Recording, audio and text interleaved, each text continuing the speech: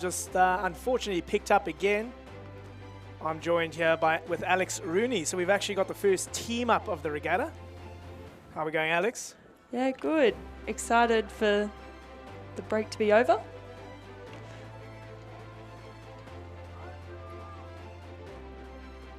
So up next we have got the Championship Schoolboys Year 9 double scull. They're currently lining up. That live stream will be active again soon.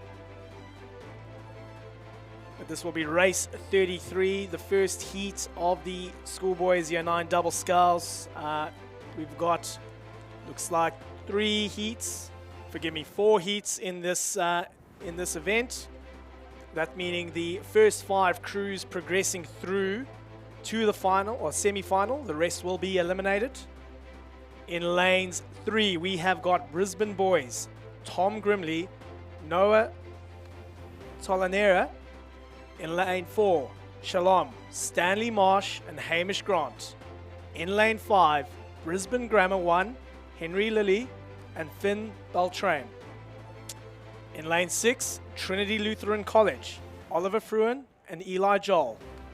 In lane 7, Churchy, Crew 4, Jack Dow and Geordie Bits.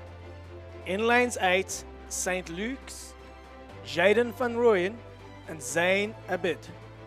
In lane 9, the Cathedral School, Fraser Graham and Eric Stefanovic. And in lane 10, Ignatius 2, Lachlan Lambert and Lachlan Frame.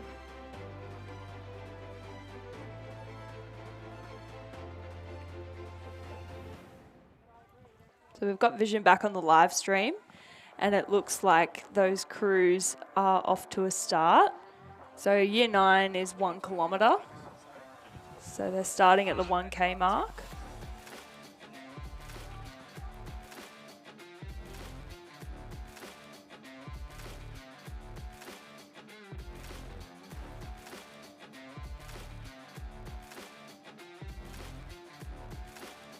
Yes, an exciting start in these Schoolboys double sculls.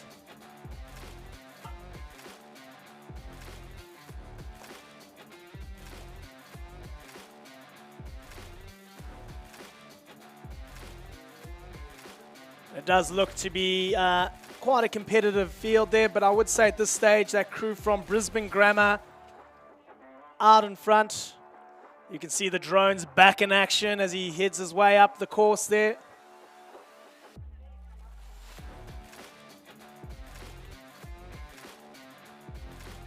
But that crew from Brisbane Grammar taking an early lead, followed quite closely by the crew from Trinity Lutheran College. Both those crews having a comfortable start, sitting at 29.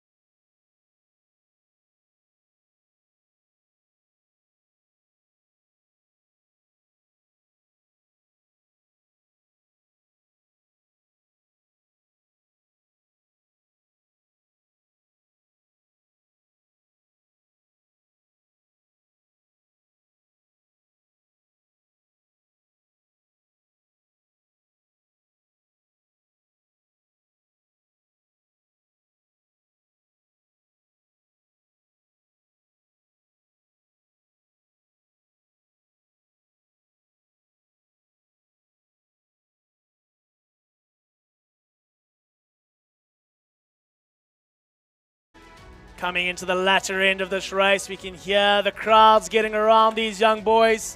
Trinity and Grammar fighting it out for that top position. Grammar now lifting that stroke rate up. 34 strokes a minute. Trinity responding. It's a battle between the coast and the metropolitan here. But I think Grammar have done an exceptional push, driving themselves up. It looks like they've taken a good half a length there over those last 30 meters. Trinity not letting go though. They're staying in contact. They're still in the strokeman, but it would be Brisbane Grammar taking out the win. Trinity coming second. And what a race we've got here for third.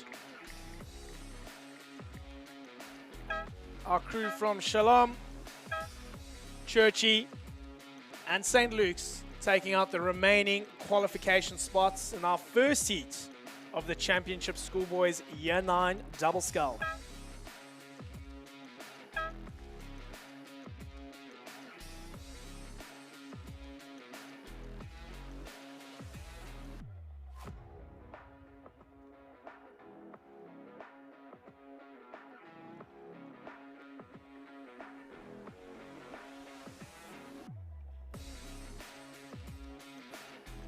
So we've got race 2, heat 2 of the Championship Schoolboys Year 9 Double Scull. So lining up here we have Varsity College, Kobe Riley and Janu Friesen. Lane 3 is Shalom 1, Max Lee and Wade Cornell. H4 is Brisbane Grammar, Angus Carson and Hudson Timms. Lane 5, St. Peter's Lutheran College, Benjamin Stewart and Reese Manahoran. Lane 6 is the Southport School, Oscar Derman and Edward Milligan. Lane 7, Churchy, Ben Field and Joska Holt. Lane 8, Somerset College, Finn Heapy and Darcy Daly. Lane 9, Emmanuel College, Dougal Brandt, Hudson Rube. And Lane 10, Trinity Lutheran College, Jordan Taylor and Henry Forsyth. So this race is underway now. And it's hard to determine a clear race leader at this point, with the crews closest to us pushing out. Yes, it does look to be those lanes closest to us who have taken the early lead. All 5 boats still very much in contact there, Alex. I would say it looks to me like the Southport School has got their bow slightly in front of those competitors from Churchy, but at this stage, very, very early race. The intensity is up though. How's that crew on the outside though? They've snuck in. Yeah, Trinity Lutheran College in lane 10 are really pushing hard at the moment. It's hard to decipher a leader between them and the Southport School. But this one I think will be quite close for that 5 top spots to go through to the semi-final. Definitely too early to tell who will be taking out all those qualification spots, but it does look to be Shalom in lane number 3 there and the Southport School moving away from the rest of the field. However, we've still got 8 boats in contact just behind them. Have those 2 crews done enough though to secure themselves a spot in the final? Moving into the second 500 meters of the race, and that race is quickly coming up. That Shalom crew though has done a fantastic job to move ahead of the Southport School. Southport not letting go though. They're having a little look over their shoulder, not letting that challenge get to them at this stage.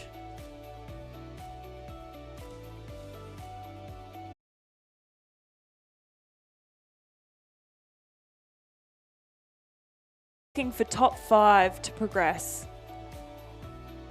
That Shalom crew looking class in the final 100 meters here. They've actually dropped the rate slightly and just maintaining good length, good posture as they're driving it through. Southport though not letting them have it too easy and making sure they're holding off any challenges from those remaining boats. But I suppose the real race is for those final 3 qualification spots. We've got 5 boats surging towards the line. It does look like Varsity out there on the outside line will take 3rd with very high. You can hear that hooter buzzing there. I want to say it was Somerset and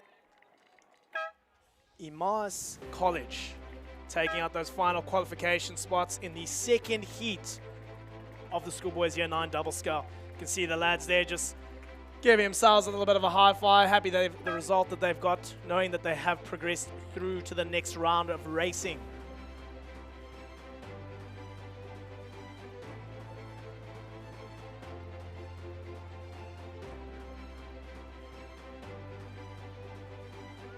All right, so we're straight up to the start line on the live stream for the start in Heat 3 of the Schoolboy Year 9 Double Scull. So again, 1 to 5 goes through to the semi-final in this race as well. Quite close off the start, with a bit of an early lead on the outside in lane 10 from St. Lutheran's College. St. Peter's Lutheran College. Yeah, they've really gone hard here at the start. Bit of an emergence of a lead, I think, there from Churchy in lane 9, but still quite close between everyone. Somerset in lane 3, pushing up as well.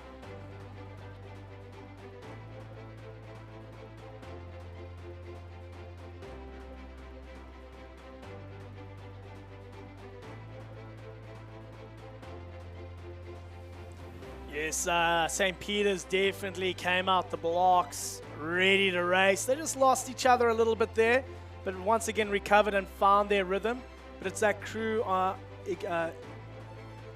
Somerset College there on the in lane 2 that is challenging them for the top honours. A little bit slower out the blocks, but have really found good rhythm through the middle part of this race. St. Peter's and Somerset though, flanking the rest of the field on the outside lanes. And then it does look to be the crews from Churchy, Townsville Grammar 1 and Rockhampton 2 that are currently sitting in our qualification spots. Churchy now really moving up the fields, putting a lot of pressure on those crews from St. Peter's and Somerset.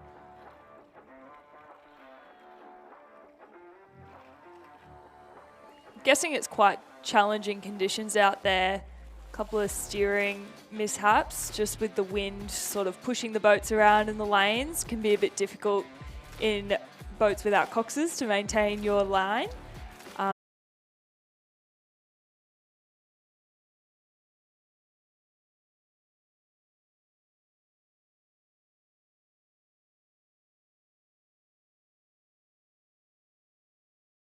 Churchy, St. Peter's Lutheran, Rockhampton Grammar, they're all fighting it out. But that's official, Somerset take the win. And I think it will be Churchy in second. Trinity in second, Churchy in third. And then very close there by Emmaus and St. Peter's Lutheran College for those remaining qualifying spots.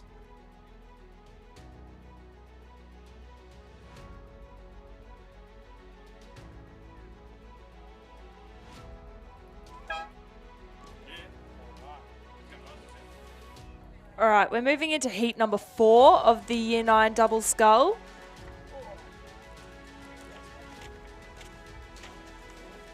I believe this is the last heat for the Year 9 Double Sculls, so a bit of a lead here from the Southport School. Cathedral School in lane 8 are the race leaders at the moment, with a bit of competition on the outside from St. Peter's Lutheran, Ansel Jackson and Marcus from in lane 3.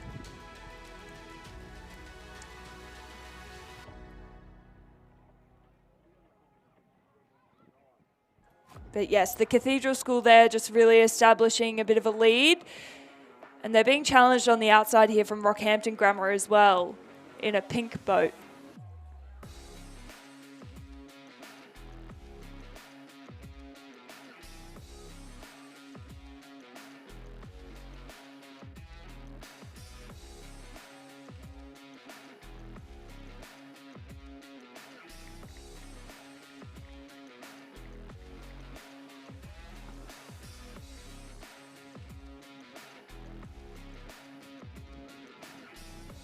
Yeah, so we are approaching the last 250 metres of the race here now. Looks like we've got a leader in the Cathedral School. Ooh. No.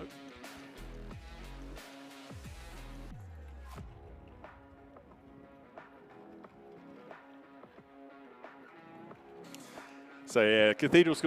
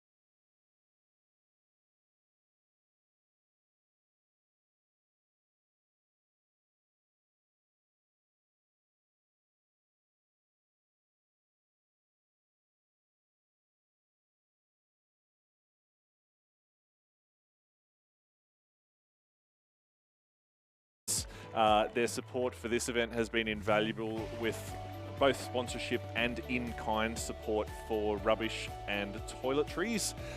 So keeping our Regatta Centre clean, and we encourage you guys to all do the same, using the bins that are scattered around each headland and picking up the rubbish that you generate. So a big thank you to the Scenic Rim. I believe Mayor Sharp is coming out either this afternoon or tomorrow afternoon to help us out with presentations. But yes, a big thank you to Scenic Rim for their support of the Queensland Schools Rowing Championship 2025.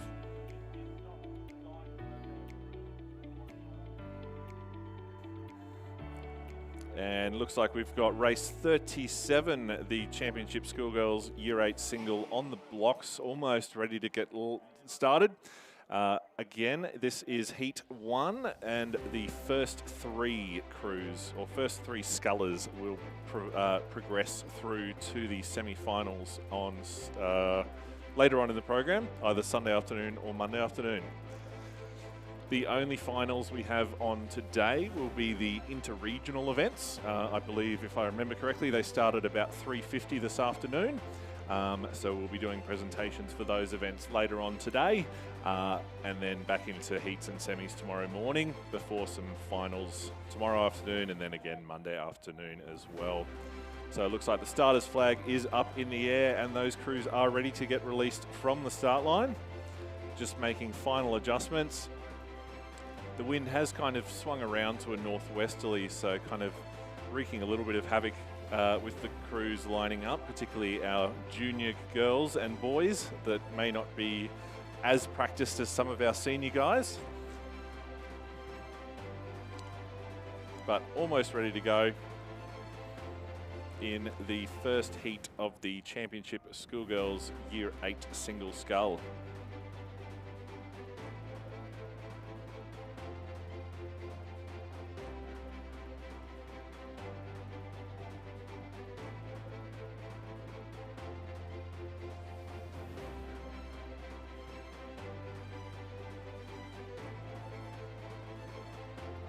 All right, so we have a start in the Heat 1 of the Championship Schoolgirl Single Scull with the progression of 1 to 3 through.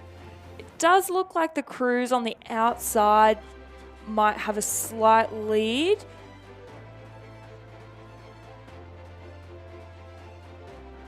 But it is hard to tell at this stage.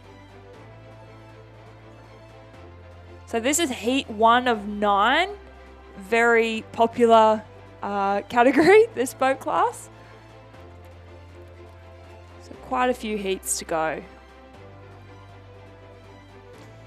Yeah, and across those 9 heats, we've got probably 9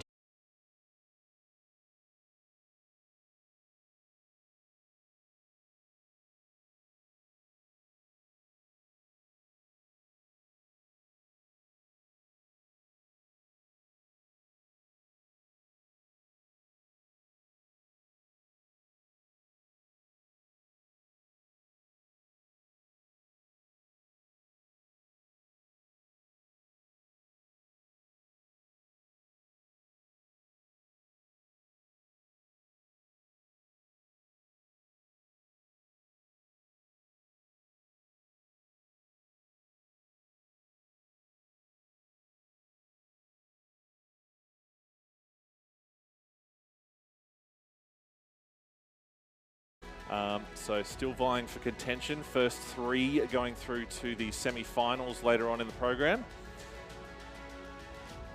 But it is our St Pat's Townsville Sculler well out in front now with a couple of boat lengths lead, coming home to claim her spot in the semi-finals. It actually looks like the lane 8 and 10 scullers are having quite a good battle out there as well. Coming into that last 250 metres. 3, St Margaret's in 4, Somerset in 5, Cathedral School in 6, St Peter's Lutheran in 7, All Hallows in 8, Somerville House in 9, and Townsville Grammar in 10.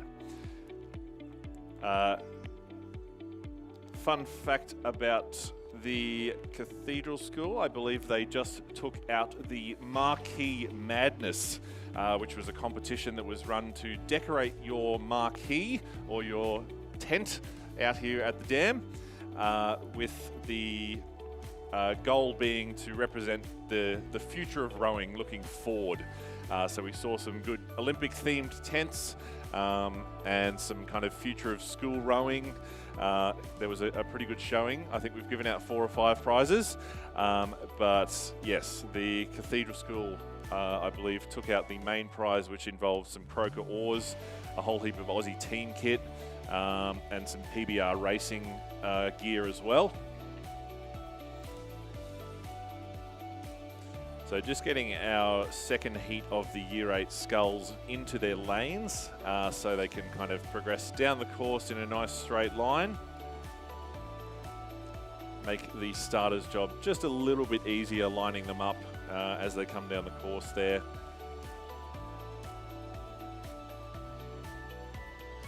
And another quick shout out to our boat race officials and all of our volunteers. So most of our boat drivers and stuff today are parents of rowers and are doing it on their own time. So we really appreciate the help of our boat race officials, but also our other volunteers that help out with boat driving and bow numbers and data entry. So without them, the regatta would not run.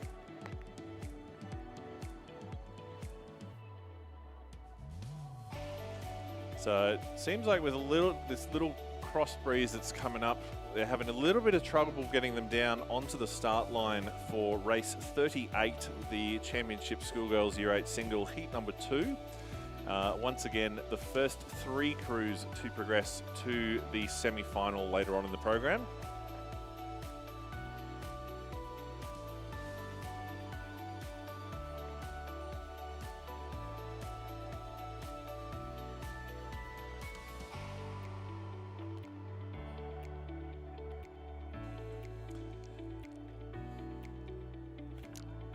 So whilst we wait for these crews to get onto the start line here, another couple of shout outs. We've got the crew from Inspire Health Services on site over at the Rowing Queensland shed, providing free physio and massage services for our athletes. I've even seen a couple of coaches over there, but they're on site providing physio and massage services to our athletes, and they also put in for the prizes for the Marquee Madness and gave us some vouchers and some kit as well. And then also Epic Medals. So Sal from Epic Medals helped us design the medal design for this year. We went out to the community and ran a competition last year to design the Schools Champs medal for last year and this year. So we'll probably be doing that again for next year's Schools Championships. So watch this space. Stay tuned to the Rowing Queensland social media pages and also our website.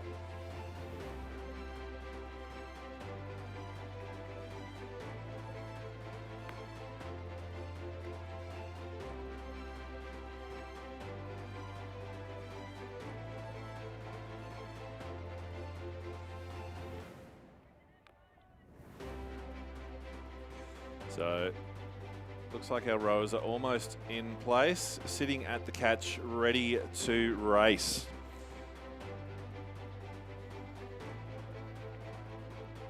So we'll just wait for the starter's flag to drop. And Heat 2 of the Championship Schoolgirls Year 8 Single Scull is off and racing. Over 1,000 metres. So as we said, first 3 crews in each of the 9 heats to go through to the semi-finals later on in the program. And with 9 or 10 scullers per race, we've got 80 to 90 Grade 8 schoolgirl single sculls, which is amazing to see.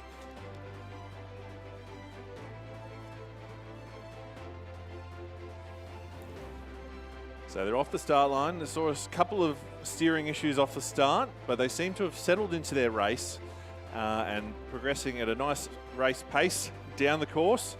Haven't seen any collisions yet, which is always good.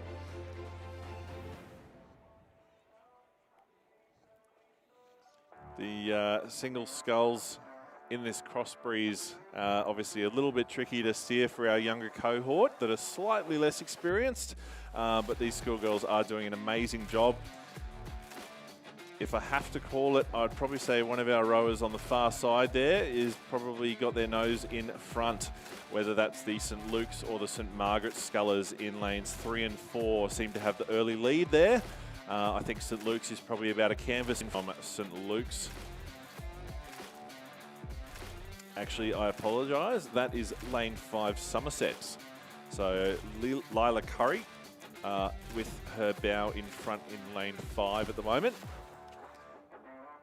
With Chloe from St Margaret's also in the shot there, hot on her tail, about a length back.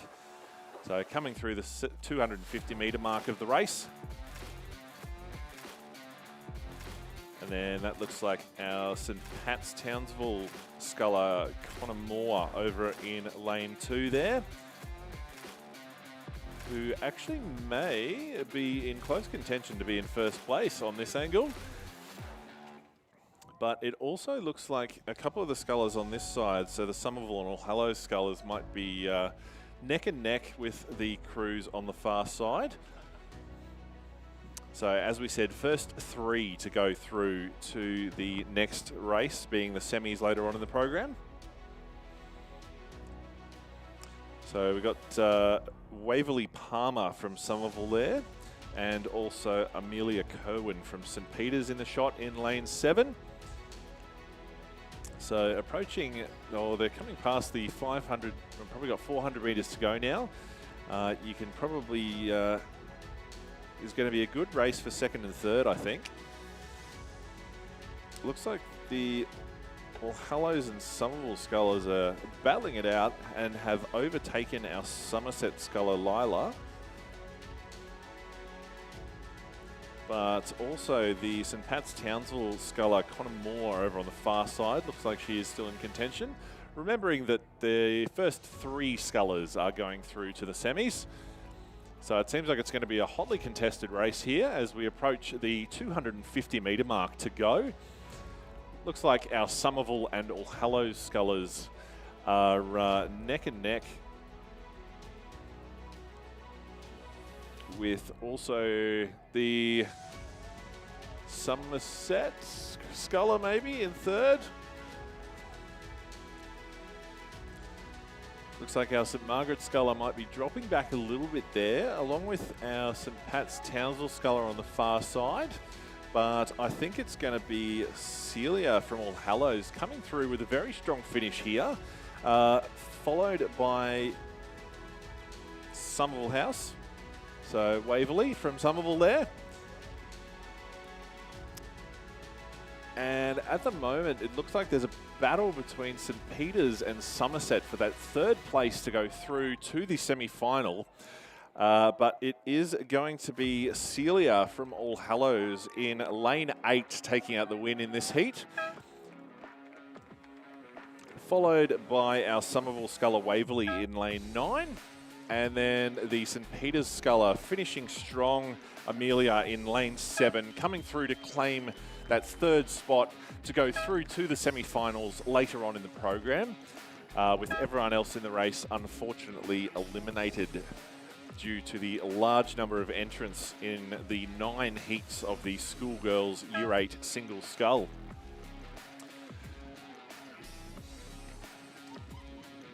And it looks like our next race is up on the blocks, almost ready to go, as we look to finish Heat 2 of the Championship Schoolgirls Year 8 Single Scull.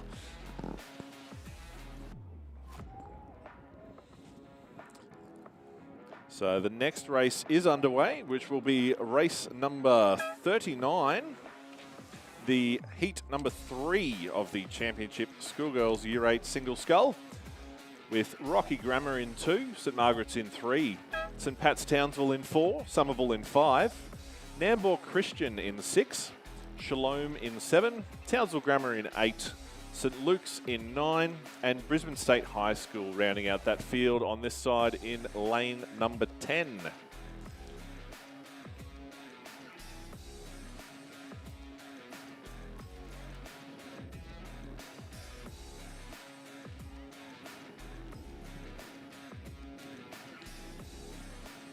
And whilst this race kind of establishes their leaders, another shout out to our staff from 1300 Medics who provide our paramedical services at our events.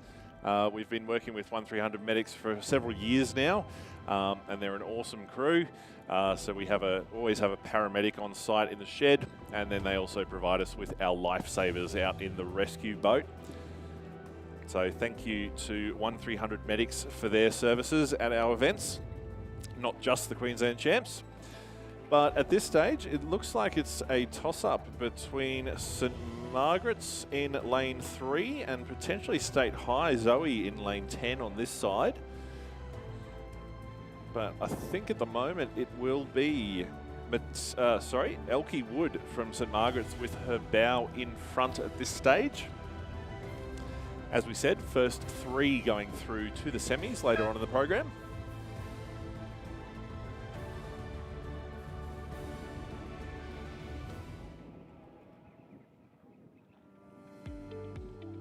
And in shot now, our Brisbane State High School sculler in lane 10 there, Zoe Ho, with lane 6 briefly on screen there from Nambour Christian. So it looks like first and second have a length and a half to 2 length lead on third and fourth at the moment. So there'll be a battle for third and fourth, which at the moment looks like it's the St Luke's sculler. But it is Elkie from St Margaret's on screen now with her bow in front, probably about a length in front of second place at the moment, coming into the last 200 metres of the race. So you can almost always tell the St Margaret's scullers by the bright orange hat.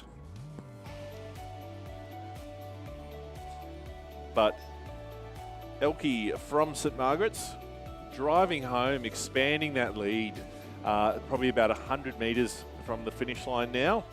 And it's turning into a hot little battle for second and third here. At the moment, it looks like our St Pat's sculler might be in front, but we've also got Zoe here on the far side, coming home nice and strong.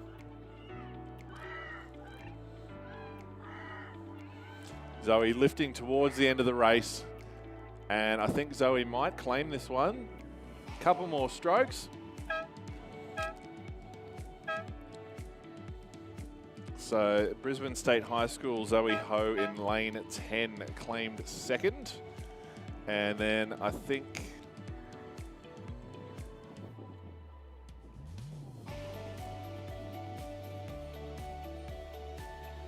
and it looks like our Nambour Christian sculler in lane 6 might have claimed third in that one. So first 3 through to the semis later on in the program. So Sunday and Monday afternoon we'll be having those finals.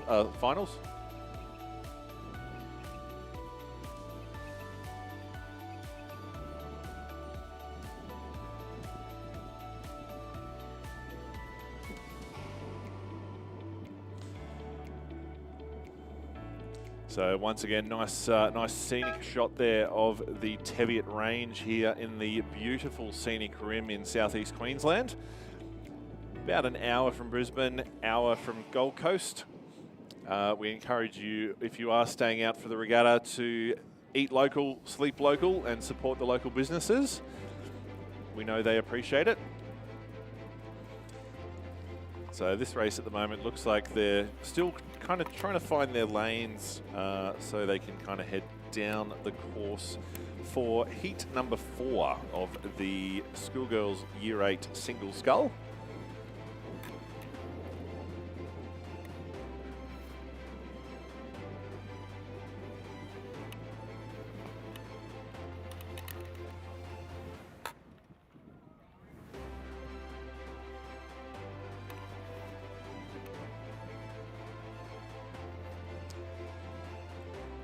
So whilst we wait for this race to line up, we'll just do another quick shout out for one of our major sponsors, Robbie Consulting from the USA. Robbie is a coach of 30 years and also works as a consultant, and places families with colleges in the US and works with the families and the students to make sure that you find the right fit and the right college for your athlete or your child. So Robbie is on site today and for the next few days. He's got a tent up near the catering area on the spectators side. So we thank Robbie for his support. And if you are interested in learning about the US college system, how it works, how to find out the best place to be and when, please go and have a chat with Robbie. He's more than happy to talk you through the process and provide his business card so you can kind of investigate your options if you are thinking about attending college over in the US.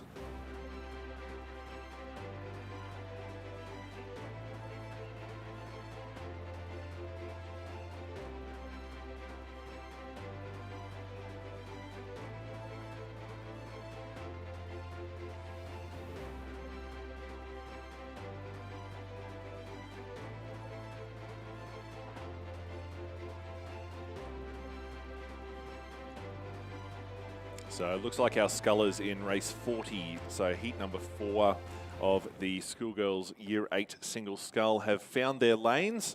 They're probably 20 metres back from the start line, so just lightly tapping down in that nice straight line you can see across the course before the starter will make their final adjustments and let them go.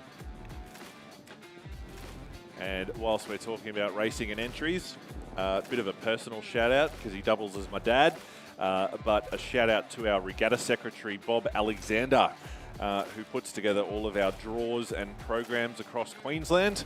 Ian Holzberger, a previous CEO, and I tried to work out. We think he's been doing it for 39 years this year. So a bit of a personal shout out to Bob Alexander there, who organises all of our draws and programs across Queensland. But we do have a start now in race number 40, the Championship Schoolgirls Year 8 Single Scull, heat number 4. And once again, first 3 crews through to the final. At the moment, it looks like the Rockhampton Grammar Sculler in lane 8, Sophia Benton, has her nose in front by about half a length. A hotly contested second between Trinity Lutheran Lauren Thomason.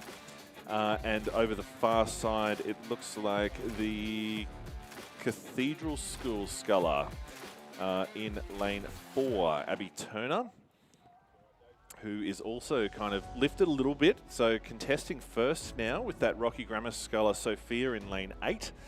It's a pretty hot battle at the moment for the 3rd place. So as we said, first 3 going through to the semis later on in the program. And these kids doing a great job staying in their lanes, which obviously helps our officials, but also helps us not damage too many boats throughout the regatta. So I think it might be our Cathedral Sculler, Abby Turner, in front at the moment by probably a length and a half. And then over to our Rocky, might get 3rd place. So we're approaching the halfway point here. As we said, first 3 go through, so she obviously wants to secure her spot there in the semis later on in the program. Looks like our sculler on this side, I think it's probably Trinity. There's a bit of sun glare on those boats. Has their bow in front for 2nd at the moment. So there we have on screen from the Cathedral School, Abby Turner, coached by Jamie Forbes, Lila Kennelly and Simon Davis. So powering on down the course with a convincing lead at the moment of about 2 lengths. But as we said before, anything can happen in the last section of a race.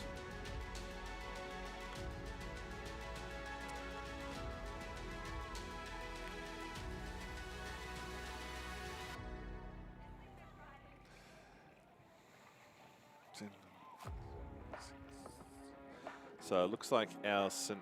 Pat's Townsville sculler might be in second place, so Lillian Ponty. But as we said, it's a nice close battle for that second and third place, and that last qualifying position being third in this race. From this angle, it looks like Lillian from St. Pat's might have her bow in front for second place at the moment. But we've still got the Cathedral School Abby Turner out in front with a couple of boat lengths lead still, powering home in that last 250 metres.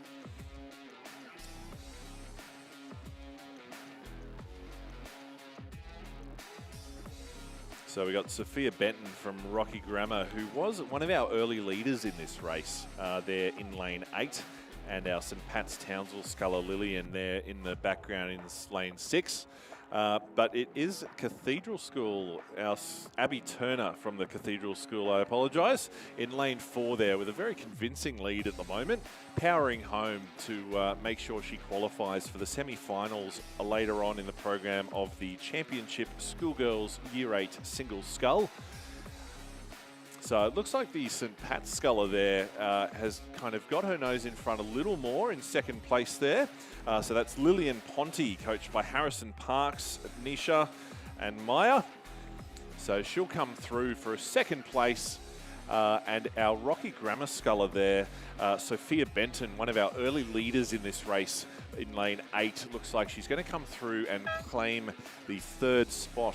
And final qualifying position there for the semi-finals later on in the program. So first 3 going through across the 9 heats of Year 8 schoolgirls scullers. Amazing to see the 80 to 90 of them out on the water, battling it out to become the next grade 8 single scull champion of Queensland.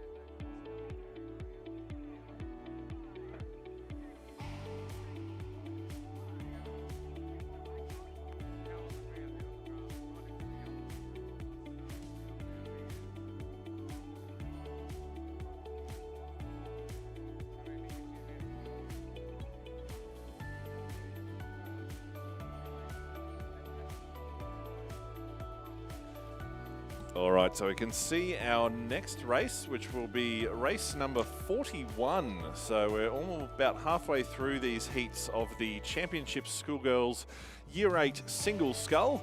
Once again, the first 3 through to the semi-finals later on in the program. I have with me now Anthea O'Loughlin, the Rowing Queensland Chief Executive Officer and Company Secretary, to join in the fun. Gee, thanks, Dave. Hello, everybody. Some beautiful racing coming through, and the wind, I think this is, it's come down a little bit, so it's very nice. It's not glaring hot, so that is a bonus for today, and it hasn't rained. Oh, don't jinx it quite yet. There's still a little bit of cloud around. But from talking to our Seckwater flood operations guys that we work very closely with, the highest likelihood of rain was overnight last night, so we might have missed it, which is good. So we can see our next race, race number 41, Heat 5 of the Championship Schoolgirls Year 8 Single Scull. A little all over the place at the moment, but I'm sure they'll maybe get lined up and into their lanes. They look like some of them might have crossed the start line.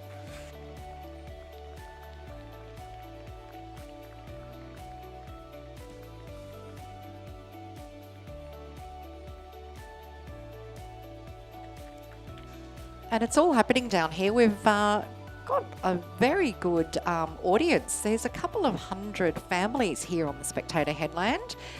So really lovely to see so many people here. A lot of people have come down from Townsville and Rockhampton.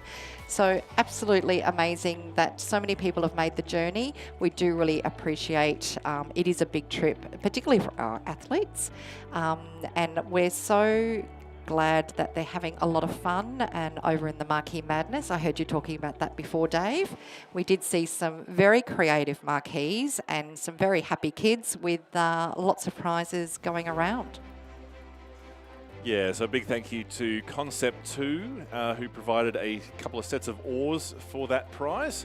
Also, I believe Bunnings threw in a wheelbarrow, and then some of our sponsors, so 776, Tuck Active, Pontoon, Inspire Health Services, Wintech, and also Giles from the Regatta shop and Perfect Balance Rowing, all threw in for that prize.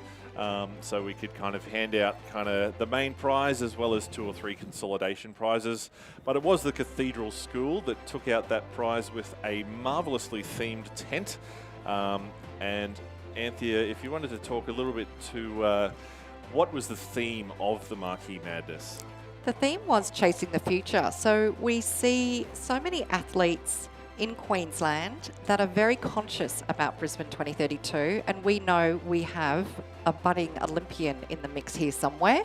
Any of these kids are what I would call the perfect age to make their way to high performance, and hopefully we will see them on the stage at Brisbane 2032. Yeah, if I remember correctly from talking to some of the RA guys, typically Olympic medalists are kind of mid to late 20s. So some of our senior kids here could be representing Australia at that Brisbane 2032 Olympic Games. So yes, as Anthea said, hopefully we're seeing the budding young talent of rowing in the future. I'm going to have it a guess here, judging by the live stream, that we may have a restart in race number 41. As I was saying before, it looks like they might have crossed over the line or had a false start, but I will update you on that as it comes to hand. And whilst we're waiting for that, also down here at Wyaralong Bay, we have the ADF Careers team. Did you know the ADF have a rowing team, Dave? I did actually, because they have come and compete. So Queensland was very lucky when coastal rowing was first coming as a sport or a sub-sport to rowing in Australia, that Queensland got to host the first 3 national championships of coastal rowing.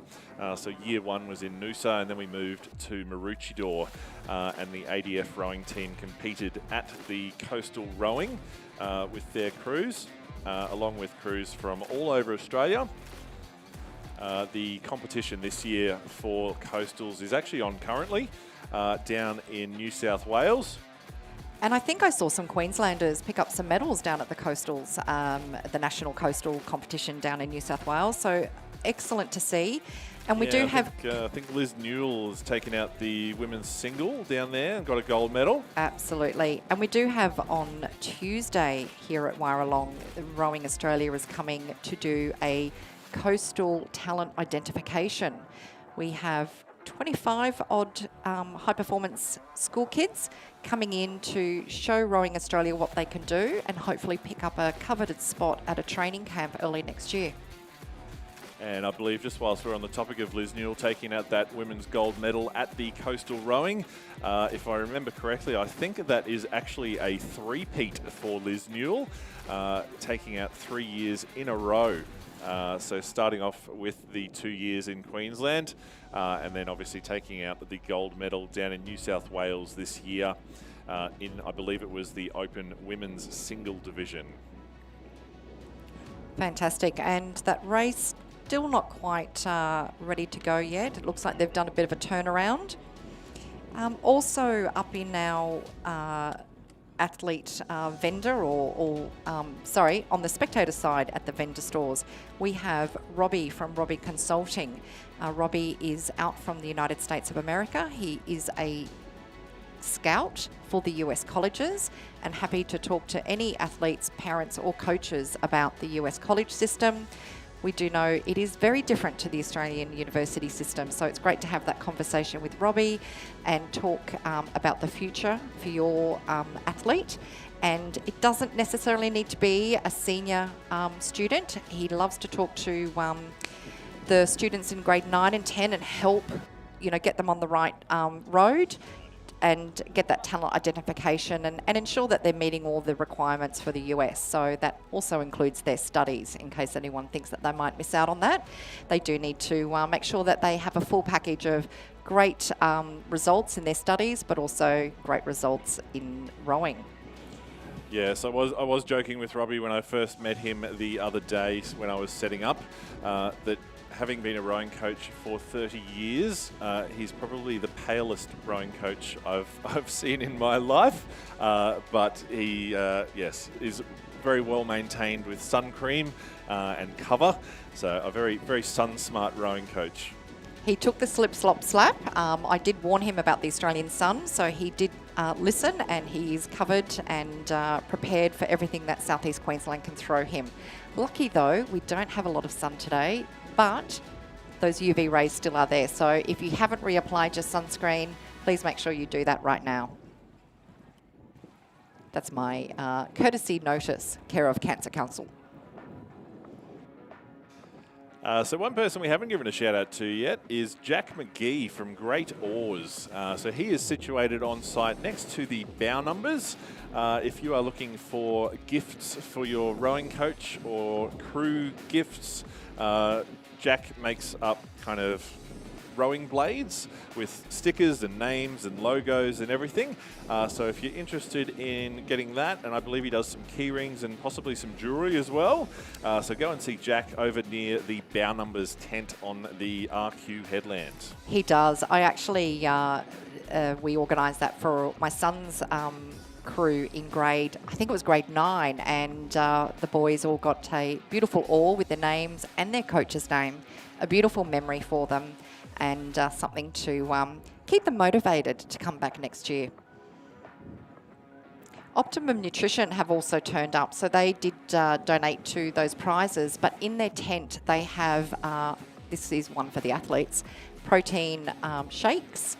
They also have some great drinks for parents, and they've got powders, tasters, and also those supplements that we know our athletes all like to ensure that they're keeping on top of. And talking about proteins and supplements, we also have the education team from Sport Integrity Australia on site today and tomorrow. So the education team with Sport Integrity comes out to events like this and provides relevant information about things like how drug testing works in elite sport, what to look for in your protein powders, what's approved, what's not approved, and points you towards some brilliant resources. There is a Sport Integrity app, I believe.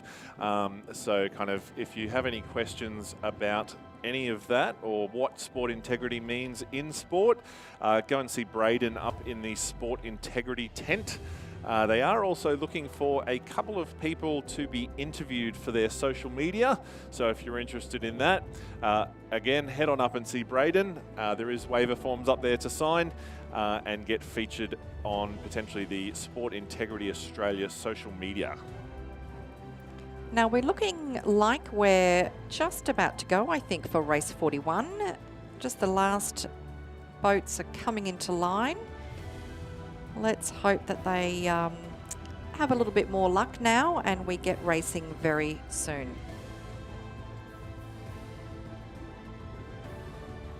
So shooting straight across the start line there, out onto the western arm of Lake Wyaralong, or Wyaralong Dam.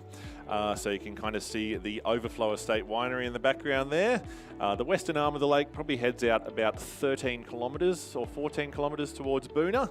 And we race on the north-south section of the dam, which is probably about 4.5, 5 kilometres long. So the Teviot Brook comes in from that western arm there, which was the Teviot Range we were talking about on the southern end of the course. And then Crows Creek kind of flows in from the south and heads straight down the rowing course down to the dam wall on the northern end of the dam there.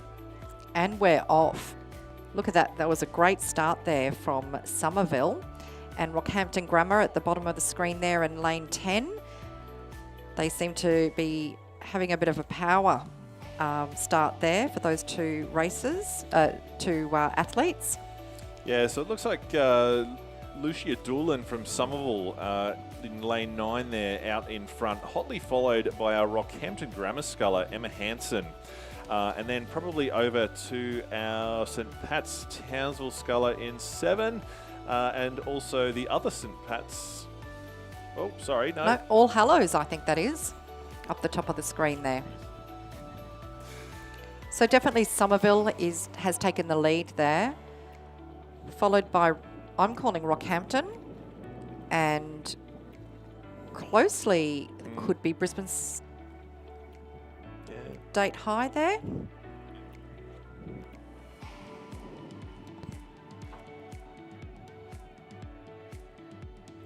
Correct, that is State High, looking very good.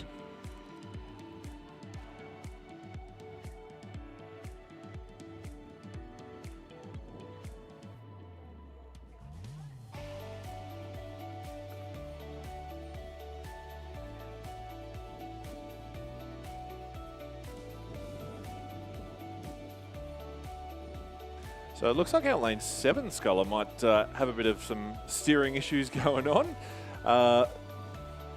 With our umpire there waving his white flag to try and get them to correct their course. So the umpire will wave their white flag and also give a vocal command when they pull behind the boat to correct their course and stay in their lane if possible. But I think it's probably our Somerville House sculler over in lane 9 there, Lucia Doolan, still out in front. But our St Pat's sculler over on the far side there in lane 7. And then over to, looks like lane 5 and 4, so Cathedral and St Rita's. And then over to our All Hallows sculler in lane 3. And Ava from Somerset there on the far side in lane 2.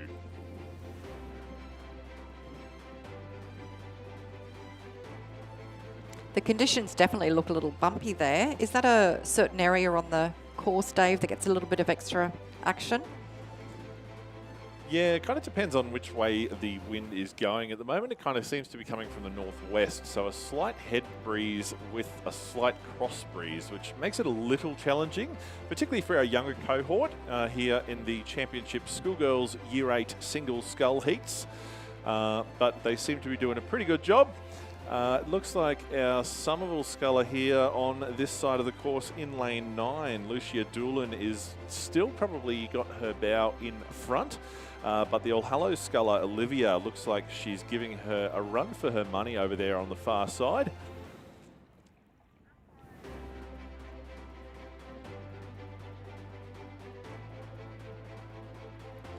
Now, as we pan back there, we're getting a better view of the bows on the race, and I think All Hallows has pulled out.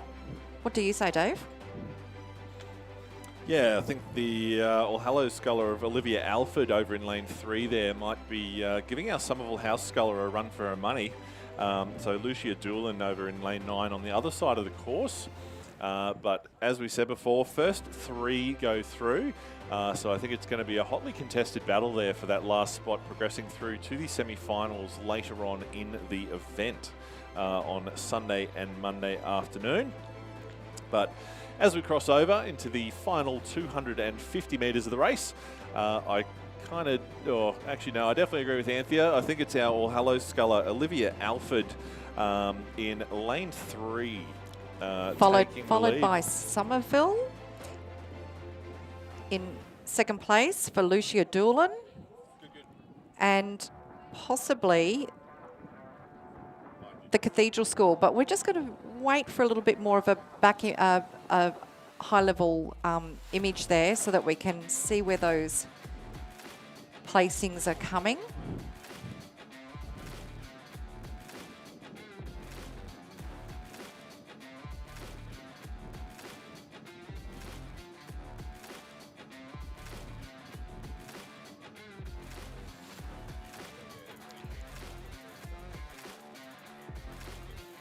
Okay, so that is All Hallows, Olivia Alford, coached by Sophie McAuliffe. And second and third is going to be a tight call, but I'm thinking Somerville's pulling ahead there. So Lucia Doolan, followed by... Yeah, so Olivia from Somerville in lane 9. And then our Cathedral School sculler, Chloe Reddycliffe, in lane 5, taking out the 3rd spot and qualifying for the semi-finals later on in the program.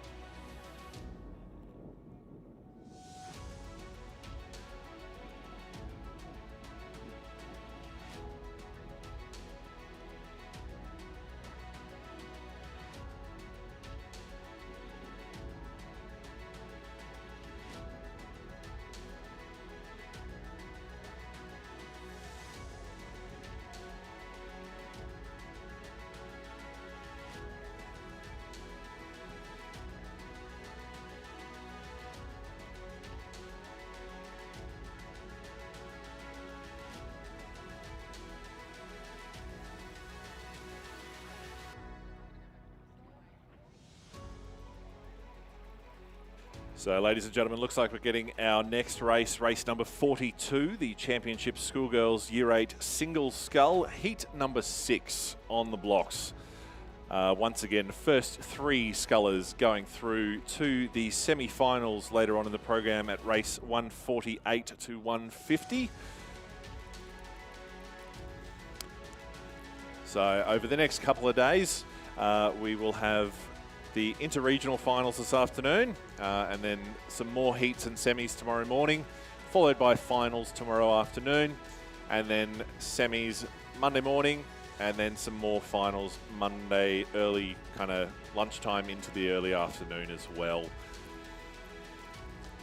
But looks like our umpires and starter are preparing race number 42, heat 6 of the Schoolgirls Year 8 Single, to get ready. Looks like all of the girls are sitting ready at the catch for the drop of the starter's flag.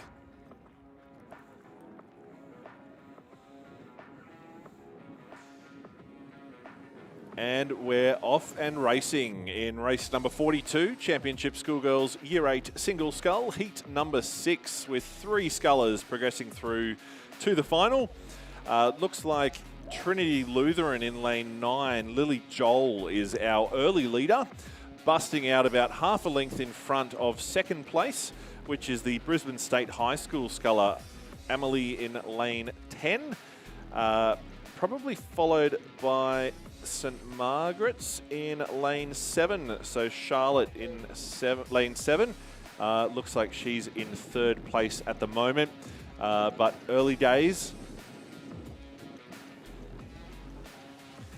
But it is Lily from Trinity, still with her nose in front. Amelia from Brisbane State High School is making up a bit of ground, though. They're almost level. And then we're heading back to the St Margaret sculler, Charlotte, over in lane 7, which looks to be in 3rd place at the moment, about half a boat length in front of the Somerset College sculler, Jasmine. So as we said, first 3 scullers through to the semi-finals later on in the program across the 9 heats of schoolgirl scullers. So as we've said before, amazing to see so many grade 8 single scull schoolgirls racing today to vie to be the next Queensland Schools Champion and take home the Epic Medals medal that was specially designed by our community. But it's still the Brisbane State High School and Trinity Lutheran sculler battling it out for first place with about half a boat length back to 3rd and 4th. So it looks like our Somerset sculler Jasmine in lane 5 might have her bow ball just in front of our St Margaret's sculler Charlotte at the moment, but they're neck and neck, as are the Trinity and Brisbane State High School scullers of Lily and Amelie in lanes 9 and 10 on this side of the course. So halfway through, anything can happen. As we said, first 3 to go through. Between the first 4 boats, there's probably half a boat length to the rest of the field. But it is our Somerset sculler in lane 5 making a bit of a power move here, taking some good strong strokes, getting her bow ball neck and neck with Lily from Trinity and also our Brisbane State High School sculler in lanes 9 and 10. And our St Margaret's sculler Charlotte seems to be dropping off the pace a little bit. And here's one of our leaders. This is Lily Joel from Trinity Lutheran in lane 9, who is right up with our Brisbane State High School sculler in lane 10, but also our Somerset College sculler over in lane 5. So there is Jasmine. And there we can see the Cathedral Schools Jessica Webster and also St Pat's Catherine Olsen over on the far side there. But at the moment, I think the lead's changed again. I think our Brisbane State High School sculler might be in front at the moment. About a canvas in it, but still very tight with Lily from Trinity and also Jasmine from Somerset.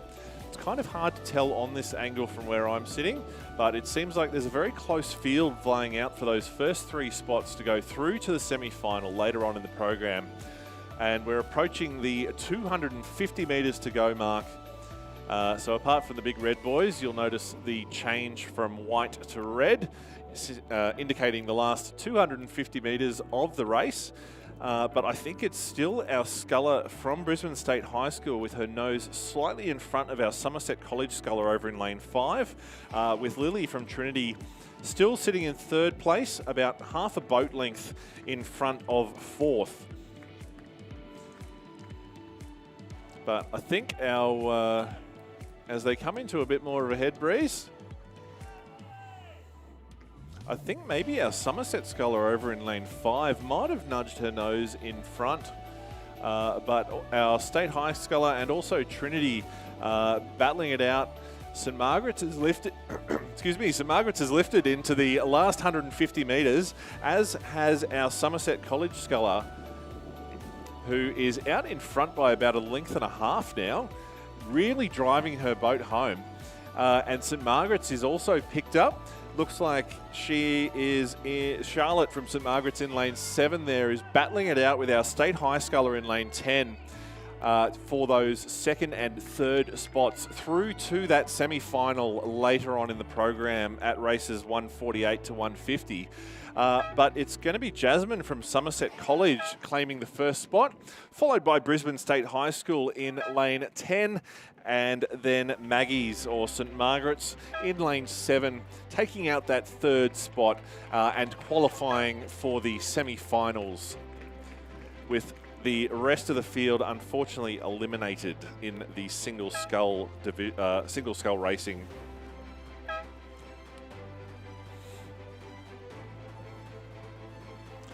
So we've got 3 more heats of the Year 8 single scull.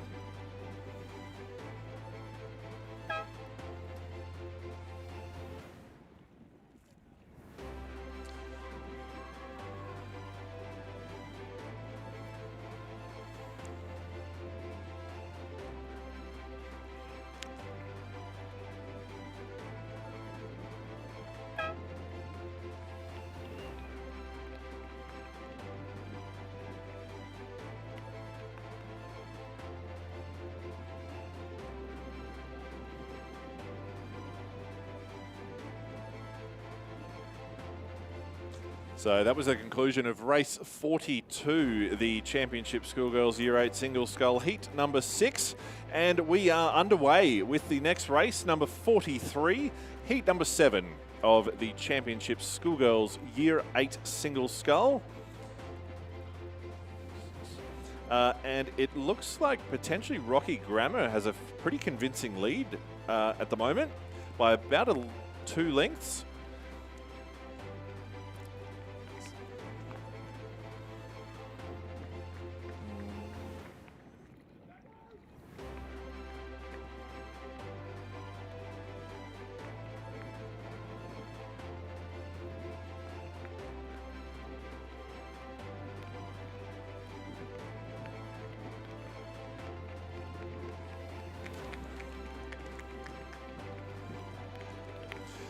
So race number 43, the Championship Schoolgirls Year 8 Single Scull Heat number 7, with 3 scullers progressing through to the final, semi-final, later on in the program. So it looks like potentially our Rocky Grammar sculler and also our Stuart Home sculler over in lane 4, Addison, might be in front in first and second. So similar to what I said about St Margaret's with the orange hats, the Stuart Home girls typically wear the bright yellow hats, but Varsity also wears the yellow hats. Although Varsity Zudi is blue and yellow, whereas Stuart Home has flashes of red and yellow.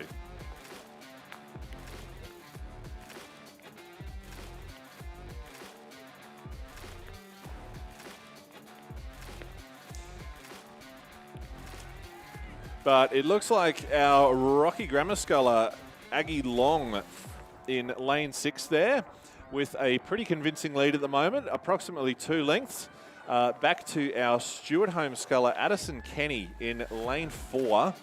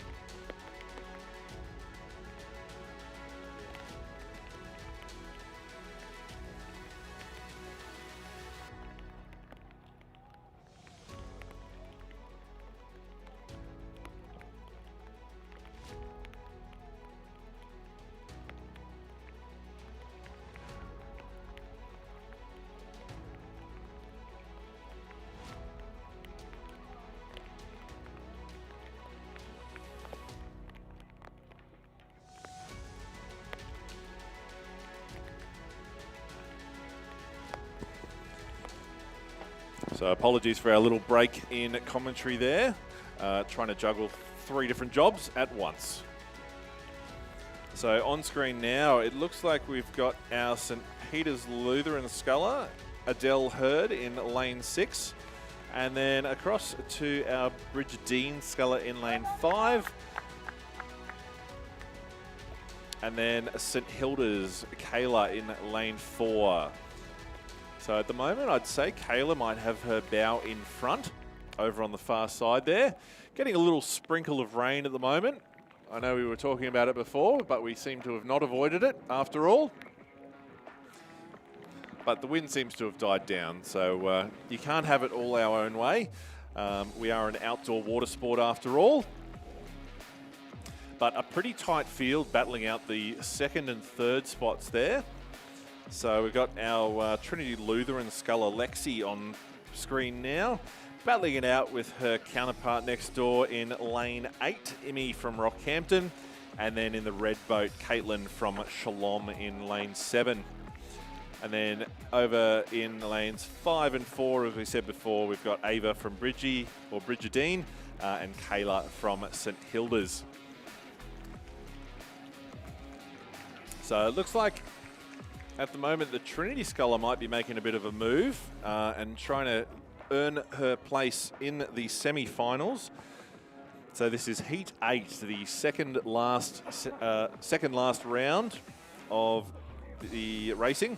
So first 3 from each race are going through to the semis later on in the program.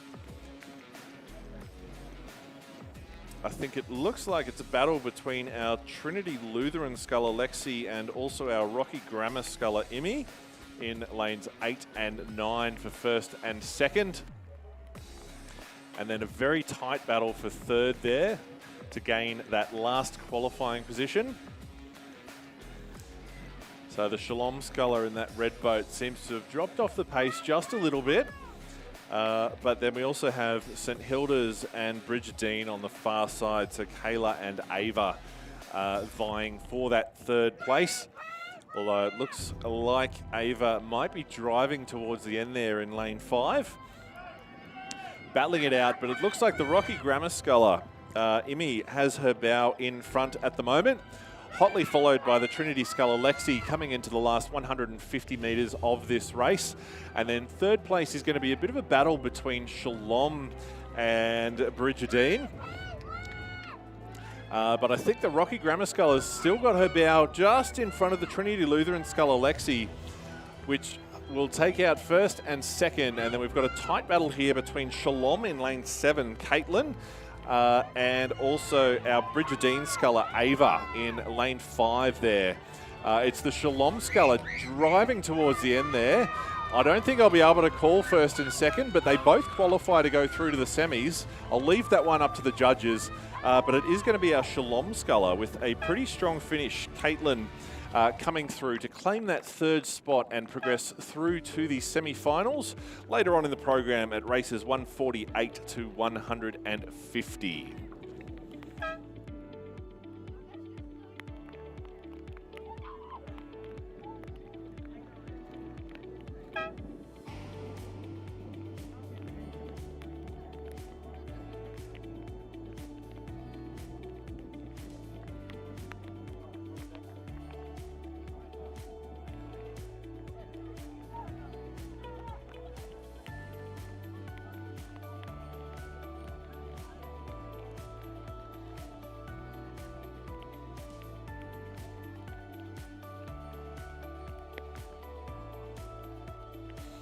So a slight sprinkle of rain continuing, but it will be good. We have had a couple of burns, both planned and unplanned in the area with a little bit of smoke haze around. So hopefully we can kind of help quash a few of those and keep that smoke haze away for the next couple of days through our semis and finals on Sunday and Monday. We do have one more heat, race number 45 of the Championship Schoolgirls Year 8 Single Scull, which looks like they're underway. Shot there of the Stewart Home sculler, Isla, in lane 5, and also our St Margaret's sculler, Isabella, in lane 6. So early days yet, looks like they're about 250 metres into the race, approaching that 1500 metre mark halfway through. And we've also got our Somerset College sculler, Sophia, over in lane 4 there. And on the right of screen, we've got Sienna in lane 3. Unfortunately, with this light shower of rain, we have lost our drone photography, but it looks like this rain is going to clear up fairly quickly, so we should have those nice scenic shots of the scenic rim and the Teviot Range and Mount Joyce back to you shortly. So coming up to the 500 metre mark. I think it's probably our Stewart Home sculler in front. So Isla Anderson, coached by Richard Edmonds there, over in lane 5 with her bow in front.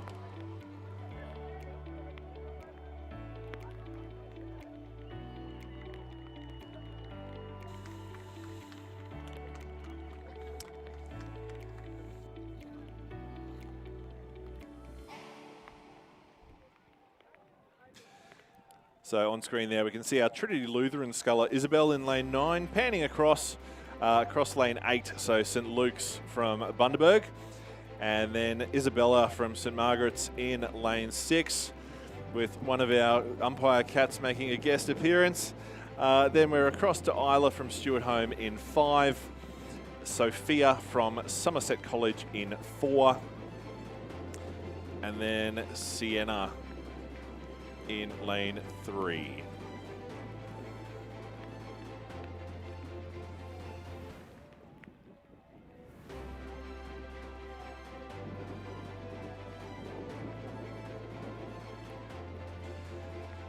So it looks like our Trinity sculler Isabel might be making a bit of a drive for the lead there, might have her bow in front, but looks like a pretty hotly contested battle for second and third going on. So as we've been saying, first 3 scullers in our championship schoolgirls Year 8 single through to the semis later on in our program. But I think it is Isabel from Trinity in lane 9 that will be leading us home in the last kind of 600 metres of this race. Back to, it looks like our Stewart Home and St Margaret's scullers in close contention for second and third to gain qualification into those semis, with Sophia on the far side there as well, putting her 2 cents in.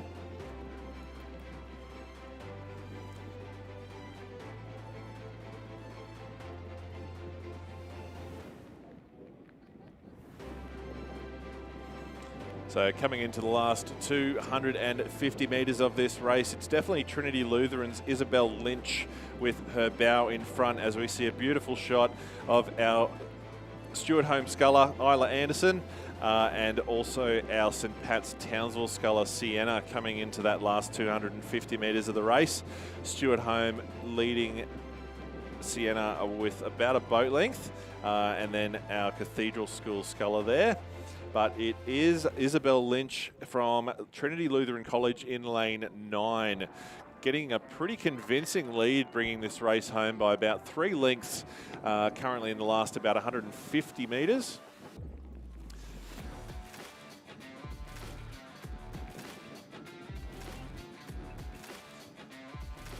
So it seems like Isabel's not determined with the 3 or 4 length lead. She's driving that boat home. With about 50 metres to go, she'll take out the first place in heat number 9 of the Championship Schoolgirls Year 9 Single Scull to qualify for the semi-finals later on in the day. And currently it looks like our Stewart Home sculler, Isla Anderson, with her bow in front for second in lane 5 there. But Sophia from Somerset right on her tail. Oh, sorry. That is actually Sienna from St Pat's in lane 3. Seems to have come over a bit towards lane 5. Getting confused. But it looks like it will be Isla Anderson from Stewart Home in lane 5, taking out that second spot to qualify for the semi-finals later on in the day. And it will then be Sienna Cresswell from St Pat's Townsville in lane 3 to qualify third in this heat. And that rounds out our 9 heats of the Championship Schoolgirls Year 8 Single Scull over 1,000 metres. So good to see so many young athletes out there battling it out to become the next Queensland State Champion.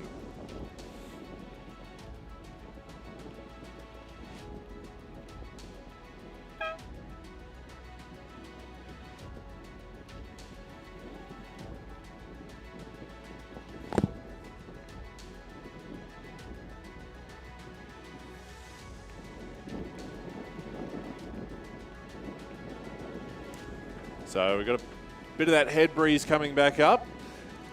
So a bit of a cheer for our Rockhampton Grammar Sculler as she crosses the line, driving the boat home, finishing off our championship schoolgirls Year 8 single scull.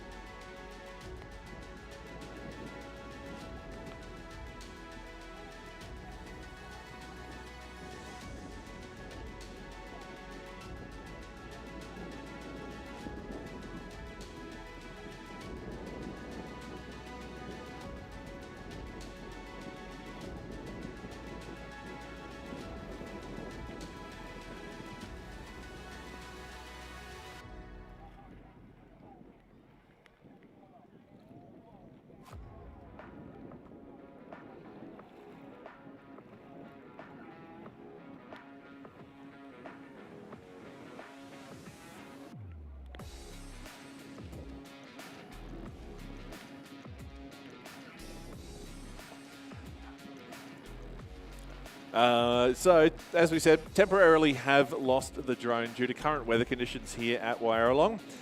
So we'll have to suffice with our nice panning camera here as we can see our next race lining up, which will be Heat 1 of the Championship Schoolboys Year 10 Double Scull. So for that, we will have 4 heats with the first 5 from each heat going through to the final. Which will be raced as race 154 and 155 later on in the program. These guys racing over the 1,500 metre distance. And I will now be handing over to Mr. Murray Stewart from Outback Rowing and Vikings to run you through the next bit of commentary.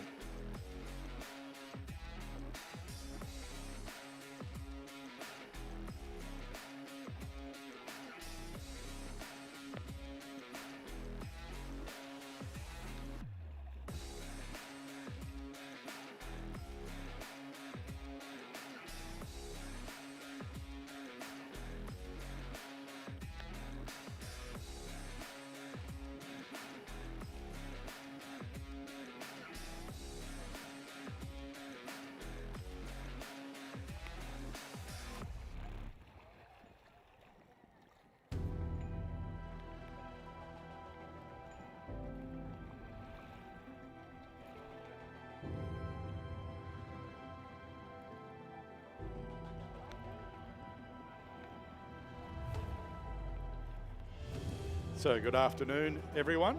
It's good to be out here. It was a beautiful morning on the Brisbane River with not having the usual couple of hundred school kids out there. So the Masters actually got the river to themselves. So that was very nice indeed. Getting ready, obviously, for the Outback Regatta coming up, then head of the Brisbane Convict Chase, and then a lot of us heading down to the head of the Yarra in Melbourne as well. So conditions a little bit different out here to certainly what they were at 5 o'clock this morning in on the Brisbane River there.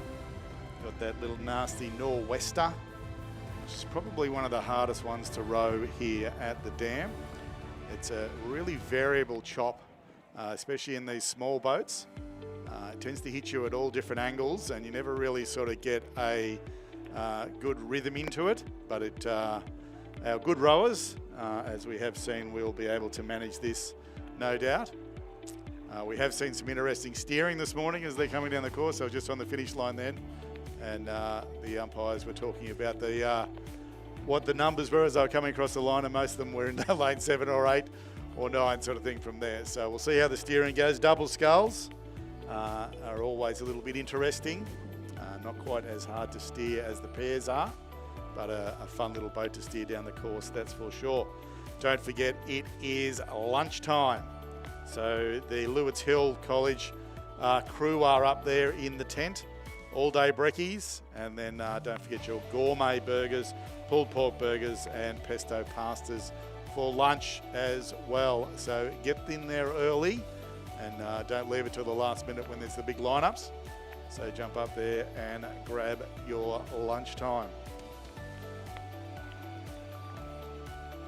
I just actually came out from town and it was a lot windier around sort of Ipswich through that area than it is out here. So hopefully this wind may have passed us with a bit of luck as the front's gone through. And as Dave said, it is starting to clear to the southeast there. So fingers crossed that this front will pass through. Conditions will improve back to the magic day that we had out here yesterday and allow these small boats to run through. They are a tough little boat, especially in these choppy conditions. Next one's up are the Championship Schoolboy Year 10 double sculls. So just into the line there. Looks like off our program we are running about 30 minutes late. So directors and coaches over there, be aware of that. Don't send your crews down too early. I know there was we'll call it a gaggle of boats parked into the headland or into the bays down near the starting area there as I drove in. So directors and coaches, have a look at the time, have a look at where we are and make sure you're not sending your crews down there early. Pretty miserable sitting out in this rain as well.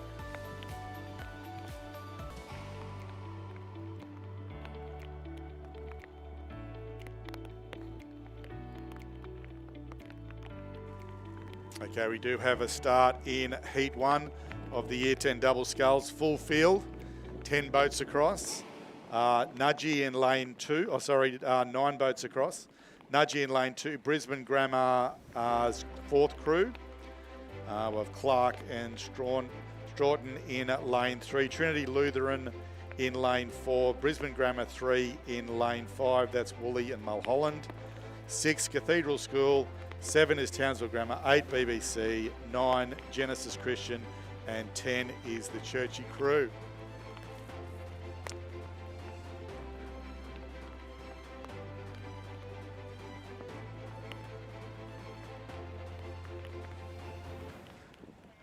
Bit hard to tell on the angle from here, but I think it's the Churchy crew over closest to us and the Trinity crew over in lane 4. Looking with a bit of clear water over the field. Sorry, there is another crew in there hidden in front of the cat. That's the BBC crew. I think there are 3 boats out in front as they come through that 500 to go mark. Not much splashing going on, so these crews are doing really well in these conditions.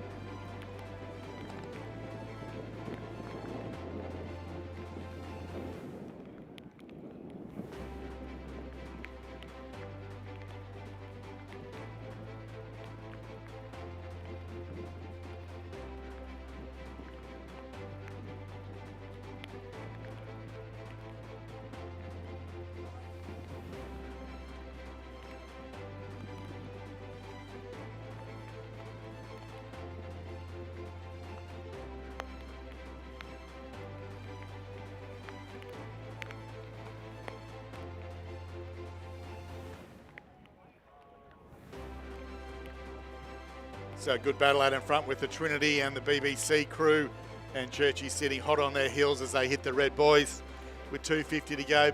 Brisbane Grammar on the other side in contention there as well. It's our first 5 through.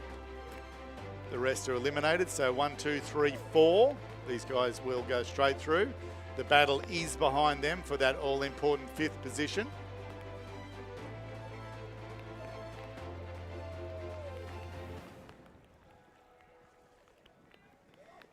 So the Townsville Grammar and the Genesis crew battling out for that one, with the Cathedral crew sitting hot on their heels, as is the second Brisbane Grammar crew. So that all-important 5th spot is still up for grabs, but the Trinity boys looking really strong coming across the line there with clear water.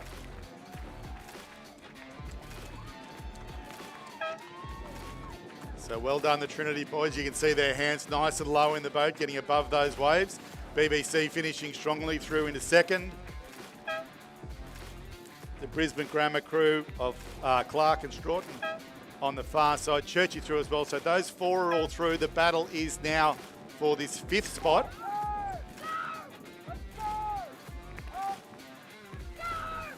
So the Townsville Grammar crew with their bow in front, hotly followed by the Genesis crew. Don't look out, Genesis. Keep your eyes in the boat. Don't look out. But the Townsville Grammar crew, they'll do enough to get across in that all-important 5th spot to qualify through into the semi-finals there. Genesis hot on their heels.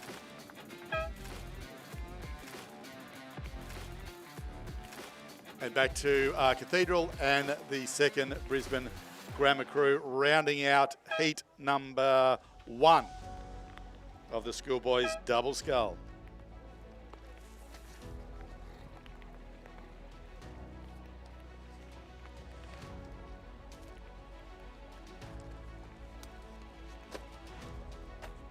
Hey, buddy.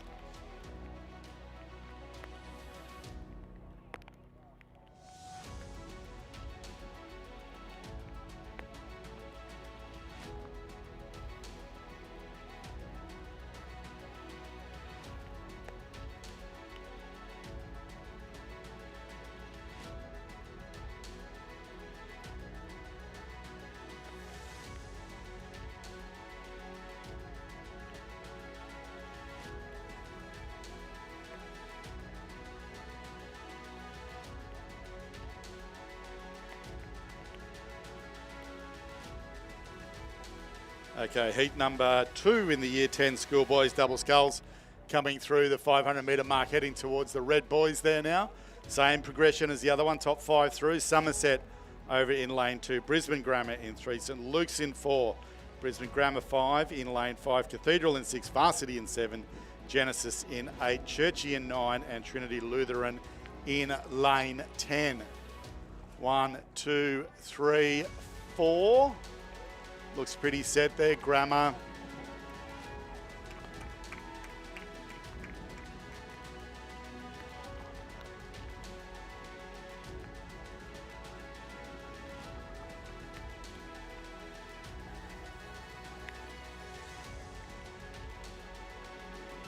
So the 2 Grammar crews, Somerset.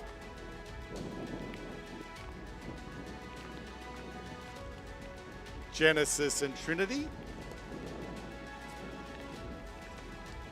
Probably with those nose in front for the top 5 spots, which gets you through into the semi-final. The Cathedral crew, though, looking to finish fast as they come into the red boys, but it's the Brisbane Grammar crew of Johnson and Catterick looking good. Sorry. Of Kelly and Reed across the line in first.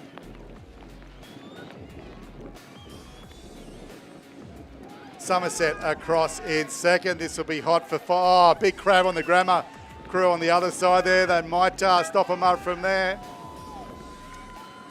So Genesis across, Trinity, St Luke's, and I think that Grammar crew with the nasty crab will miss out on the semi-final.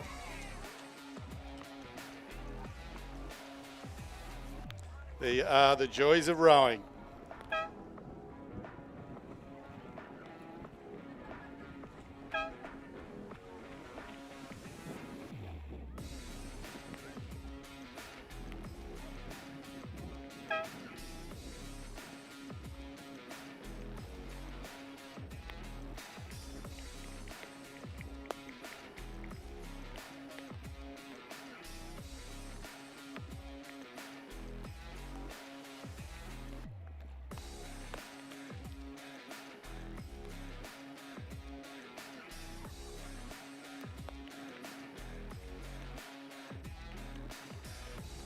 Don't forget the results are live on the Rowing Manager website, qldrowingmanager.com. If you're on your mobile phone, best one is to just click on the mobile results, and then you can pick up the races as they roll through from there. Umpires are pretty quick at getting those results up to double check to make sure who is through to the semis. Obviously, we don't populate tomorrow's draws for a little while, so it does take a little bit of time to get those in. Okay, a bit of clashing going on out here, you might be able to see on the screen. Rubbing is racing, especially in these conditions. Didn't look like it really affected either of those crews though. So heat 3 now of the Championship Schoolboys Year 10 double scull coming through towards the 500 metre mark.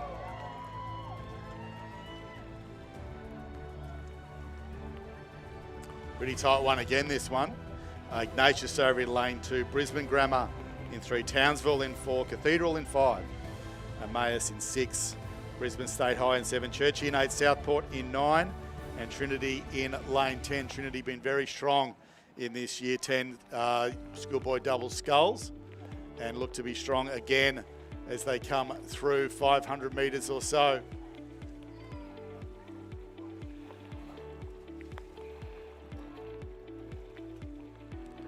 That TSS crew probably with their nose just out in front. Trinity sitting hot on their heels and right across the field. The Cathedral School sitting probably in 3rd place at the moment, but an absolute ding-dong battle for 4th, 5th, 6th, 7th, 8th. From there, everyone's still in it as they head towards these red boys and 250 to go. Cathedral out in front, TSS sitting on their heels. You can see these crews holding those hands nice and low in the boat, getting above the chop. It is quite a shock to the boat when it does hit a wave. It will throw the boat over to the left or to the right, so you really do not want to be clashing with those waves as you go through. So the Townsville Grammar and the Trinity crew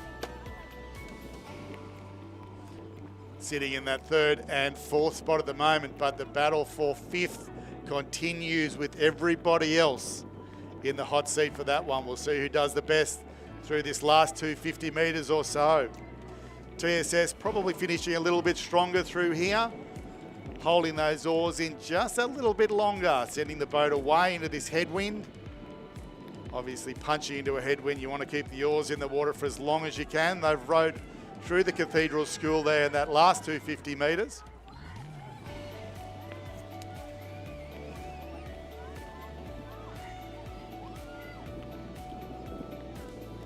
So it'll be TSS across in 1st.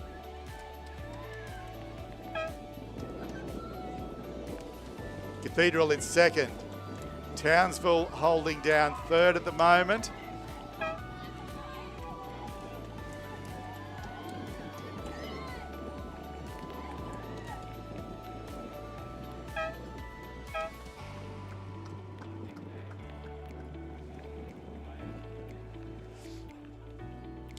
And it'll be the Brisbane Grammar crew on the far side, getting through in that all-important 5th spot, just in front of the State High crew. Churchie finishing fast, and the Ignatius crew on the far side.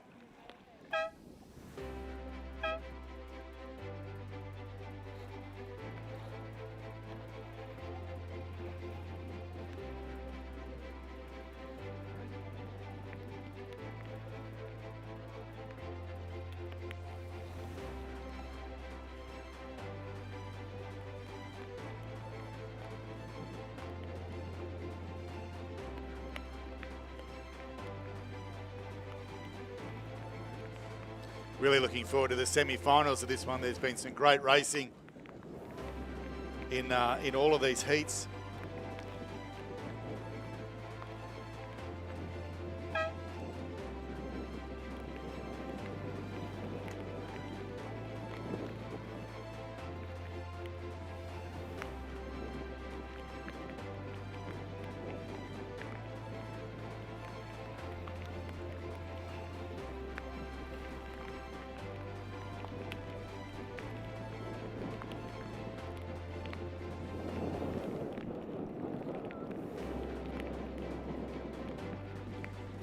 Don't forget to get your School Champs merch over on the competitor headland over there, the Regatta shop. Now, if history says anything, get in early for those ones because they do end up with a big lineup if you leave it for the last minute. So jump in early, order your gear. everybody loves a bit of rowing merch. So make sure you jump in and see Giles and the crew over there. Pick up your merch from there.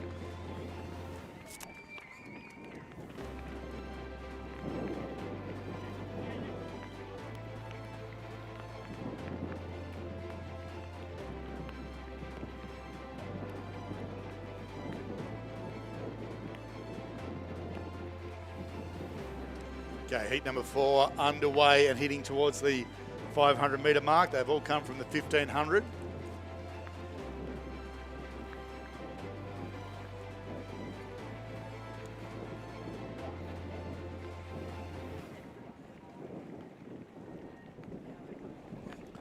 And once again, it's that Trinity crew looking strong. And then I think it's right across the field to the TSS crew on the far side with their nose just in front.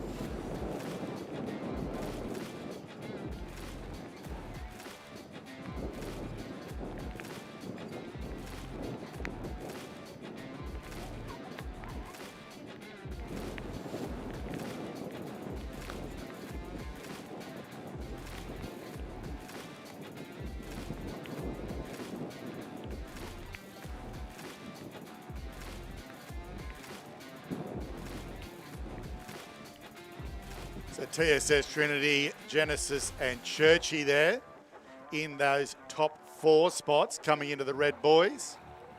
But as we know, the progression for this one is top 5, so that's the important one. And at this stage, it's the Cathedral School with their nose in front of the Brisbane Grammar crew.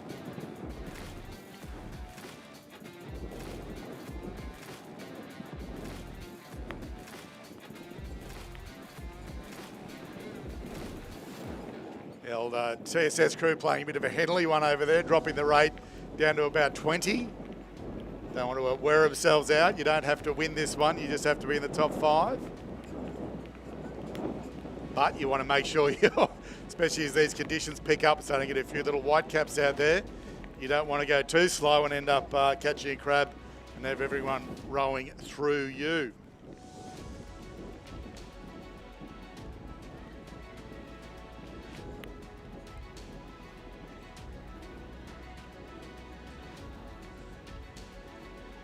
In Henley terms, TSS across the line easily, we'll say. The Genesis crew dropping that rate down as well. Just cruising towards the line there. We are seeing a few little white caps out there now as that breeze really does sort of kick in from the northwest there. It does get worse down here towards the finish line with that open bay, so they probably are encountering the worst conditions here in this last bit. TSS boys giving each other a quick high five over there. Churchy across in 3rd. Another Trinity crew through to the semi in 4th.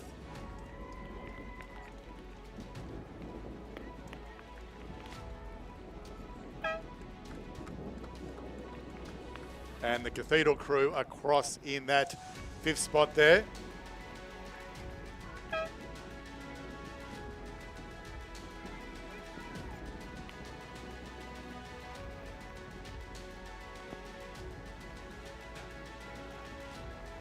And the Brisbane Grammar crew there as well. Wow, we can see how quick that wind pushes those boats back onto the course. Coaches and directors, make sure you tell your crews to row all the way through the finish line. Don't stop at the white buoys. Do 4 or 5 strokes afterwards. Clear off that finish line to allow those other crews to come through.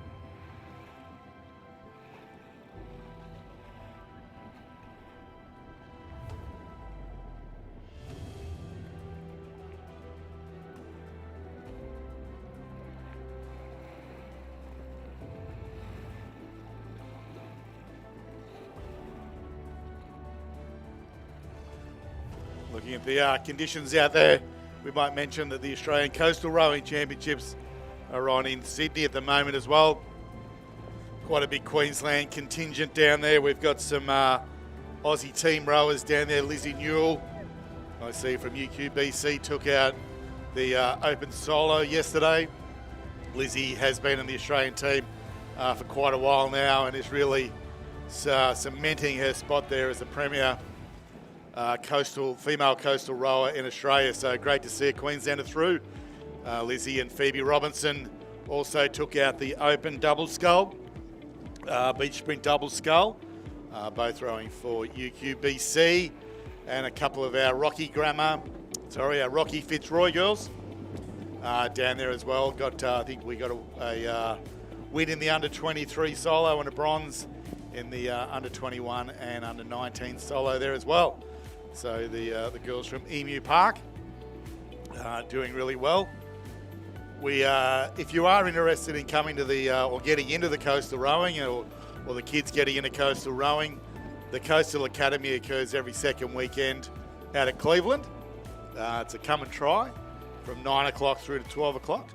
Just jump on the Rowing Queensland website and you can make your bookings there. We are looking at holding some Queensland Championships probably in November of this year, just locking all that down now. It is a very different sport to the 2K, 1500, 1000 metre racing that we see out here.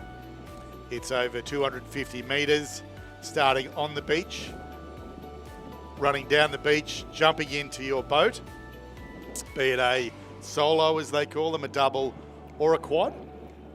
You zigzag out through buoys that are around 80 metres apart, get out to the final buoy, which is 250 metres off the bank, do a quick U-turn, and then it's a sprint back. Really exciting racing, side-by-side racing.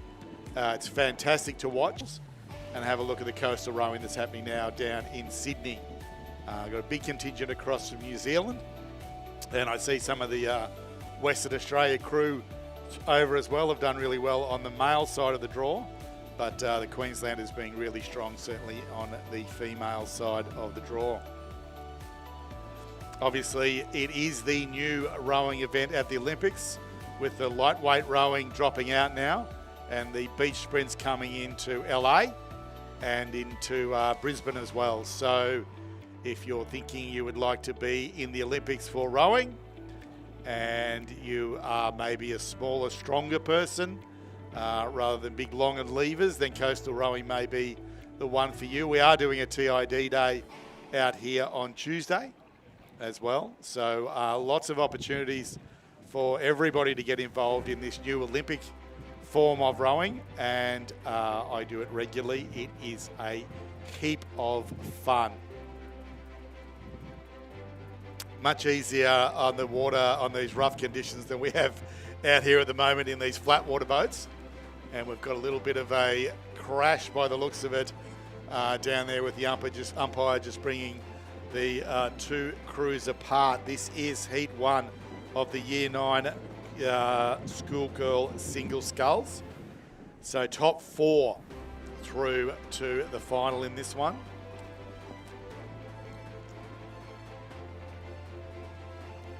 That bay on the other side of the island that they're rowing through now, the wind does settle down as it hits the island, but then it gets rough again just before the finishing line. So really challenging conditions, especially in a single scull.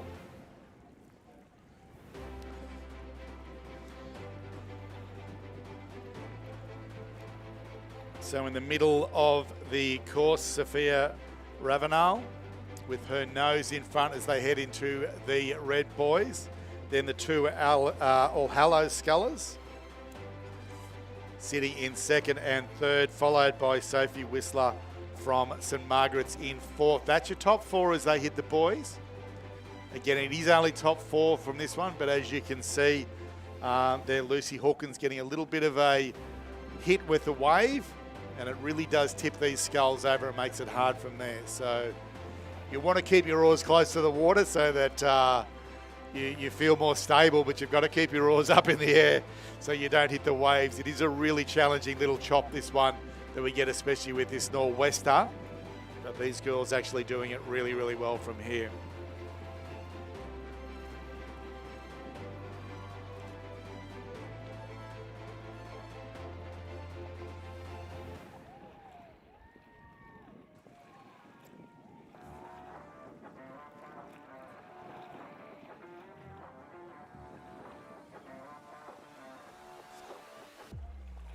So the state high, Sculler staying strong all the way through that last 250. Sophia Rafanal across in first place. Ding dong and bragging rights between the two Hello Scullers for second and third. I think it's going to be Alicia Kovacevic over in lane number 2, cross in second. Lucy Hawkins in third, and Sophie Whistler across. Just navigating that big white boy on the line there. So that'll be your top 4 through to the semi-final.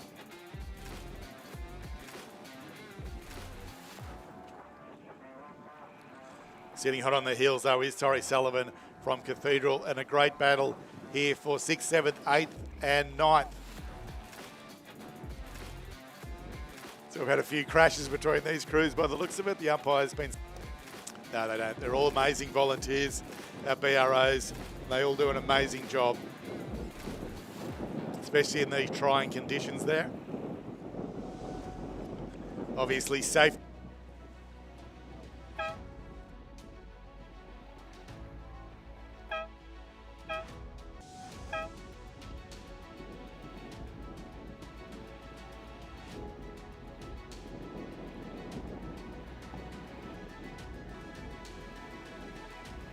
Looks like our drone is back in the air again. So while the rain stopped, the wind has certainly picked up.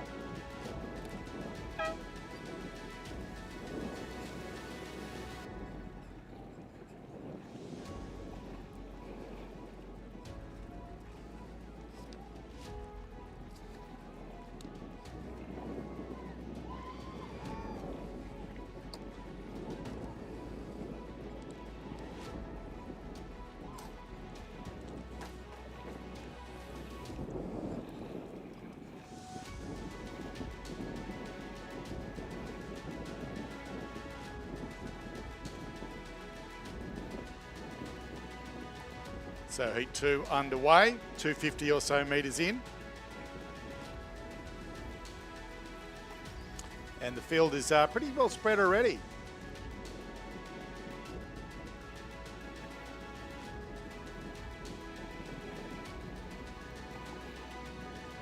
So the state host Sculler there with clear water over Madeline Lloyd from Rockhampton Grammar.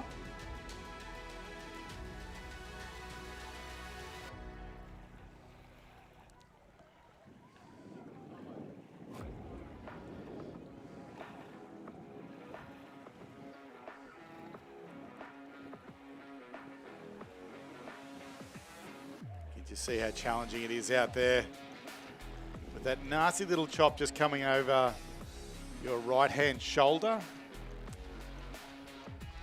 so you don't get to see what's going to hit you. It just hits the boat and makes it pretty tough. I'll leave Martin there showing us how it's done though. From all again, the state high Sculler Lilia Howe well and truly out in front, but a great race for second, third and fourth. That's the all important ones in this one, with 4 going through.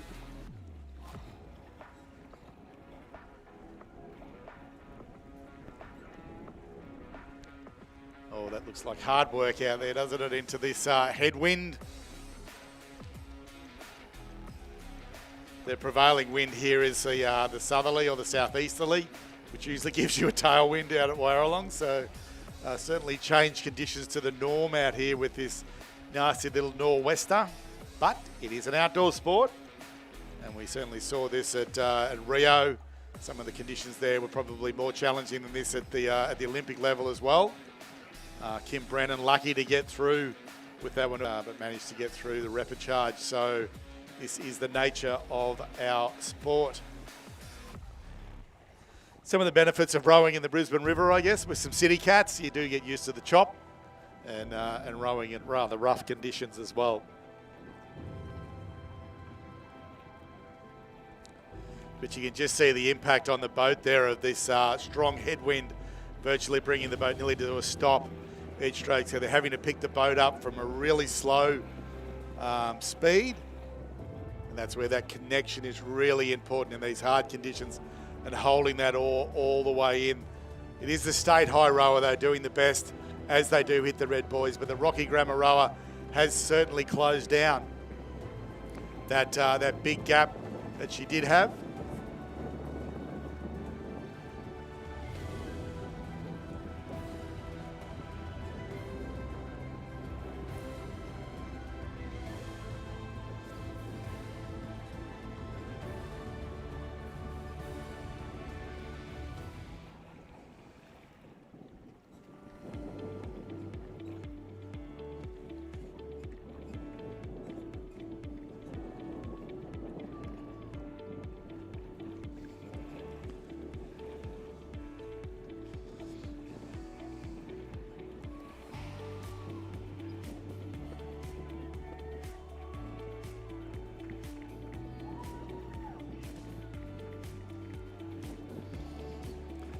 Millie doing some hairy steering there from some Pats in Townsville. She's decided to come across and row in lane 10 instead.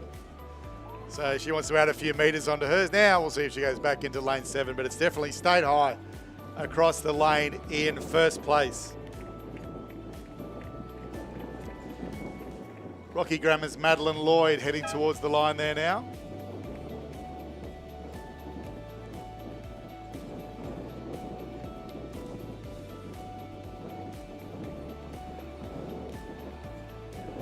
Or maybe Olive will get her on the line. That one's close. Won't matter though, they're going through. Keep going, Amir. Keep going, Amir. Keep going, you're not over there yet. Keep going. So finishing over, we'll call that in lane 14 or so, we'll say out here.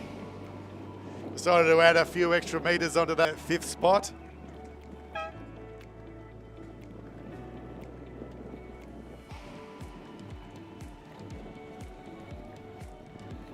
And Bridget needs Amelia Johnson in 6th from there. So really challenging conditions here. Seeing a few more of those white caps starting to emerge now. Looks like all the boats are staying pretty dry though, so we won't call it off until we start having boats filling up with water, coming over those splash guards.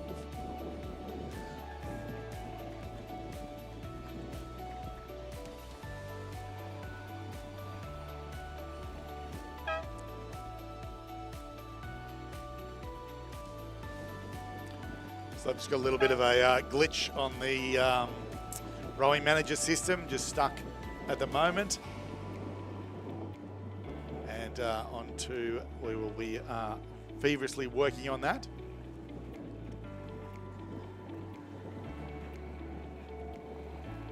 So heat 3 underway now, 250 metres in.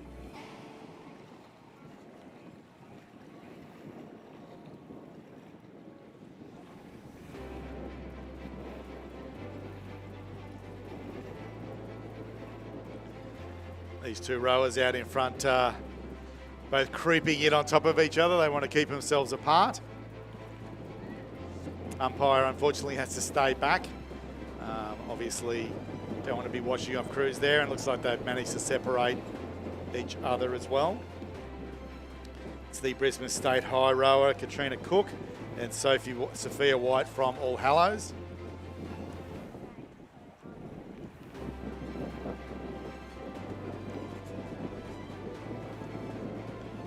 So with clear water over the rest of the field as they come through, 500 metres to go.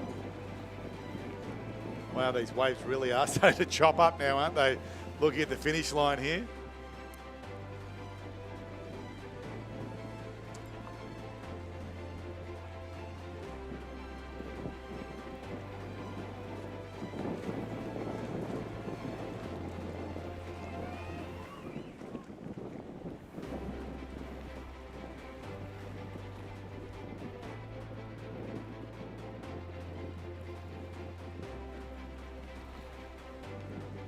A shout out to the Scenic Rim Regional Council, sponsors of this event, and have sponsored a number of events over the years out here. So don't forget while you're out here to go and enjoy all the beauty of the Scenic Rim, Mount Tamborine.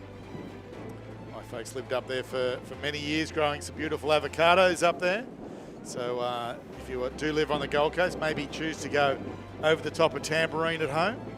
Enjoy some of the sights and sounds and flavours up there. Great wine on the hill. Gallery Walk is fantastic. Heard Emmaus Brothers might be back open up there again for some great seafood, which is really good. But plenty of things to do up on the mountain. Or if you prefer more the country feel, head west into the little town of Boona, night at the Dergs. Having some good steaks out there. Wow, these conditions are really making it challenging out there for the rowers. The state high rower doing the best of the field as they come through to the red buoys. There's a fair wide on screen there from All Hallows. You can see how challenging that is. Every stroke starting from nearly a dead stop, having to pick the boat up and move. Again, it's that challenge of do you keep your hands low and wobble around, or do you keep your hands a little bit higher and risk hitting a wave on the way forward? So really challenging conditions here for our Year 9 single scullers, but they're actually showing us how to do it quite nicely. Our top 4 reasonably set now with the Townsville Grammar.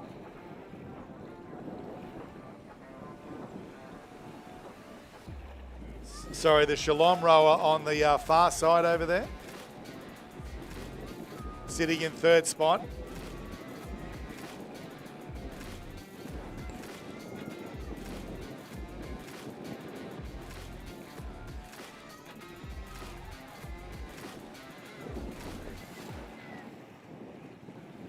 And then back to the Brigidine rower on this side here, with the Townsville Grammar rower probably next in line from there. So very hard work as they head towards the line here. You can see the impact. Oh, big crab there with the state high rower. Absolute boat stopper, but recovered really well and straight back into it. That's a real challenge in these single sculls because it does give you a big fright. But she's done amazingly well there to get straight back into the rhythm and actually pulling away with about 10 strokes to go as they hit the line. So Katarina Cook from All Hallows across in 2nd. Good race here for 3rd and 4th.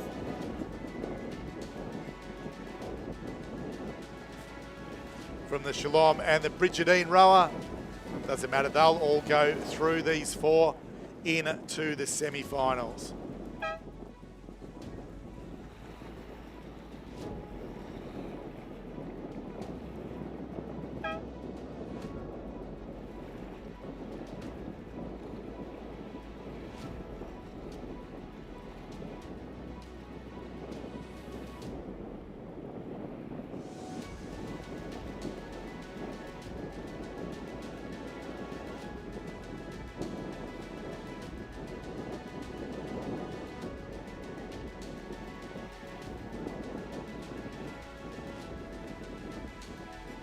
To the course. Once the rescue protocol has been triggered, basically all racing is on hold until the rescue has been cleared. Great job there from the first aid crew. A huge thank to 1300 medics that come out to the regattas, have been coming out for many years now, doing an amazing job out there in the rescue boats. Not just providing medical assistance, back in again, providing medical assistance, but helping out getting these crews back into the water as well. Back onto the boat, sorry, out of the water. Oh, I've got another one on the finish line here too. So I've got 2 rescues on at the moment. Most people that have rowed single sculls will have gone in once or twice. So you do become pretty good at getting back in these things, that's for sure. Oh, not when the oar comes out. That makes it virtually impossible from there. So putting the oar back in, yeah. There you go, the Townsville Grammar rower showing how it's done over there on the far side of the course with the rescue boat.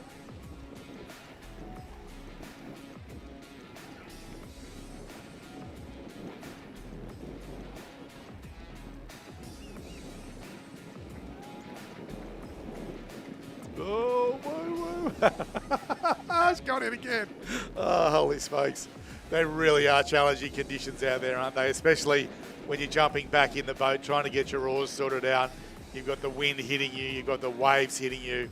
It really does make it tough. And you've just rode 1,000 metres flat out in these conditions, so you're pretty tired to start off with as well. So doing well, these athletes getting back into these boats.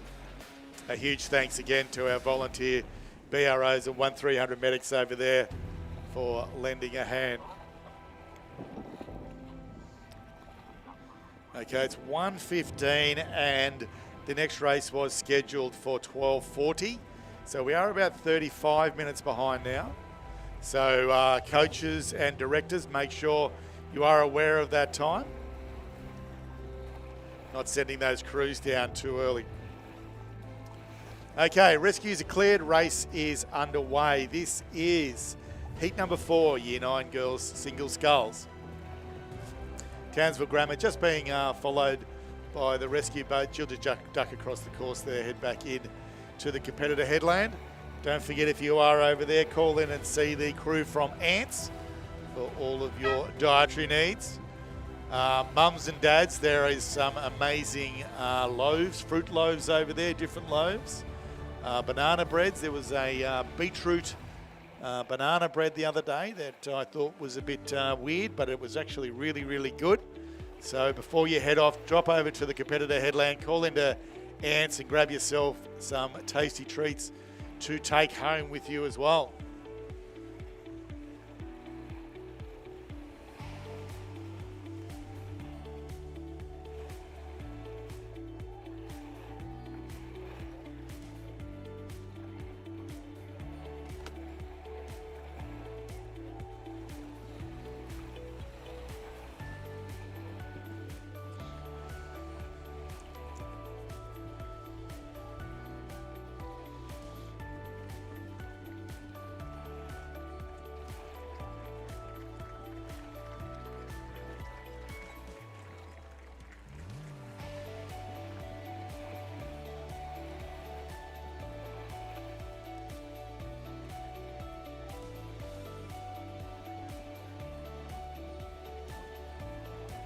Big chairs there on the headland for Louise Birchmore, having a little bit of a swim, but back into the boat and heading back to the headland there now.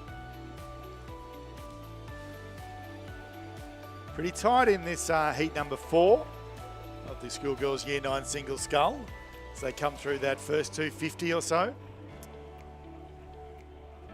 I think that's the St Aidan's sculler.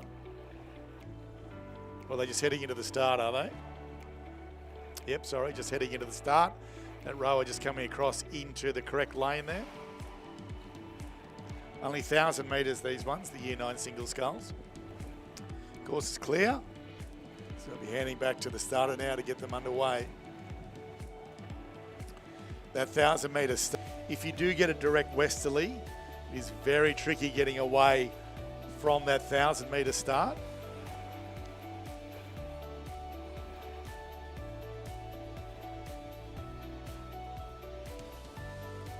As it is getting away with a nasty nor'wester on your shoulder as well.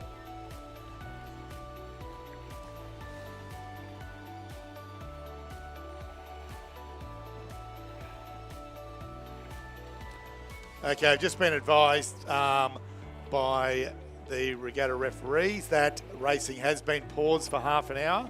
So those crews you can see on the screen are actually just cruising back to the headland with us, everybody to come off the water. We'll just see what these conditions do and make a call from there. So racing has been paused for half an hour. So that will push us probably an hour behind the program from there. So we will be back in touch in half an hour's time to let you know what the plan is. But coaches and directors, if you can make sure, head down, get your crews off the water now, obviously get them warm and we will be back in half an hour. We'll let you know, kicking back off with race 53, heat number 4. So yeah, you can see all of the scullers heading down now.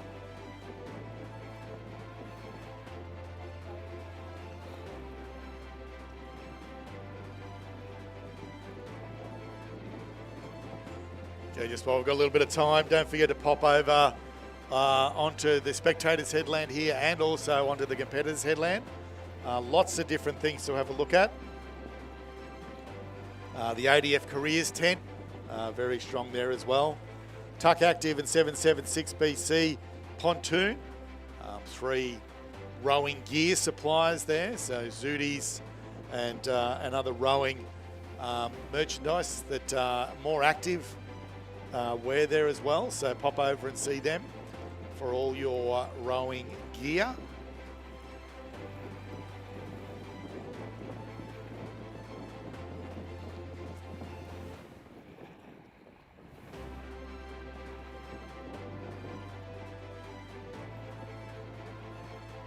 For Children a New Scull. So Jono from Wintech is over there, and also the Perfect Balance rowing crew. So that do the Philippes and the Swift racing boats. Jono obviously from Wintech. So lots of different boats and things over there to chat about. And the crew from Concept 2 over there as well.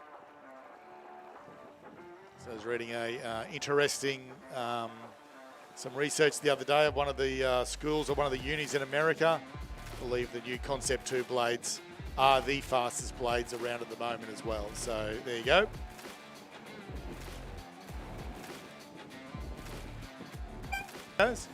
So pop over and see them.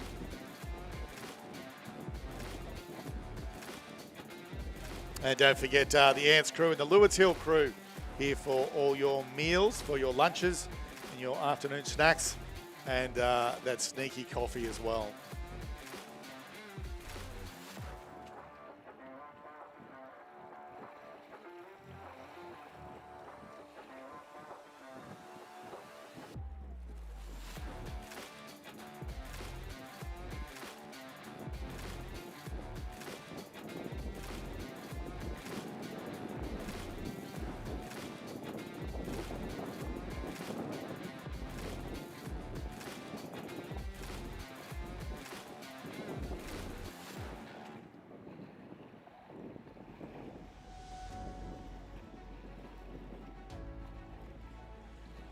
Just a quick shout out from Safety Dave with his safety hat on this time.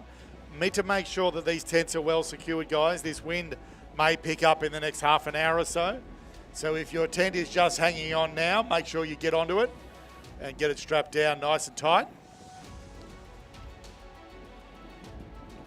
So that's from Dave with his safety hat on this time.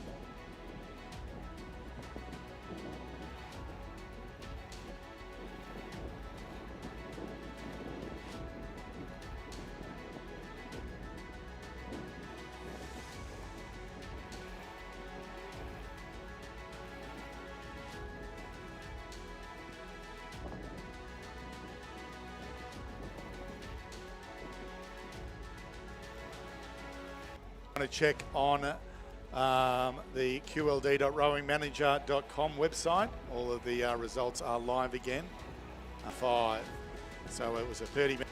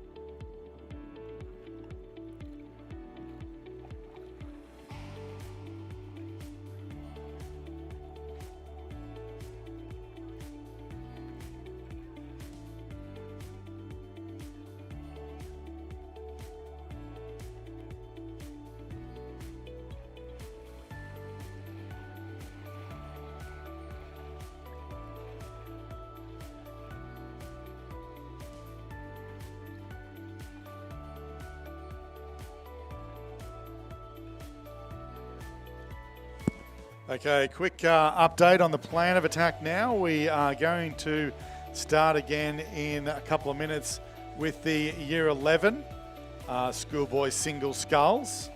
So race 57 will be our first race after the break. We will then roll through into the schoolgirl Year 10 single sculls. Straight away as printed in the program. Then the Year 8 double sculls. And then at the end of the racing, we will finish off the Year 9 heats that we didn't have in that just before the break. And then swinging through into the interregionals. There'll be a very short break there straight into the interregional quads. And we'll start with the open quads first and then drop back to the younger quads after that from there. So kicking off with race 57, you can see some boats heading down there now, which will be heat 1 of the schoolboy Year 11 single sculls. So those Year 9 single scull races that we haven't had yet, they will be at the end of the day before the interregional quads.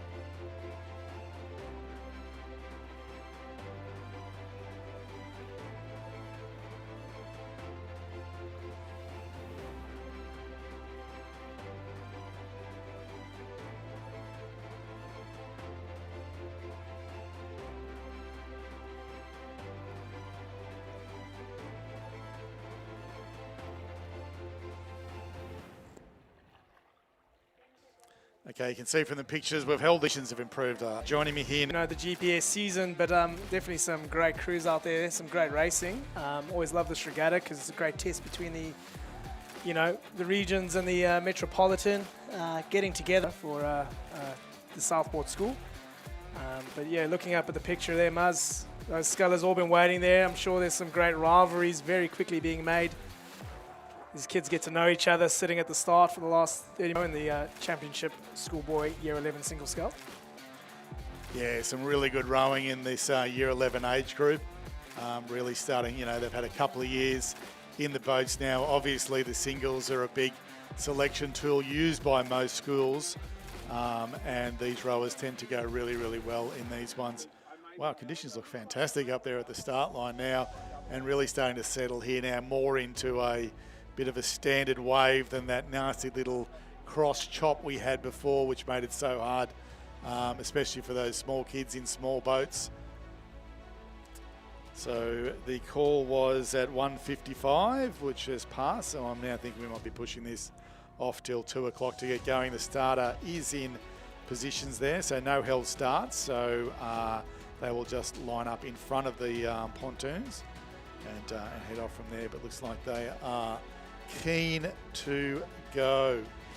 This is definitely the social regatta of the year for all our school students as well. So, you know, while the heads of the rivers are the super serious ones, these are the ones where, as Chris said, you get to see some of the other crews, some of those friends that you haven't seen for a while, and make lots of new friends out here as well.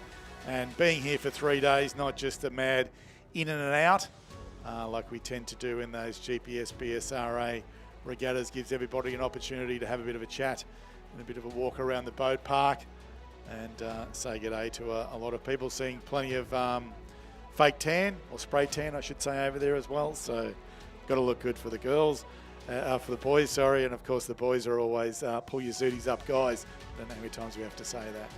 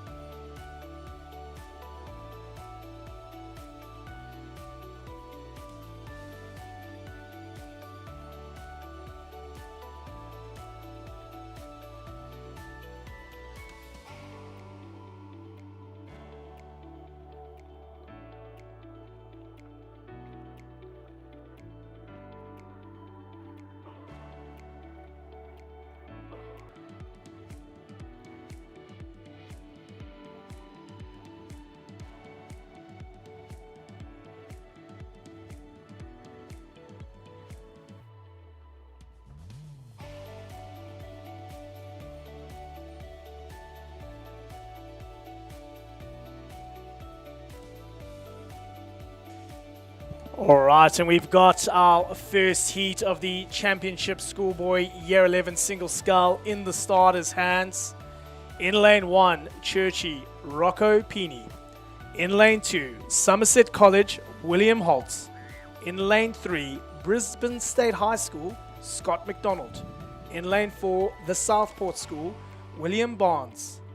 In lane 5, Redbank Plains State High School, Cassidy Elim Allen.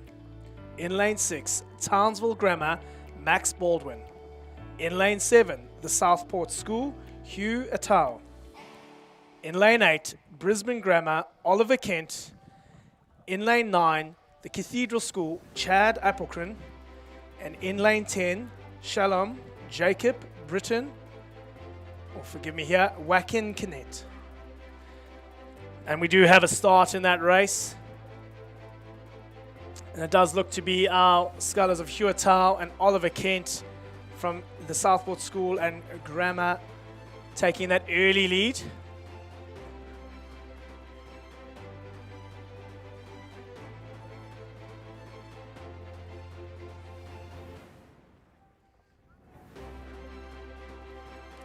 First 5 finishers progressing through to the semi-finals in this event. And all our scullers managing the conditions very well. Still a significantly strong headwind. It might look a little bit better on screen, but I think those athletes can tell you right now they're feeling it. But what a race have we got here, Murray, between the Southport sculler and the Brisbane Grammar sculler. Yeah, great. Got it's some interesting steering there from Chad Applecron from the Cathedral School. He's decided to head over into lane, we'll call that one lane 11. So yeah, now he's decided to go back. Oh, don't hit into each other, guys. So keeping the umpires busy already. Conditions look really quite nice up there. But typical schoolboys coming out like a bull at a gate, making sure they get that early lead there. I think it's Oliver Kent from Brisbane Grammar by the looks of it.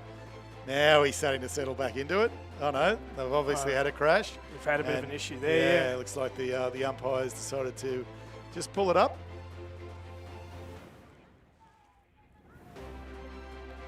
So we'll probably find they'll come down now, get in front of the crews, and we'll just start from that position. So they'll bring everybody together. It's a little bit difficult to work out what the decision is there. Yeah, can't see any collisions. Unless it was somebody false started off the line, not too sure.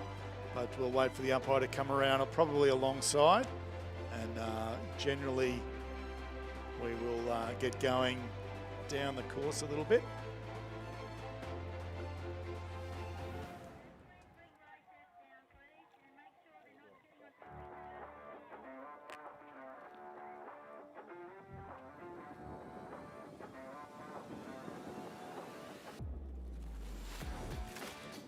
Okay, looks like they're actually turning around and heading back to the start again.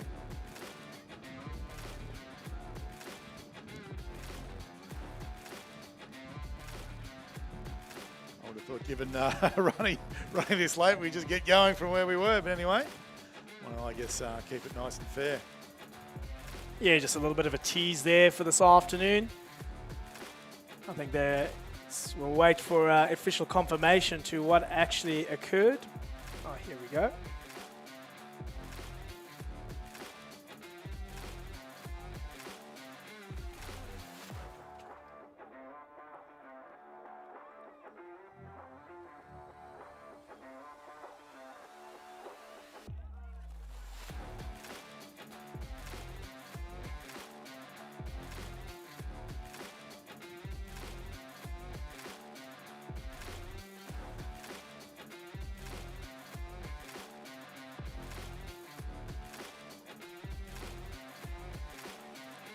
Okay, so the draw has been updated online now as well. So jumping onto qld.rowingmanager.com, if you bring up the live results, you will see the lane draws have now been updated with the new order as we go. So this is now race 53, the Schoolboy Championship Year 11 Single Scull Heats. So we will wait and see. They are heading back down to the start. I don't know whether they will go with Heat 2 before Heat 1. We will check in and let you know what the plan of attack is there. But a great opportunity to duck up and have another sneaky hamburger, or some of the brekkies, all-day brekkies up in the Lewards Hill tents, or over on the Rowers Headland, the Ants Brigade. Always plenty of good food and good snacks over there, parents. As I mentioned before, don't forget to pop over and take home some of the great scenic rim produce before you head home. Some of those banana breads are pretty amazing. And like I said, give the beetroot one a go. I thought it was a bit weird, but it's actually really, really tasty. So parents, before you head off, go and grab yourself some of that scenic rim produce over on the headland. Just waiting to see what's going on here. Looks like Heat 2 is tapping into the start line, and they'll bring the Heat 1 boys around the back. They'll will be pretty keen on that breather, I reckon, because some of them certainly came out at 1,000,000 miles an hour.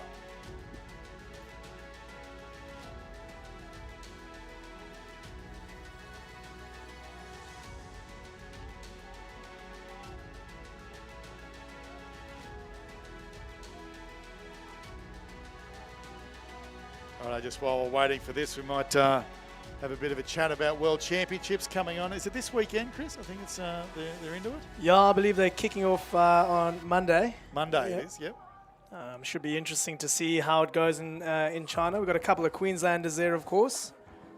Jackson Free in the men's quad. And then men's 8, Paddy Long and Mitch Salisbury. Yeah, good. Good to see. What's the priority boats this year? Is it the men's 4 or the men's 8 again? What are you seeing? Yeah, look, I think there's definitely been a bit of movement across the boats, but I would say priority on the men's side, obviously from a sweep point of view, is the 4, and then the men's double, I would say, in the sculling point of view. The girls, again, I think they've stacked the 4 up, Yep. but I think they've still got a pretty handy female 8 out there this year. A little bit skim on the ladies sculling, but you see Romy Cantwell, who got bronze in the under-23s. She's heading over to do the women's single scull. So, yeah, should be exciting. Yeah, I saw some footage on social media the other day of the women's 8, and holy dooly, they look good. So that was at a low rate, so we'll see how they go when it gets the racing conditions over there. Where are these? These ones are in China, aren't they? Yeah, Shanghai. Should be good. Hot, humid conditions over there. I was fortunate enough to go with the Uniroos team 2 years ago to China. Very humid. But yeah, I think it should be. And hopefully we get to see this one finish. So lanes 1, we've got Nudgy, Ben Sands. Lane 2, the Leon Pointer. In lane 7, the Southport School, Rory Greenup.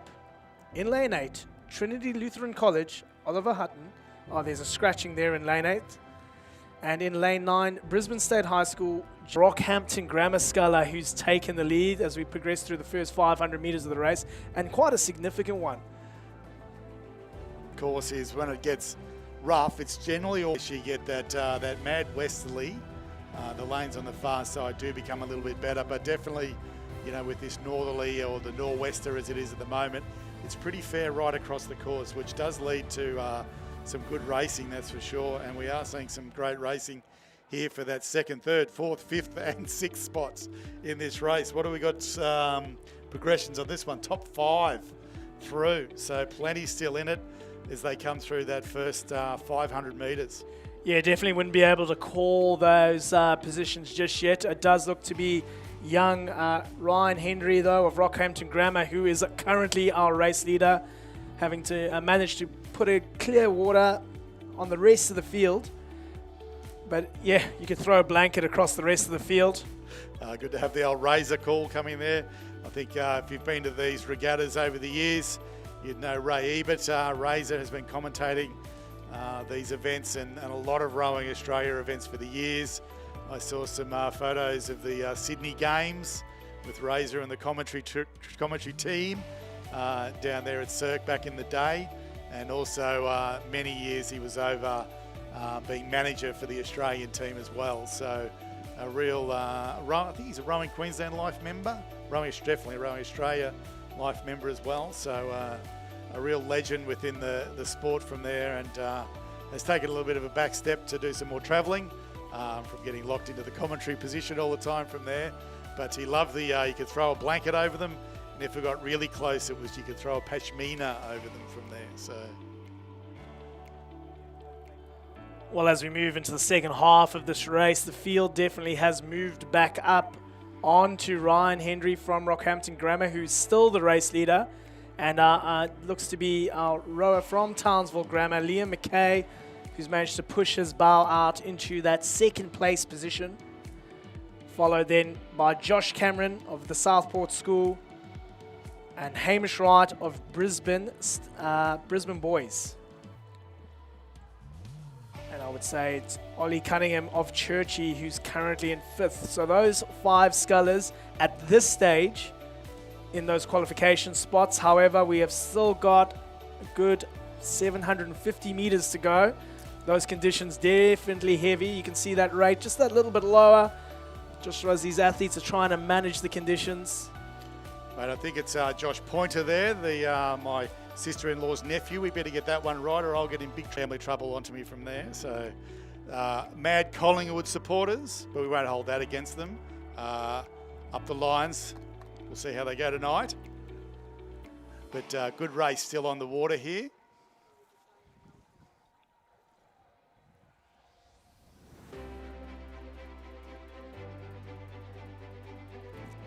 Looks like the field's coming back on to the Rocky Grammar sculler there, but he's dropped the rate down, just cruising along through.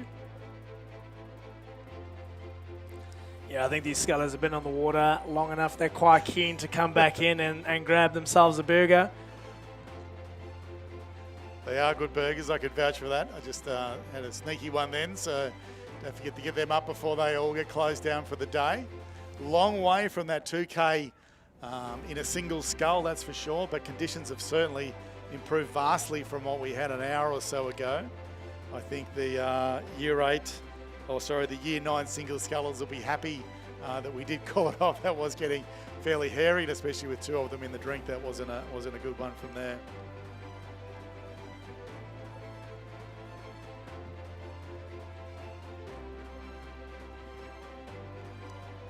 Good shot of Josh Pointer there coming down, the Brisbane Grammar rower.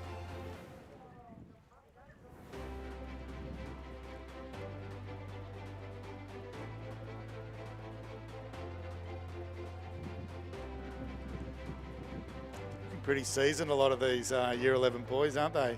Just sitting into it nice and long, not being too disturbed by that nasty little chop that's hitting them there. They understand they only need to finish in the top 5. So no point in using up all the juice in a heat. Oh, especially in these kind of conditions, you just want to make sure you've done the work early on and then just managing yourself through the race. You know, these gusts can be a little bit deadly. But yeah, you can see the real level of maturity that a lot of these rowers are putting on the water at this stage. Could not guarantee that when we get into the Year 8 quads over the next couple of days. They're always a bit of fun for some crazy racing there. They are at full noise, full rate, full pressure from the start to the finish, those Year 8 boys. They are fantastic to watch, but nice example of how to move a boat easily there, the Rocky Grammar rower there. Yeah, he's doing a great job. He's quite confident he's done enough, so he's just managing himself through the final 250 meters. He's had a look over to see where everyone is. You can see that nice activation in the lats there. You know, it's a really key thing in this rowing is to make sure you're not grabbing at the catch. You're letting that, picking the boat up and letting those lats engage on from there. And it's good when you can see a rower doing that really well. And then we see our scullers from town position. I think now that the conditions have calmed, I think these athletes definitely want to put themselves in the best lanes possible for the semi-final. But coming into sight now in these final stages of the race, I think we're quite confident to see who our top 5 are. But it will be Ryan Henry of Rockhampton Grammar taking out the win for what is now our first heat of the Year 11 schoolboy sale, followed there by Townsville. Brisbane Grammar in 3rd. It's all progressing through to the semi-final. 6 will go then again to Rory Greenup of Southport.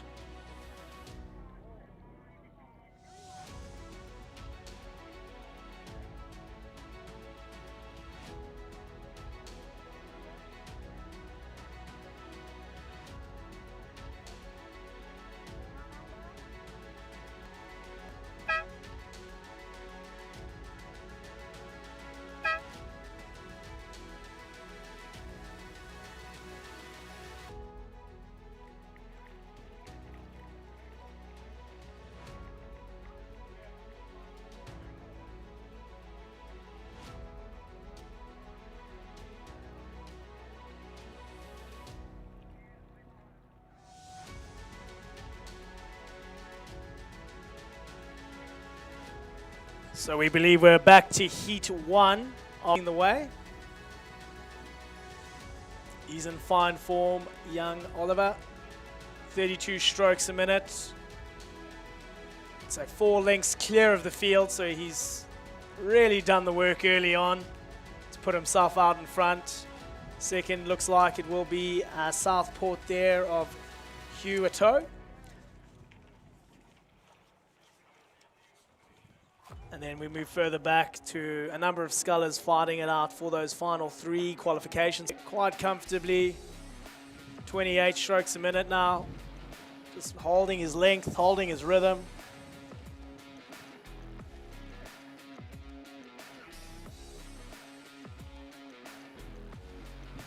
And then at this stage, it would be in second place, Huatao of the Southport School. And then I would believe it's Scott McDonald of Brisbane State High School. And then our sculler from Churchie of Rocopini. And William Barnes of Southport, currently in those remaining qualification spots. Brisbane State High School now putting on the challenge there to young Huatao of Southport. And once again, I think these rows have managed to move away from the rest of the field.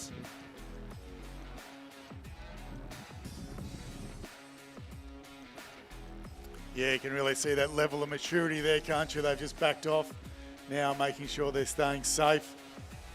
As these waves will pick up a little bit as they come around the island here. And it's probably with this northwester, the roughest part of the course is that this final 250 metres or so. Yes, it is rough, but it is fair. So everybody has to deal with those same conditions as they come in towards the red buoys.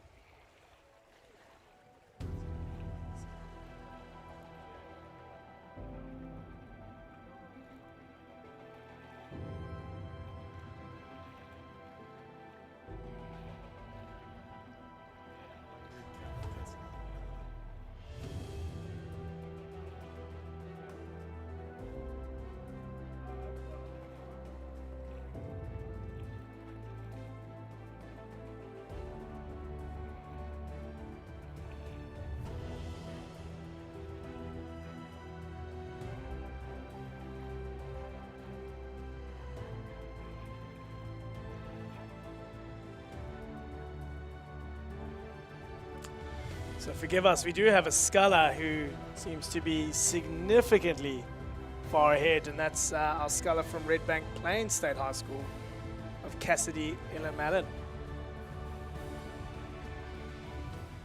That's in Henley terms, you'd say easily there? Is that what they describe it over there? Is there anything more than easily with Henley? He's doing a great job.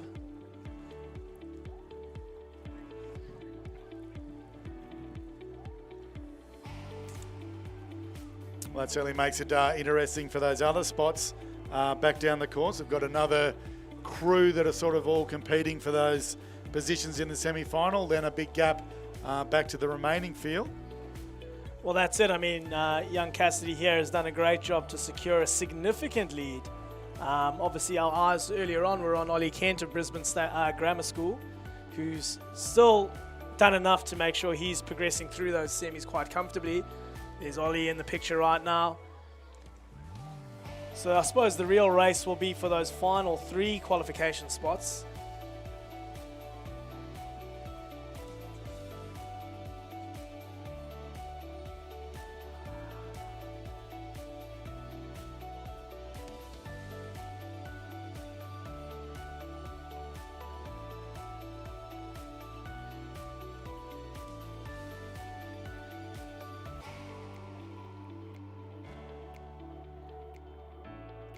Wow, going to have a real battle on here for these last 2 spots into the semi-final. The State High rower and the Churchie rower on the far side against the 2 TSS boys as we head through into probably halfway through the red boys. Maybe 30 or so strokes to go.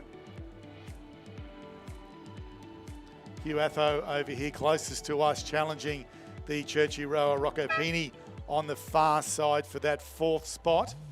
We've seen some nasty crabs pull things up and change conditions here in these last couple of strokes. And it is a good battle between these two.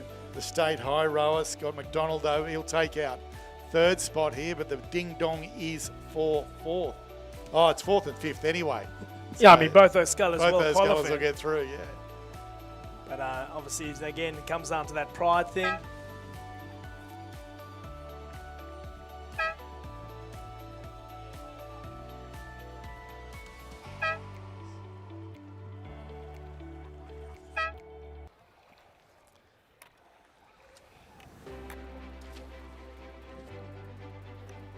So Cassidy shaking his head as he rode past the tent here, so not too sure what's going on. So we'll just check the results on that one. So back into normal scheduling now. So back to heat 3.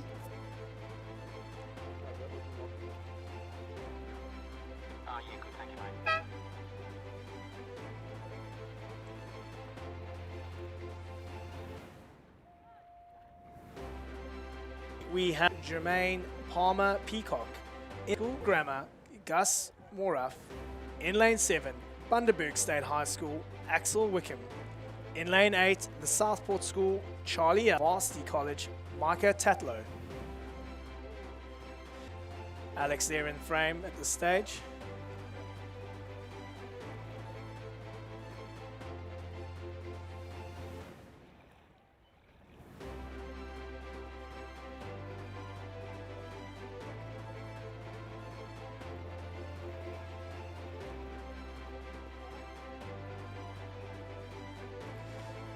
What a shot do we have there. It is our sculler from Brisbane State High School, but very closely followed there by quite a strong field.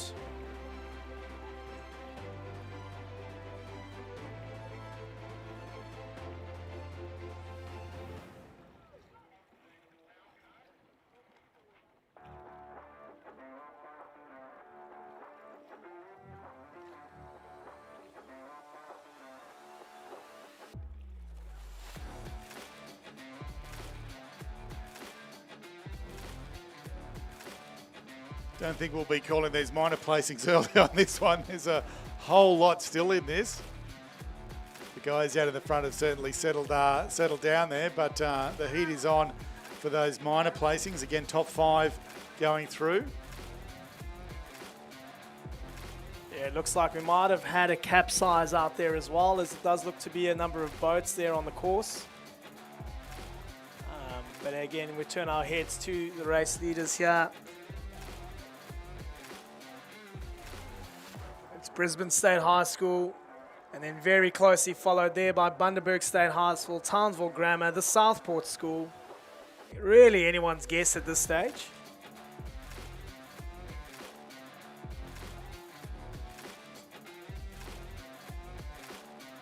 Yeah, what have we got? 1, 2, 3, 4, 5, 6, probably within a length of each other. And then only a short gap back to the Brisbane Grammar and the Churchy rower on the far side there as well. Well, how's this push on the there in lane 2 from the Southport School? Jermaine Peacock, he's making sure he's moving up into that 2nd position. Brisbane State High School, though, still maintaining the lead. However, being challenged there by lane 2, Southport School. The varsity rower really kicking on this side too, trying to get into that all-important 5th spot. He's kicked the rate up there. Don't know if he's going to do enough, though. Unfortunately, I don't think there is enough water for him to catch up. But Brisbane State High School taking out the win. Southport 2nd. Bundaberg State High School in 3rd. Townsville Grammar in 4th. Sorry, Cathedral, I would think. Yeah, Cathedral and then Townsville Grammar in 5th place. Those are 5 qualifiers. Huge effort here by Varsity College, but unfortunately just not enough water left. And it does look like we have lost a sculler down the course. Yeah, lefty's run a little bit right there. Micah Tatlow. If he'd gone a bit early, he might have caught him from there. So yeah, the joys of heats. You've got to make sure you race everyone. And they're coming down fast now. I think the officials trying to make up time as we're in our 4th heat, 4th and final heat. of the Year 11 schoolboy single scull. And we have got Brisbane Grammar, Henry Zan in lane 1. Lane 2, Brisbane State High School, Flynn O'Loughlin. In lane 3, the Southport School, Lachlan Evans. Lane 4, Townsville Grammar, Noah Boggled. Lane Rostigano, forgive me if I've got that wrong. Lane 7, the Southport School, Leonardo Hughes. Lane 8, Churchy, Connor McLeod. Lane 9, the Cathedral School, Samuel Offerman. And lane 10, Naji Dashiel Whitnell. And it does look to be our Southport sculler of Leonardo Hughes in the lead, closely followed by our sculler from State High, Finn O'Loughlin, and I believe that must be Kenmore State High School of Mattia Rostigano. Leonardo and Flynn both actually representing Queensland in the inaugural Under-22 Oceania Championship this year. So great to see these two teammates from earlier this year racing each other. But again, a lot of composure as we're moving in. That sculler there from Kenmore State High School, having a look over his shoulder, seeing if he can do that late push to catch the sculler from Southport, Leonardo Hughes, who looks like he is controlling the race out front. Flynn O'Loughlin there putting a burst in the lane 2. Again, we can see the maturity of all these scullers holding the rate down to manage the conditions.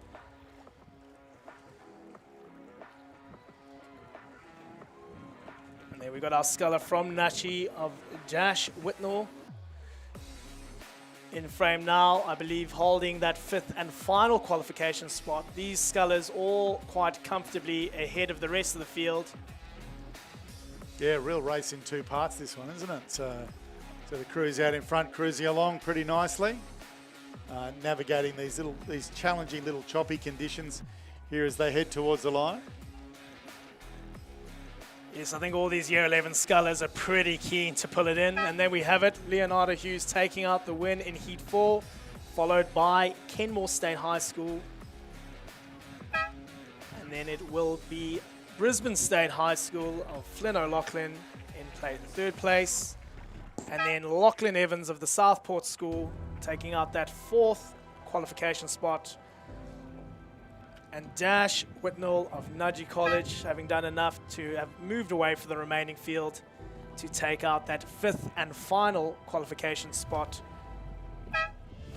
So just returning back now to Heat 1, you'll remember the heat that got called back to the start. Apparently there was a break at the start by the Red Bank Plains rower, Elam Allen. He then refused to return to the start, hence why he was so far ahead of the field as they came across the line. That's why we missed that one from there. The results have just gone official. Because he refused to turn to the start, he has been recorded as did not start, so he won't progress through to the finals from there. So that one again will be Kent from Grammar, McDonald from State High, Athro from the Southport School, Peeny from Churchy, and Barnes from the Southport School. They will be the 5 that will progress through to the semi-finals from Heat 1. You'll remember the one that did return to the start, so that explains what happened with that one.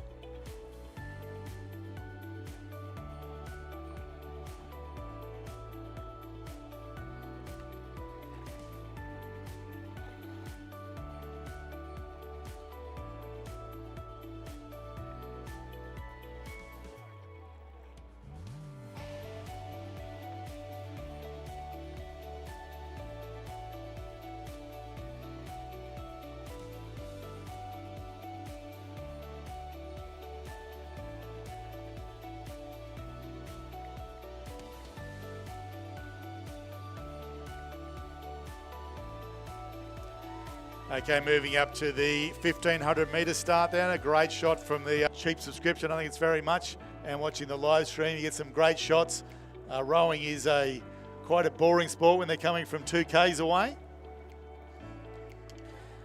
Yeah, I have to say, how good's technology? This changes the game, having the drones out there. Definitely makes the commentary a little bit easier as well. You know, the eyesight can only take us so far. But now we're moving to the championship schoolgirls year 10 single scull.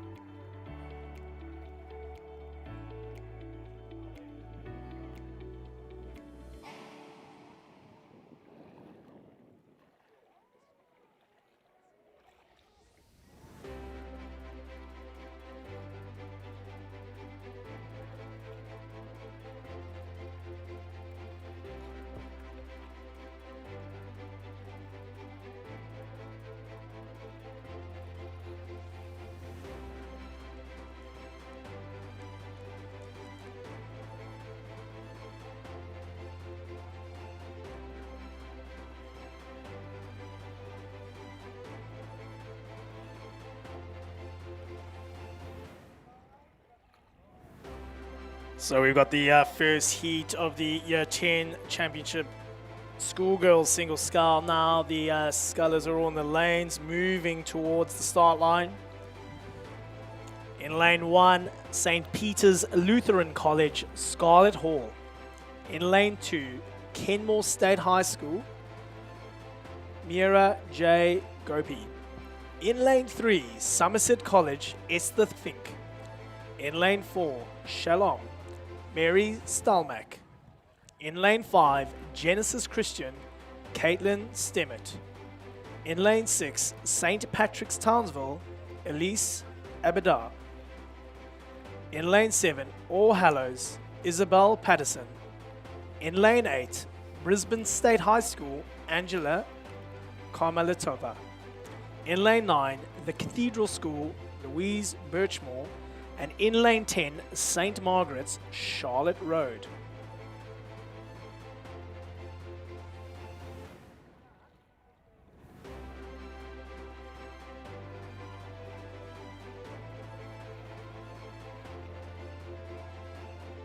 We have a flag up. So our starters have the girls in line.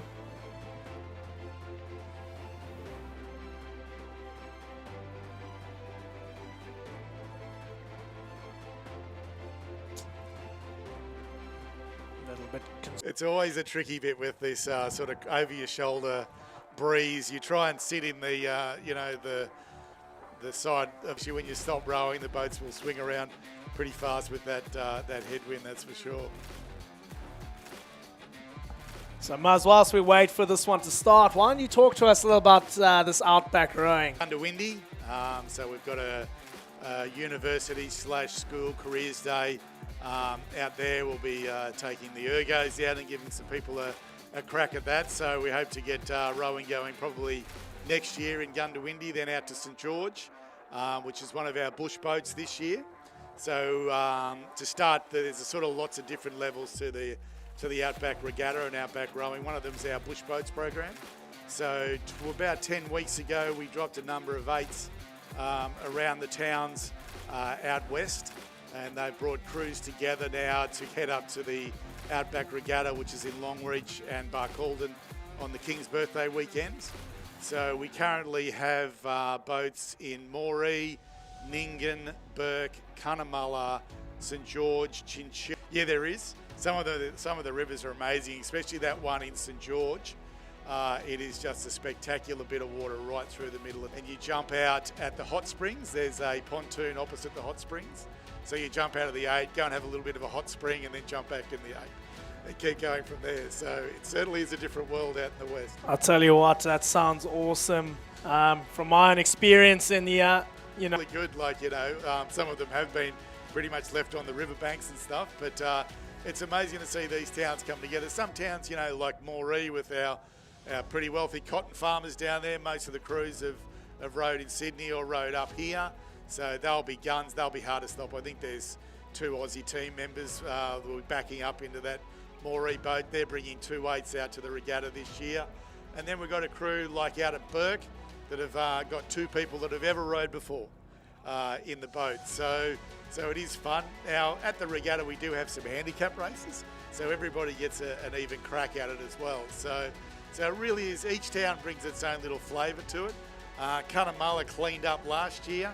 They turned up in hot pink zooties, which looked good on the girls, didn't look so good on the big farm boys, that's for sure.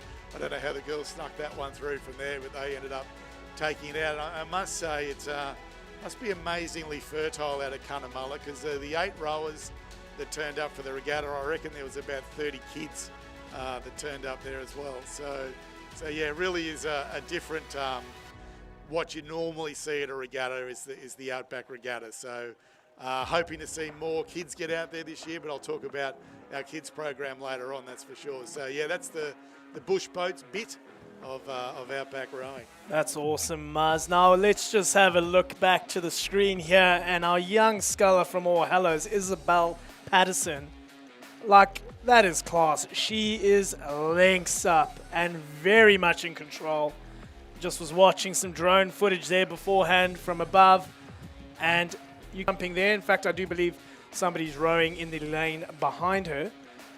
But again, these conditions being pretty tricky, but looks like our sculler there from All Hallows, Isabel Patterson, coached by the Richard Powell, having taken that significant lead pretty early on.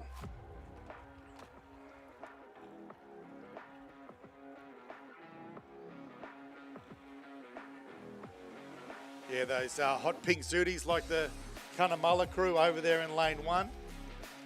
Scarlett Hall sitting in second place there now. The St Peter's Lutheran College program, one of the only ones that has both a boys and a girls rowing program. The girls rowing in the BSRA and the boys rowing in the Southern Queensland Schools Conference regattas. So great to see a school like that getting behind the sport of rowing. Yeah, it'd be interesting to see those mixed eights this afternoon, whether the co-ed schools have a bit of an advantage over the composites. Yeah, they might have actually done a bit of rowing together before the day. That's what's always so good about the mixed eights. Usually if we take this event regionally, we'll have that event on the Friday afternoon, which is always a bit of a hit and giggle because everyone's obviously getting there earlier to set up boats and things like that. So yeah, it's good to see that now on a Saturday out here. They always are a fun event from there, that's for sure.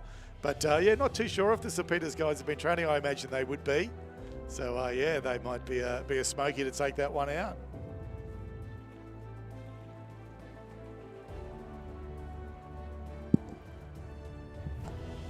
So our top 4 scullers will be progressing through to the semi-final.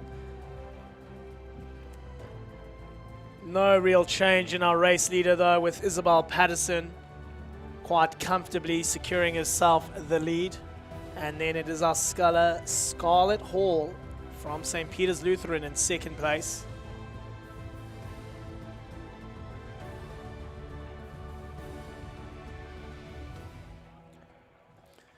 Conditions have certainly turned pretty quickly. Sun's out now.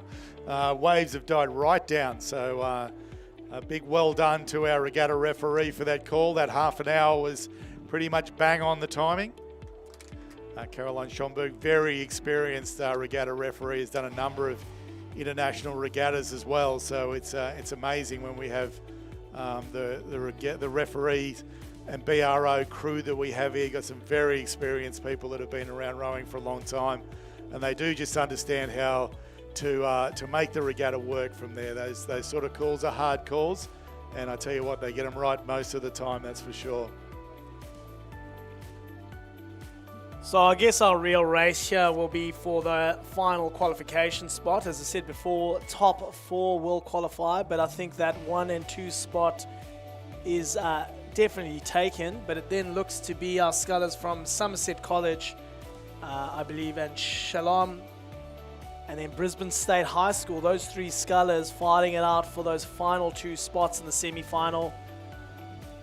But coming into the last 30 meters of this race, We've seen her lead from the start. Isabel Patterson of All Hallows will take out the win in our first heat of the Year 10 girls single scull. Second place going through to St. Peter's Lutheran College, Scarlett Hall. And then that pink boat in the middle of the course will be taking out the third spot.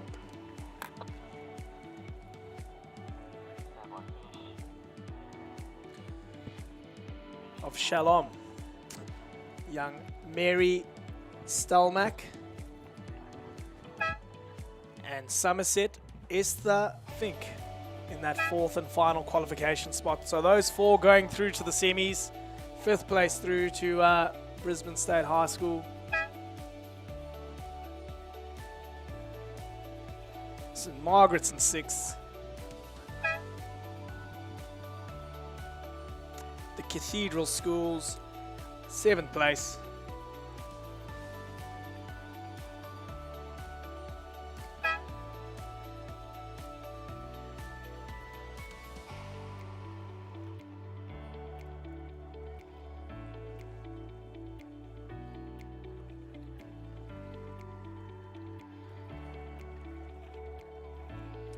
The umpires are certainly sending them down now, Chris. We're straight into Heat 2.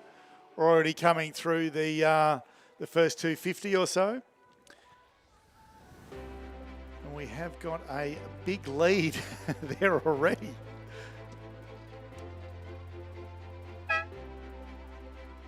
So I should have bought the glasses. I can't see who they were. 1, 2, 3, 4, lane 5. Cathedral Schools, Zoe Webster. Or is it lane 4? Madison Burke from Genesis. No? Lane 3, Lindisfarne. Again, I think we might have had a few lane swaps there in the early race, but that's young Ayla Drury of Lindisfarne in the screen right now. With clear water, you could say, over the rest of the field there. Absolutely blowing them away in that first 500.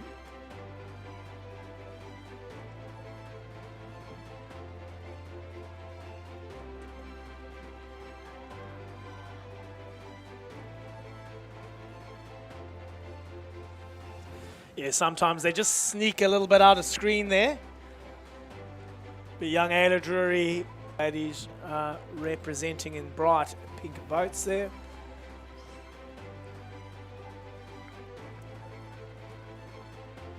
And now moving into the final 250, 25 strokes a minute. Again, I think a lot of these athletes, they come out the blocks pretty hard, but just get that little bit of confidence to just drop that rate down and maintain the length. I think it's definitely worked for a number of our scullers today. Just managing the conditions and just creating that little bit of security in the drive. You know, the blade's there and connected. You're not going to be as impacted in the conditions. It's when we panic and rush and start to lift the rates too much and lose control. It actually doesn't often work in our favour. It is a great sport in the fact that you actually look at the people you're beating.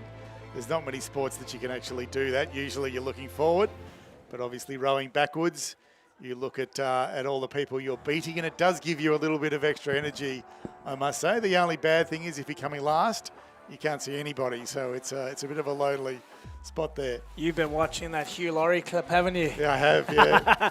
But yeah, young Ayla Drury securing the win in Heat 2 of the women Year 10 single scull, followed there by the Cathedral School, Zoe Webster. And then it's we further back down the field. We're going there. We've got to get the binoculars out. I think I've got good vision, but you know, it's getting a little bit harder to see those bar numbers. Oh, that sun in the afternoon is a nightmare to pick up our numbers when it kicks across into that western sky. Especially when lane 6 becomes lane 3 and you can't really keep up. It's St. Aidan's there of Lucy Quartermain taking out the third spot. And then I'll say it's our Somerville sculler here, closest to us, who will take the fourth and final qualification spot. Again, all these scullers looking quite composed, moving through the final stages of the race. As Murray was saying before, as soon as it opens up here, a little bit gustier, a little bit more waves.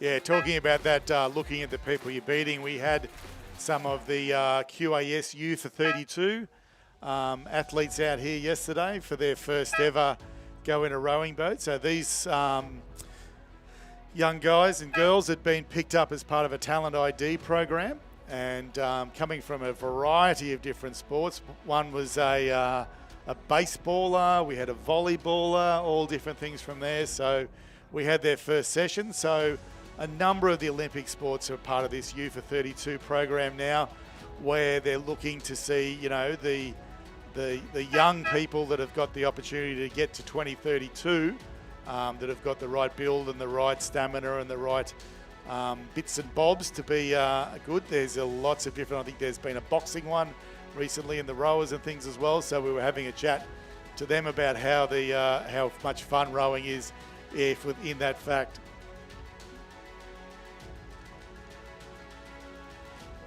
And Heat 3 well underway here. Once again, All Hallows dictating an early lead.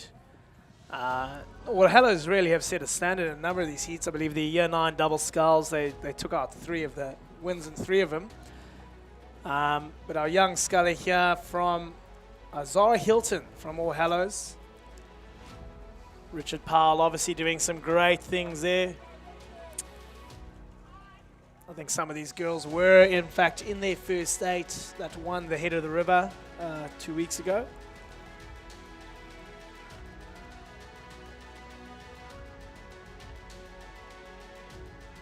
But looking at heat number 3, minus anything catastrophic, we've got 4 scullers significantly further up on the rest of the field.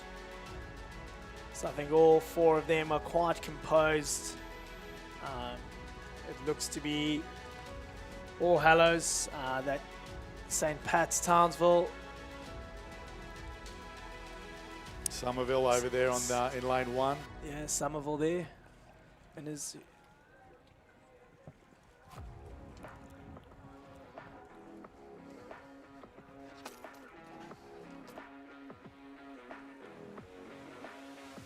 And the Lewards Hill rower with that very distinctive Indigenous paintwork on the fronts of those boats, or on the canvases of those boats. If you do get an opportunity and you are over on the headland, see if you can spot them. They are a pretty unique looking boat, those ones. So back to the Youth for 32 program.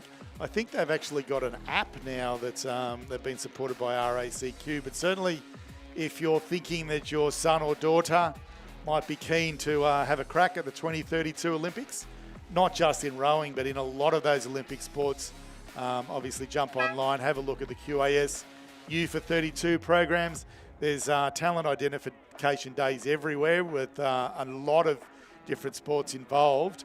And the 2 current Youth for 32 athletes, Mac Rogers and Lara, what was her name? Hannah. Hannah, that's right. Yeah. Are both going really, really well. They've been at it for sort of 12 months or so now. And again, at Nationals at the start of the year, featured really strongly for athletes that had just started, their careers in rowing. So it's I think it's a great program. Jump online, have a look at the details of that. Rowing may not be the sport; it may be one of those other ones as well. But a real opportunity to have a look at what sport works for the kids heading into our home Olympics. Yeah, and I think it'd be great to see more Queenslanders representing in our senior team. That's for sure. Yeah, we always seem to go well in the juniors. Have lots of kids in the juniors team. Our school-based programs are absolutely amazing here in Queensland. The number of times I've been down to Nationals and seen the junior podiums full of Queenslanders, but we just can't seem to transition them through into those senior ranks. So maybe these Youth for 32 style programs and things like that might get us a few more onto those senior teams. And coming down the course now, we have our 4th heat for the schoolgirls Year 10 single scull, and it's our young sculler there, Holly Wilkie from St. Pat's, Townsville, doing a tremendous job taking out the current lead. Once again, quite a significant spread in this event. It's sort of hard to know whether it's just purely the conditions and who's managing those, or or if it's that just significant drop in speed between the scullers and the events. But I'm sure as we see the races progress to the semi-finals and finals, we're going to have some exciting racing coming our way. I remember at the state championships, the club championships in January this year, some of those under 17 quad sculls were the best races of the days. They were all so tight and so close to each other. And I'm sure as we move into the semis and into the finals, we'll see everything get a lot closer and a lot hotter, that's for sure. Yes, absolutely. But there we have it. Ollie Wilkie of St. Pat's, Townsville. Very composed in these final stages of the race.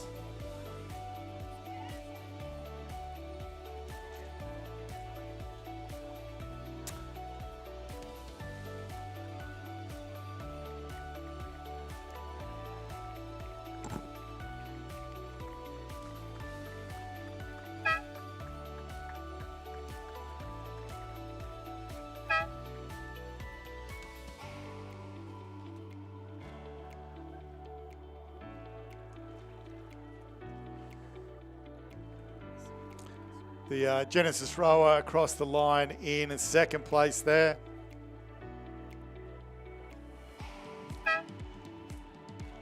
Linda's Farn in third place.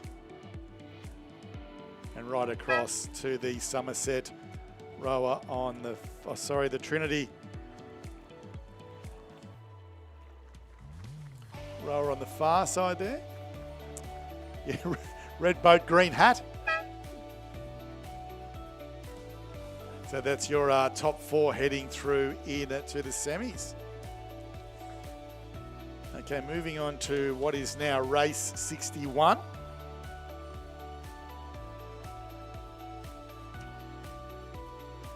So heat 4, and just tapping into the start there now. Wow, conditions are pretty nice up at the 1500 there. We are tucked in behind that headland there, which does protect the start at the 1500 from this westerly.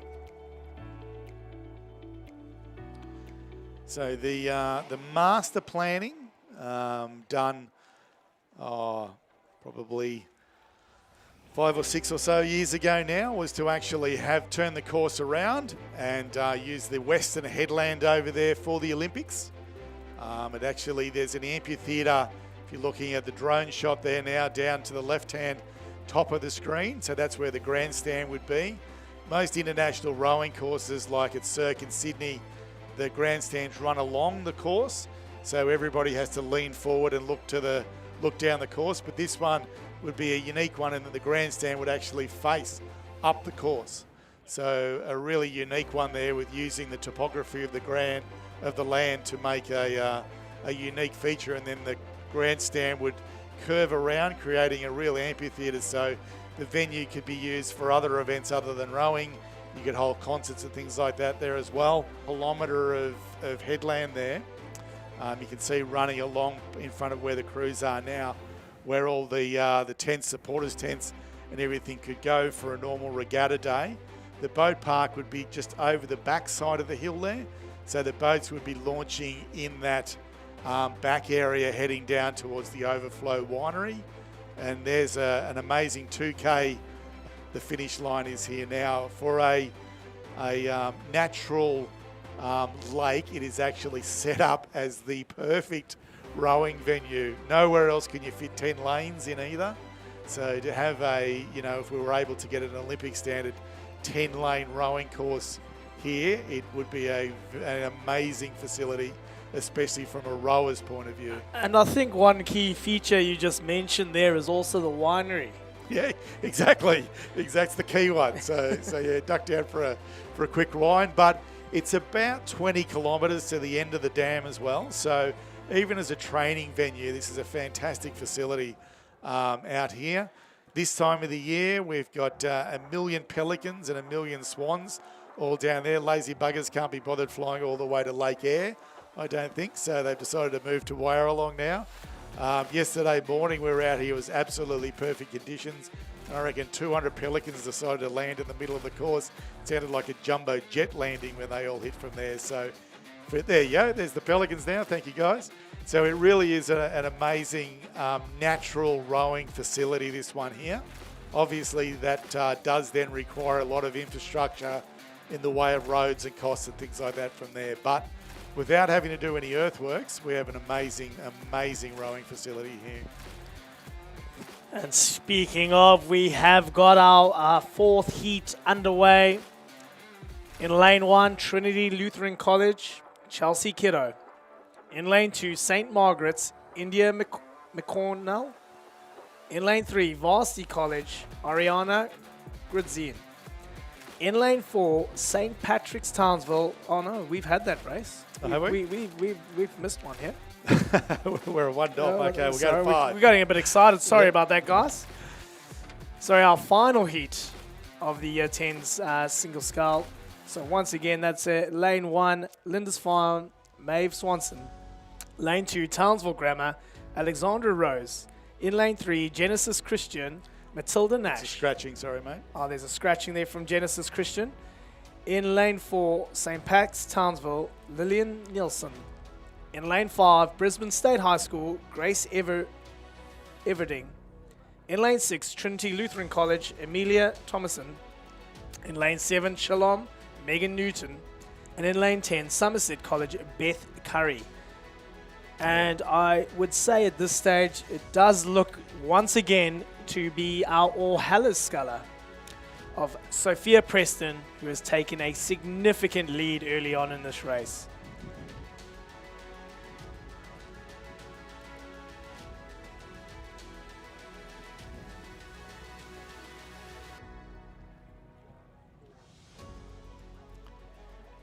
Yeah, we also had plans of the island directly across from the finish line there, of turning that into a 4X island and having a little ferry that poked over there with some with a bit of a bar over there and things like that. I reckon that'd go pretty well. It's a little bit of a revenue raiser for rowing Queensland.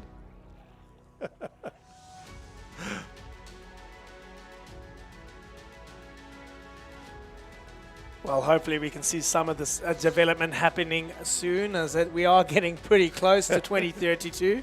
World champs to have a look at Rockhampton, and that'll be then either locked in or knocked out, and then we can get on with building our rowing course from there. Obviously, in 2032 we have the beach sprints as well, so we'll have to find would be a ideal location if the rowing's occurring at Rocky, to do the beach sprints just out on the coast there. It's beautiful, beautiful part of the world up there, that's for sure. Just on screen now, Maeve Swanson of Lindisfarne. I think that'll be our second place sculler at this stage. They're looking over at the course there, and then coming into view is lane 2, Townsville Grammar, Alexandra Rose. But it is still All Hallows. Sophia Preston holding a lead.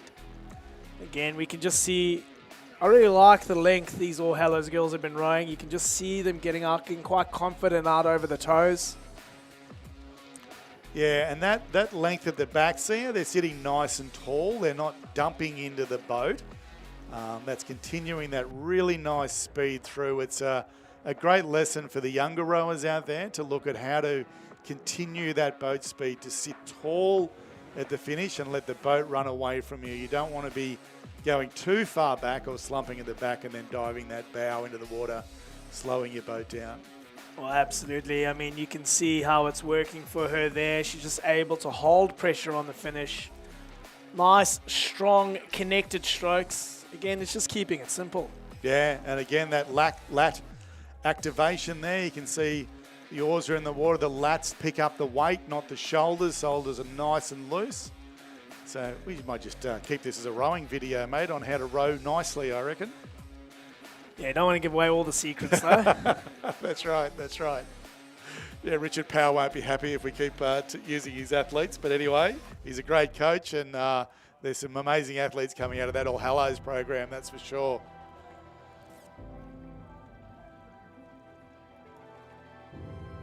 Yeah, you can just see how the boat's actually moving quite comfortably through the water. And the little Sykes sticker on the front there's barely moving at all, barely dipping at the finish. So, yeah, just nice flat boat. Yeah, 21 strokes a minute.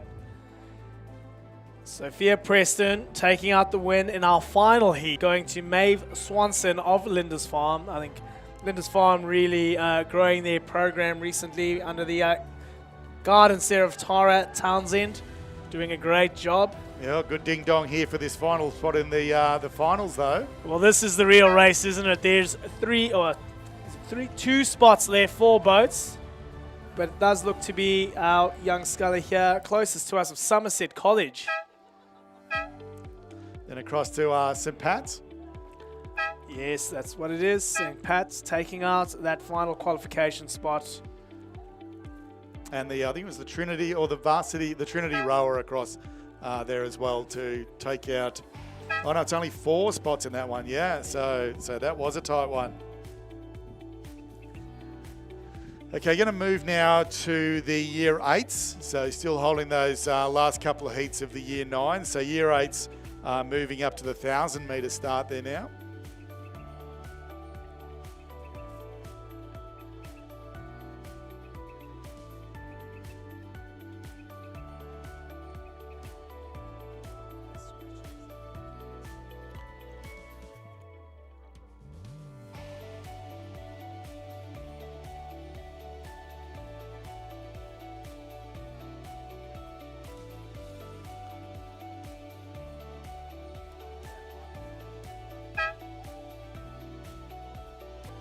Yeah, don't forget if you've got a brother or a sister or a friend and you would like to commentate their race, feel free to come and join us in the commentary tent here. Sons and daughters, probably not so much. Gets a little bit too heated with that, but it's always fun and games having a sister commentate their brother's race.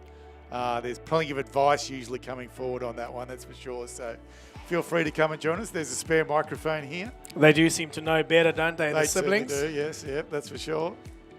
All right, and we've got the Year 8 double sculls underway.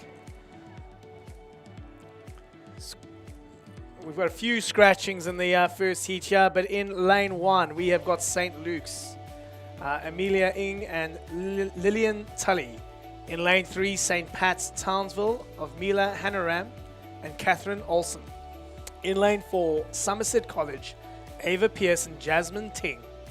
In lane 6, Stuart Home, Amelia Denman and Sophia Toss, Ali McInnes.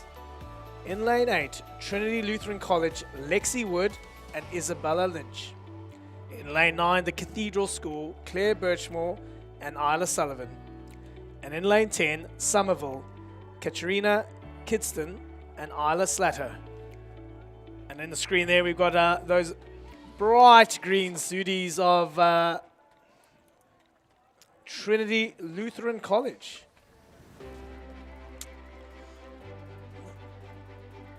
They've definitely taken an early lead there.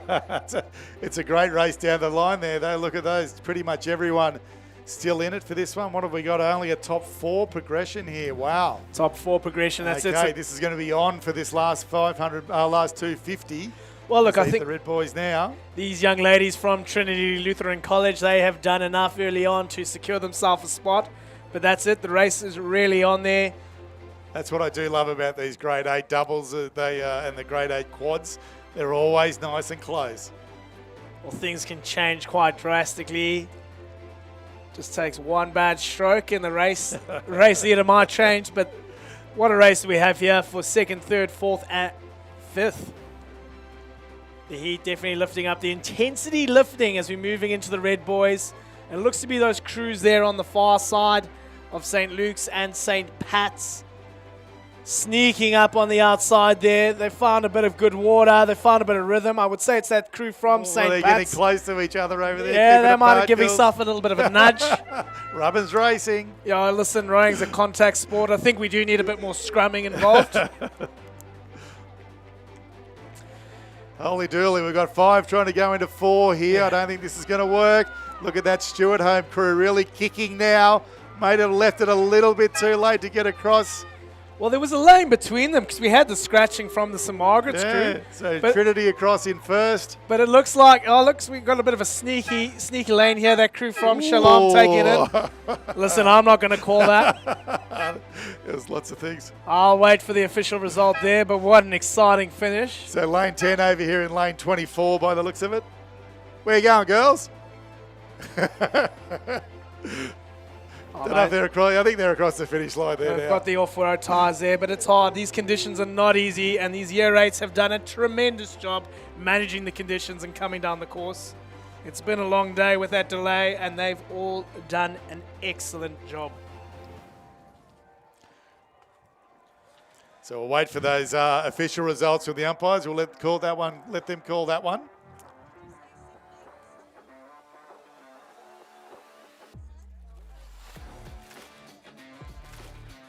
Yeah.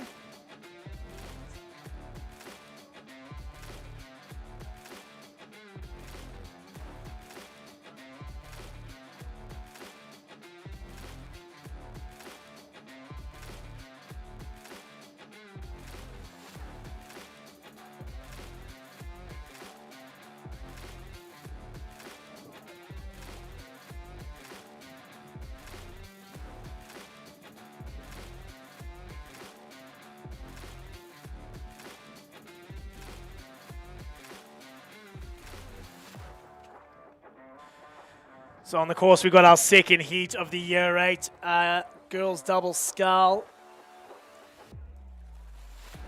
And I would say our young ladies from St. Peter's Lutheran College in lane 9 have taken the lead at this point. That's Hallie O'Sullivan and Julia Borden. Look at that haircuts on those ones. That's a lot of work to put in those, and that's always a bit of a rowing tradition. Is the doing of the hair. I remember the Queensland state teams, Maddie Edmonds and Jess Hall, used to get the cues done on the fingernails, and there'd be at least half an hour before the regatta of the girls doing each other's hair. So that continues right through into the Queen's Cup. But yeah, some great haircuts out, or some great hairstyles, we'll say, out there in these year 8 girls. Look at that. Yeah, it's often good representation of school pride there with the ribbons there matching the Zudi uniform. But these young ladies doing an amazing job. Bit tight. Good length up, but it's that crew there from Stuart Home putting some pressure there. Arla Anderson and Polly Hewlett staying nice and tall, but they've responded to that challenge from those young ladies from Stuart Home. It is funny, they do, when they look at the crew beside them, seem to turn into the crew beside them. So yeah, just need to keep your eyes in the boat there, girls. Yeah, those long ladies keeping the tempo up, 31 strokes a minute. And then we got two crews, Barball on Barball there with Stuart Home. And as we look across there, I believe it's the St. Pratt's Townsville once again. They've featured in a significant amount of races. It's great to see, the growth of rowing up there in the north. It is a beautiful river to row on up there, even if there is a few little crocodiles in there. They're only freshies, and I don't think they bite too much, but it is a magic place to row up in Townsville. I was very fortunate to go up there a couple of months ago, and I kept hearing that whole comment about them only being freshies. Like, either way, I don't want to play with a crocodile. But, apparently the salty ones are a little bit more concerning. I used to laugh at Cairns Rowing Club. They had a rule that if you fell out of the boat, you had to get back in 2 minutes. I reckon 2 minutes is way too long. I think a crocodile will get you in 2 minutes, that's for sure. Oh, wow, this is a really good race here now. Yeah, Houses coming into the final stages of the race in the Red Boys, even though there's some comfort in knowing that they're securing themselves for the semi-finals. That St. Pat's crew putting in a challenge. Stuart Home as well, lifting the stroke rate up. But St. Peter's have done enough. They've met the challenge from these other two crews, still holding half a canvas up. St. Pat's, Stuart Home, St. Peter's. But St. Peter's looking over their shoulder, holding on to half a length. Stuart Home will have to settle for second. And St. Pat's third. What an exciting finish there, Muzz. Yeah, I reckon those ribbons did it. That was what it was. The ribbons that got them over the line. The Rocky Grammar crew in that distinctive pink Rocky boat we've seen for a few years. There was a few pink boats coming from up there. Then right across the Trinity crew on the far side. And the... Let's say Somerset, isn't the Bridgetine crew on this side. So, there, yeah. So great race there. All these greens. Exactly, too many green boats. I love the grade 8s. They're always so much fun and even with some suspect steering going on as well, it always makes it interesting racing. You know, when I went back home for a couple of years, we still had the Year 8 Octuple. Oh, And what was amazing about that is you saw 8 rowers and 16 oars doing completely different things. So it was a big mess, but it was a lot of fun. I think we definitely did a lot of business for Croker as well, because you'd be snapping an oar every single race with that one. so what is an octuple? 8 rowers, Yeah. all with two, well, it's a sculling boat fundamentally. It's the 8 with sculling riggers on Holy it. dooly, that would be chaos. Yeah, so, you know, and you only see it rated in the younger years. A good development boat when you're teaching the guys to row, but obviously from a racing point of view, it can get up to significant speed. And you definitely start the race with 16 oars, but more often than not finish with a considerable amount less.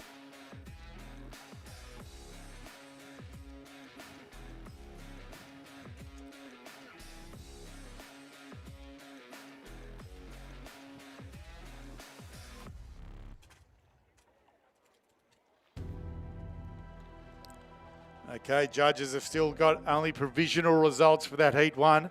As we said, it's gone official. Okay, Trinity across in first, so Pat's Townsville in second, Somerset in third, and 0.4 of a second, Shalom over the top of St. Luke's into fourth spot to get through to that semi. So we were right, that was way too close to call from where our tent is here.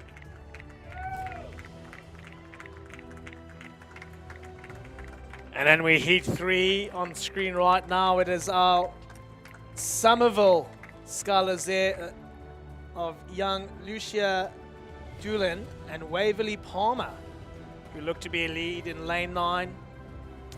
And further across there again, our scullers there from Somerset College, Alba Ward and Lila Carey. Sort of have moved out on the flanks of this third heat of the Schoolgirls Year 8 double scull. 5 heats in this event, so again, this is the 1, 2, 3, 4 that will qualify through to the semi-finals.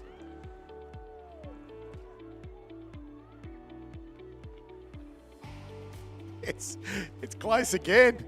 Holy dooly, talk about heart attack too. Imagine when we get to the semi-finals of these ones, it's going to be literally powerball so much. Just beautiful temperature. Great time of the year to go for a paddle this time of the year. Yeah, it just gets a bit more, it gets a bit exciting sitting here. Like Somerville, though, doing a great job holding the rate slightly lower than that crew from Somerset down there. They've got the pincer movement, but they're both looking over his shoulders. Both crews have done enough to ensure that they qualify through. You going to call fourth spot already, mate? Fourth spot, Doug. That's where we're going to have the race, though. Exactly. The race is there for that final thing. But Somerville will take the win. Somerset taking second spot. I think State High and Cathedral will get that third, fourth. Yeah, I think State High have managed to keep their stern out, bow out in front. Oh, that's good. Well done. Another great race. Less than a boat length there from third through to sixth. So really tight racing. Be some disappointed ladies out there. Didn't quite do enough to get through to those semis, but that's the nature of our sport. Just on that, Chris, I see they've changed the World Championship progressions now as well. No more repper charges, is that right? Yeah, it's quite interesting. It's ultimately now done on speed. So you'll have your qualifying spots from the heats. And then obviously it goes down to the next line of qualifications actually on time, which is ultimately better. Okay. You know, you're getting the faster crews are progressing through without the risk of losing out on an opportunity through bad seeding. So it also encourages all the rowers to actually race each race rather than coast and save the legs for the next round if they're not in that automatic qualification spot. So can crews get knocked out on the first heat, go over all the way there, and so if you don't do it, you're gone? Like, you know, you used to sort of always have the repper charge as a always be dictated by the amount of entries per event. But ultimately, the idea is that sort of semi-final racing is dictated off boat speed. Yeah. Obviously, if you've won your heat, you've gone fast enough. But again, then it doesn't necessarily mean if all the boats get seated in the same heat, obviously the historically were only X amount of boats that would move through, and it could end up being luck of the draw. So it's definitely better from a spectator point of view because you're seeing closer racing and you're seeing crews actually race. I think it's ultimately the way the sport needs to be, though. We've got to keep finding ways to keep it spectator friendly. That's right. Yeah, you don't want nothing more boring than a 7-day regatta where there's a couple of races every day. Mate, I must say there's some spectacular sunglasses out here too. So what is it about the free speed that sunglasses seem to bring to rowing? Well, I always find the best thing to do with your sunglasses is to put them on your cap upside down, because if you don't have them there, you're not wearing them right. Okay.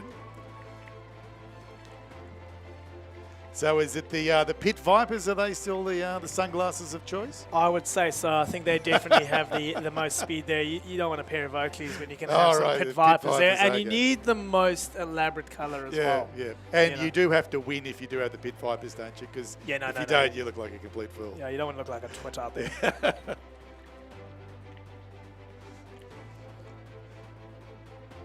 So challenge out there for all the girls tomorrow. We either want the sunglasses or the ribbons. So we want some Larry colours. Sun will be out, so zinc is also encouraged. Let's see some Larry zinc out there as well. Hey mate, I see some quads starting to head down there now. So looks like our inter-regional crews are getting onto the water. This is another great event that Rowing Queensland's been running for many years now, still trying to get into this Queensland school sport model. They seem to be continuing to fight us for it from there, so we'll do it anyway. Yeah, I have to say, it's one unique thing that we have up here in Queensland is the interregional, like that first level of representation before obviously moving up the pathway. I know it's something, we've had a lot of conversations about of how to utilise it to help develop the sport, but I do think it's always a great opportunity for young rowers to row with other people. Yeah. You get so set in your school model. Obviously, a lot of clubs are attached to certain schools, so again, you just end up rowing with the same people. Yeah. And I just think any opportunity you have to row with other people is a huge chance to develop yourself as a rower. It's even just dealing with somebody else, So after these inter-regional quads, there's then a pathway 8, isn't there, that athletes can join into? Yeah, so they run the Pathways 8s, and I think there's a quad now as well at the junior selection trial. Yeah. How that actually started was they used to select, you had to be schools, because I think, again, historically, Queenslanders finished school at 17. We're normal now. We're back into it. Yeah, so you'd end up with a junior team. A lot of Queenslanders were able to do a little bit more training. And the schools pathway 8s, I think it was 2013 they kicked off, was ultimately selecting school kids that couldn't be at clubs. They had to still be at school. And if they hit the prognostic time, were selected as the junior 8s, men's and women's. I believe it was 2013. There was a great crew from Scotch in Victoria, and they went off to go race in Henley and also got to represent Australia. Unfortunately, that then sort of fizzled out and it just became a interstate sort of event for development. But raced up there at the junior selection trials. Because we see the Queensland boats full of kids from everywhere, and that state championships, those junior sculling events, 50, 60 athletes in those events looking for selection into those pathway boats and things like that from there. I think it's an amazing opportunity for kids that, outside that school programs to jump into some of those pathway opportunities or certainly, have a crack at that at state champs to see if they can get into those crews, because again, a real mix of athletes from all over the state, and it's so good to row with different people and learn different stuff. No, absolutely, and I think obviously bringing back what was the Youth Cup model, which is now the Oceania model. 22s, that's again an awesome opportunity for us to keep developing rows across the country. It's a fun model of racing because you picked in small boats, you then make your medium and your large boat, and it kind of creates a good festival of rowing. I mean, I was very fortunate enough, and we'll say it's dirty in my time in New South Wales to be involved with a few Youth Cup teams. But going down there to Adelaide was for the inaugural event this year. It was great to see that back. Obviously, it's taken that away, the Australian under-21 team, but I have to say that was getting a bit one-sided between us and the Kiwis. So having that opportunity to represent at a state level creates a bigger regatta. And I think we're very fortunate. We're actually hosting it next year. Oh, that's awesome. So that's going to be pretty cool that Yeah. we've got another event up here. Well, maybe Yeah. we'll be jumping on the microphones, Muzz. We're probably going to be banned You'll be in from the this. coaches boat, mate. Oh, we'll be banned from this later. I'll say something wrong. So there was even some current Year 12 athletes made that under 22 team, did they? Yeah, look, initially it wasn't for school kids. It was Yep. very, I mean, I think it was agreed upon the states that it was really much that sort of out of school, I'd say under 20 to under 22 phase. So trying to fill that void that not having the under 21 Australian team left. Yeah. But I think a lot of states really struggled. Again, it was the first year. It's hard timing with clubs going to Henley, and various other development tours. So they sort of opened it up to school kids. We did see a couple. I think we had Hannah, actually, you mentioned there from the U for 32 was there on the girls' side. And then Flynn O'Loughlin and Leo Hughes, who...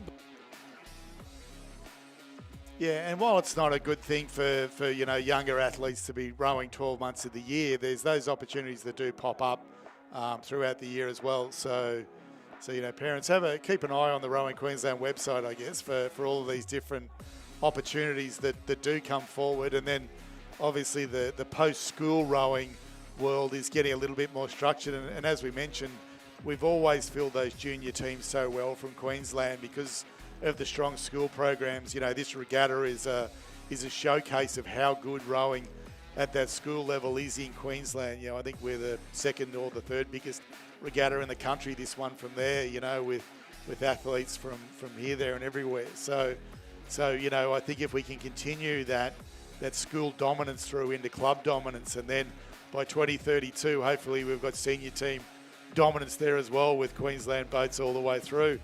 We won't mention how long it's been since we won the King's Cup. So yeah. Hey, we're getting closer, though. We are getting closer. closer. Every year. So yeah.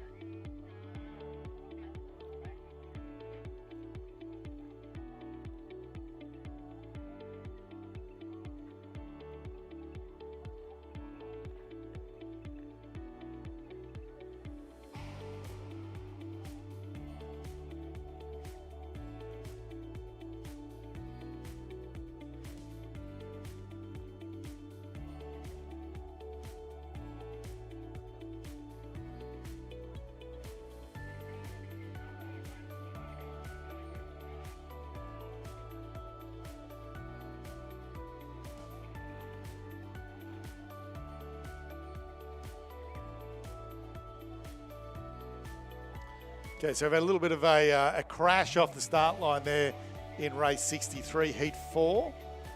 So we're going to head through into race 65 now. 64, which is heat number 5.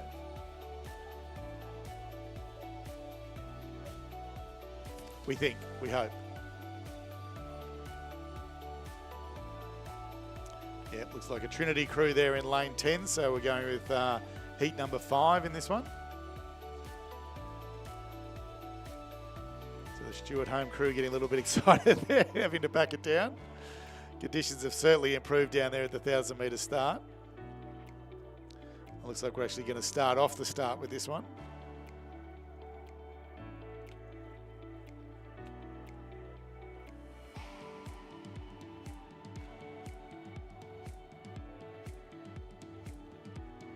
Those drone shots certainly do a lot for rowing, don't they? They certainly make it look good.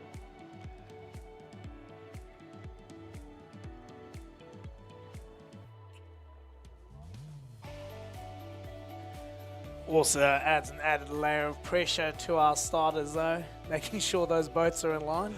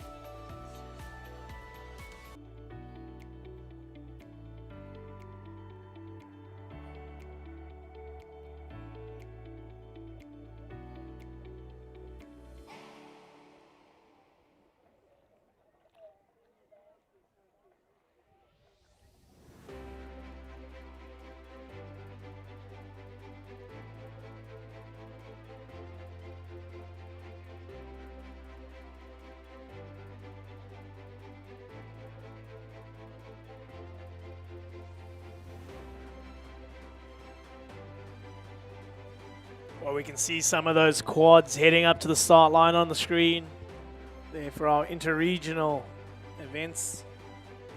So I think on that one, we're going to start with the older first. So that draw has changed around. Usually we start with the under-17s.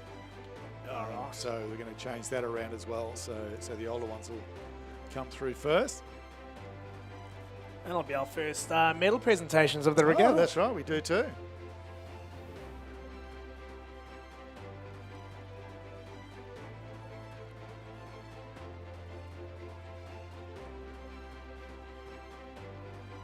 Yep, so race 66 coming down now, heat 5.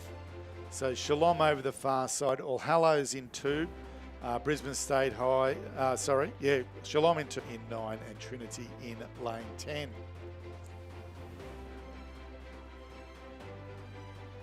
And it looks like I think it is over that far side. All Hallows moving out in front early on.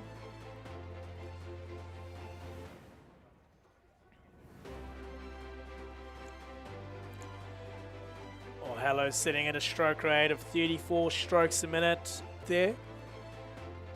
Maybe settling into their rhythm a little bit earlier on, knowing they've already moved away from the field, so they're in that position to just maintain a bit of control. Looks like we're going to have another battle for those remaining 2 spots with 3 crews lining up for them at the moment. Well, there's nothing worse than doing all that hard work and just missing out. What was the first heat? 0.5 of a second, I think it was. Oh, it's a brutal sport. It is. But yes, All Hallows and Stuart Home moving on front, and then is that our crew there from St. Margaret's? Brisbane State High.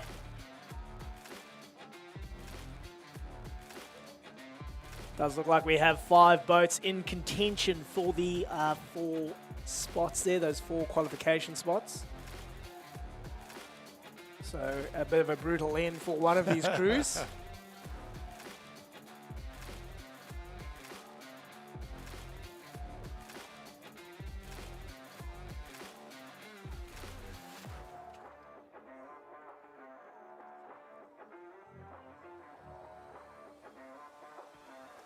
You can see these younger athletes, it's just all muscle, isn't it? The technique isn't quite there yet, but I tell you what, they're certainly into it.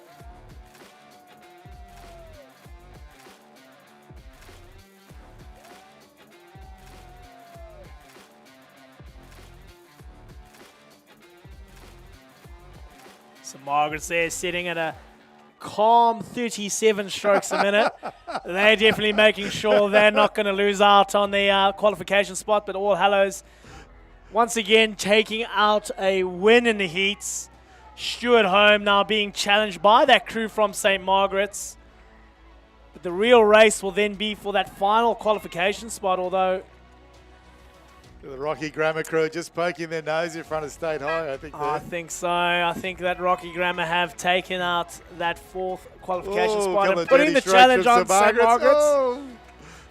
Yeah, maybe a little bit too much looking, but they have secured Well themselves a done. place in the final. Rocky taking out 4th, and unfortunately, those young ladies from State High will have to settle for the 5th position there, and unfortunately will not progress through to the semi-final. Mate, I've never heard of a calm 37 unless you're a Romanian that usually rates about 50 or whatever they seem to do at every event. Oh, well, you've never seen me race, Muzz. So they had a little bit of a dingle at the start. So heat 5 went before them. So this is Cathedral, Brisbane Girls Grammar, All Hallows, St Rita's, St Patrick's, St Margaret's, Somerville, Townsville Grammar and St Luke's.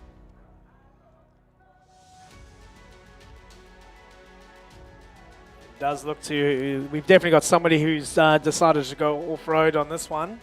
A little bit of steering issues happening there, but I believe it's our crew there from St. Pat's, Townsville in lane 6. Young Lillian Ponte and Chelsea Skinner having moved out to our race lead. They're looking really good there, aren't they? Just nice and long. Not the craziness of the 37s in the last race. But the St Margaret's girls are not going to give it to them easily, though. Not at all. These ones a little bit calmer on their rate, it's 32. But just the length off that crew there from St. Pat's, but definitely not out of the runnings to take the lead. But St. Pat's just looking.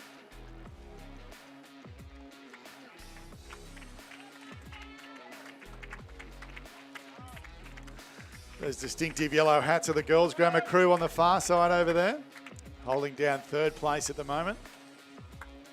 But again, another good ding-dong for the fourth spot.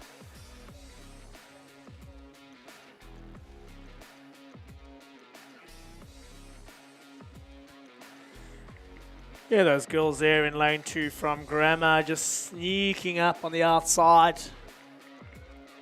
Probably going to put in quite a decent challenge to those young ladies from St. Margaret's. But St. Pat's Townsville managing to move ahead, coming into the red boys, breaking contact from the rest of the field. They're doing a terrific job. The battle though, this All Hallows and St. Rita's crew. All Hallows girls looking around, the St. Rita's crew's probably just a little bit stronger there through. Well, that's going to be the real race there, because I think these 3 boats are safely through to that next round of racing. But yes, All Hallows and St. Rita's. That's the race now to watch. Who will take out that final qualification spot? We can confirm it there. St. Pat's coming first. St. Margaret's second. Girls Grammar will take out third. But yep, it looks like All Hallows are having a crack. St. Rita's maybe just got a little bit too composed there, but they've come back. No. Listen, every stroke it seems to change, but St. Rita's now putting the legs down. They're standing on it, and they're walking through, and St. Rita's will take out that 4th position. Great race there in that last 100 metres. That was a ripper. That's it.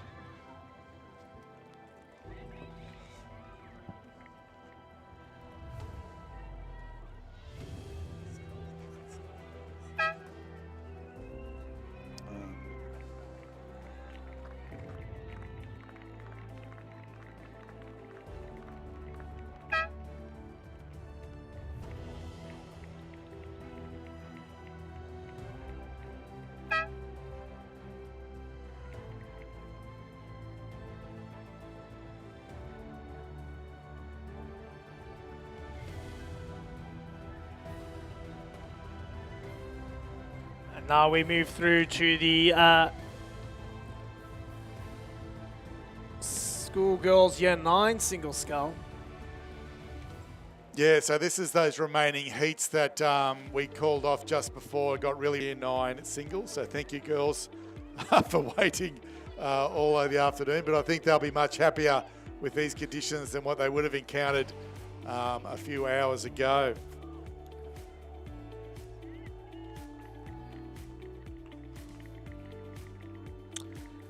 Looks to be our sculler Zoe Webster from the Cathedral School, who is our race leader at this stage. Our 4 qualifiers all on the far side.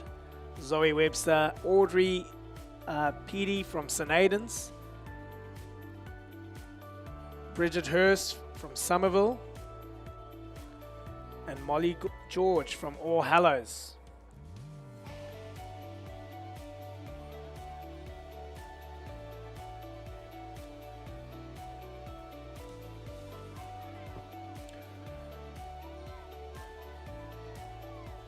Might be wrong, but we must have a scratching there from Rockhampton Grammar in lane 4. But the 4 boats on the far side of the course have broken away from the field, so really now it'll just be them dictating which lanes they get. But it will be the Cathedral School, Zoe Webster,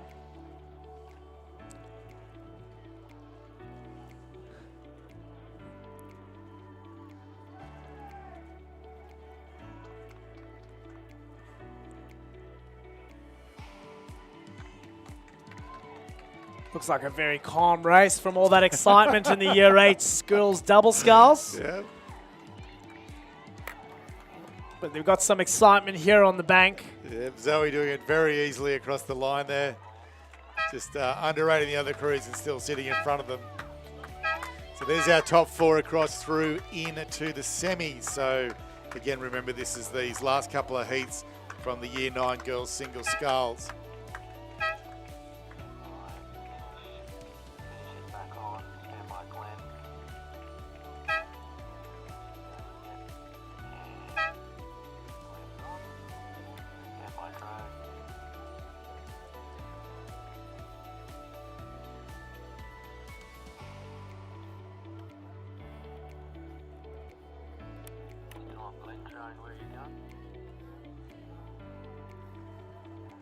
So our final heat we'll see coming down the course shortly will be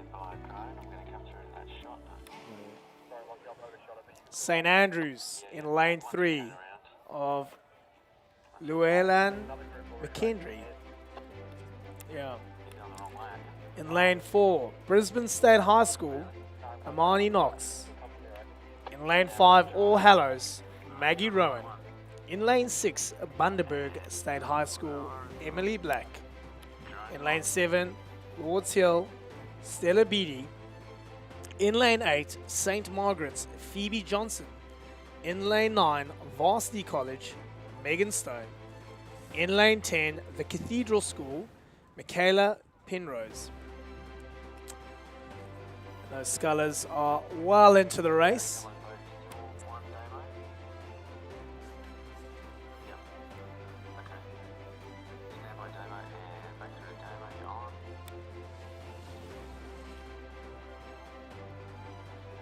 And in frame we have Maggie Rowan of All Hallows.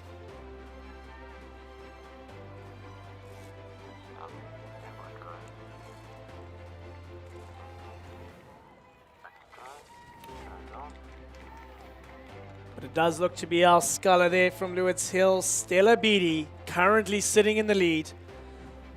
A length up on young Maggie Rowan from All Hallows. Both those crews have broken away from the rest of the field, but again, those final 2 qualification spots still very much up for grabs. Got a number of boats still very much in contact.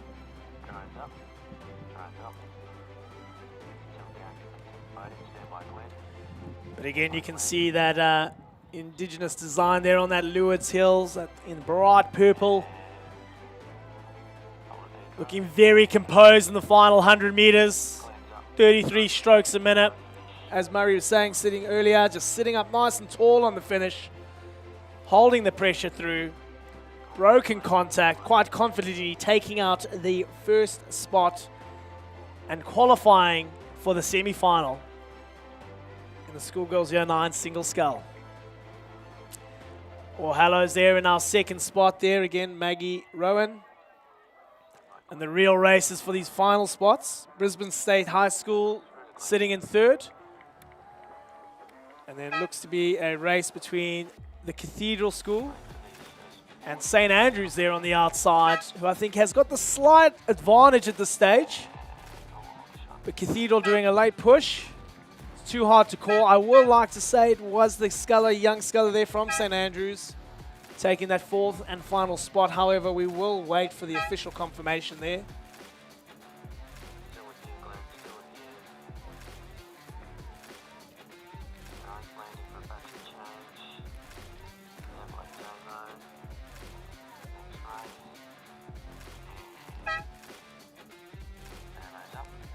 Good to see these Marucci River rowers coming up with their zooties on, their school zooties on this time.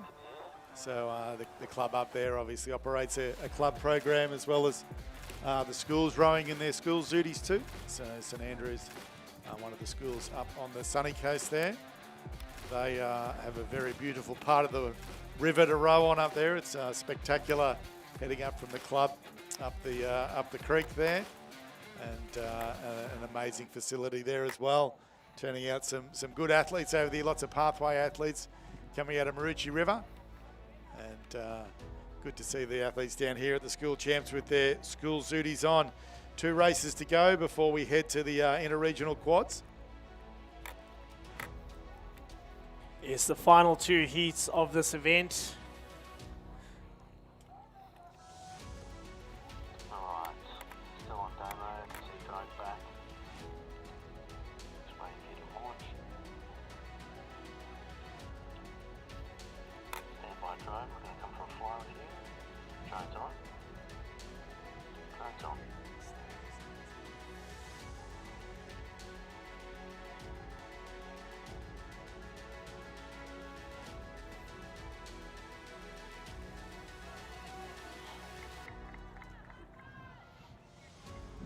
Yeah, those drones certainly bring a whole new element to our sport, don't they?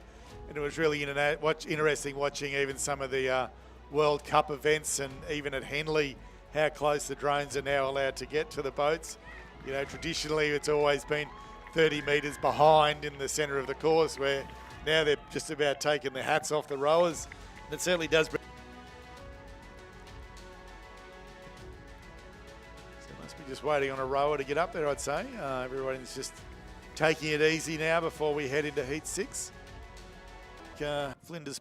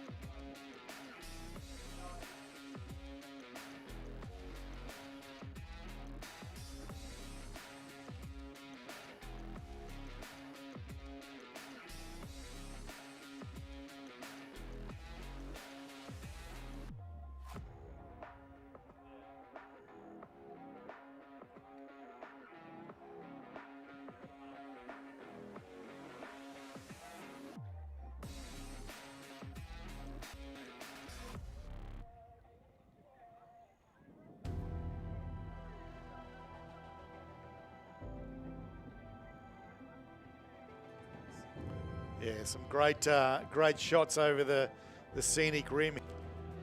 Obviously, as you head down towards the border there, they've got some beautiful hills to climb as well. Mount Barney Lodge is an amazing facility to go and stay at the weekend. Do the climb up Mount Barney. That's Flinders Peak on the screen there now. Mount Maroon's another good hill to walk up. And then if you want to do it in style, head out past Arachula there, up to Spices Peak, Peppers, not Peppers. I can't think of what it's called out there now, but Spices Peak, the accommodation out there, the lodge is amazing, and the bushwalking is even great. They do a Cunningham's Gap and around and into plenty of great waterways as well. If you're into your water skiing out at Lake Muggera, plenty of opportunities out there to go for a water ski, and obviously your more recreational activities here. Even here at Wyaralong Dam across from us in the north-western side is amazing mountain bike trails built lazy. They do have shuttle runs, so you can throw your bike on the back of the trailer and take you up and just do the down. But some great bushwalking. The southwest of us here, if you're after some pub grub over there, but certainly worthwhile making a weekend of it, hitting those little restaurants. From there is some quite bespoke little eateries there. And if you're into your mountain climbing, and so lots to do. That's really only on the west and southern side of this dam. Once you head to the eastern side of the dam, obviously Bow Desert through Jimboomba and up into the beautiful Mount Tamborine, with some amazing rainforests and some amazing wineries and things up there as well. So plenty to do. So don't find some of the amazing sights and sounds of the scenic rim. It really is a pretty part of the world. Yeah, there's definitely some hidden gems in the area. We're back on the course now for some racing, and they're gotten away hard and fast here in the sixth heat of our Year 9 single scull. Bit of It looks to be our scullers there. Stuart Home, Chloe Ryan, Brisbane Girls Grammar School, Coco Kent. There on the far lanes, and then moving a little bit closer to this side, I want to say it is again our Cathedral School sculler of Lucy Nielsen, All Hallows Ev Abigail Sexton,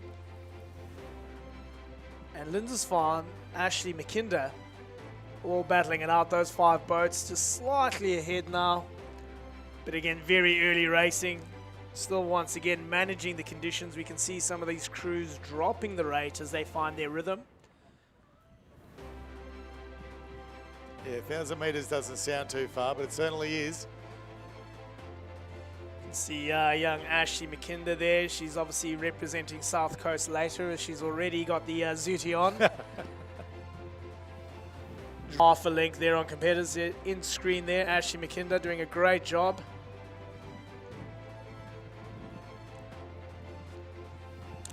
The Lindisfarne sculler.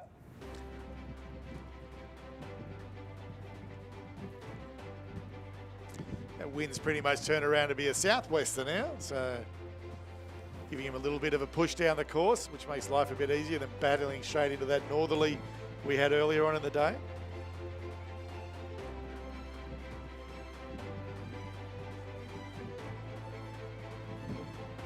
And it's those young ladies there on the outside of Coco Kent of Brisbane Girls Grammar and Chloe Ryan of Stewart Home. Sitting in our 1-2 position as we're moving through the last 300 meters of this race.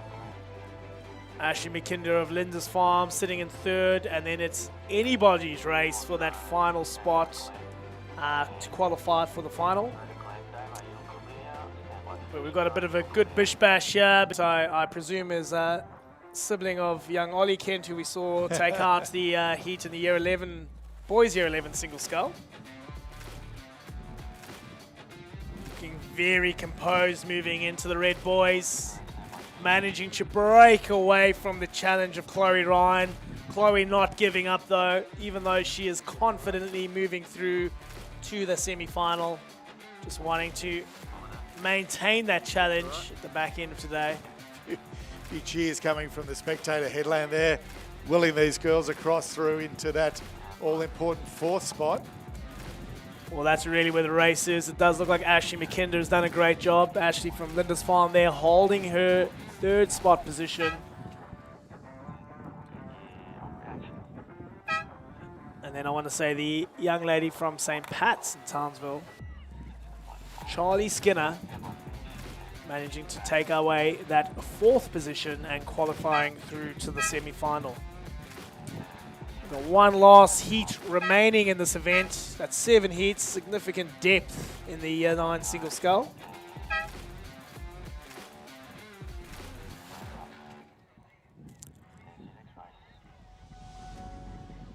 And that race is underway on the course now.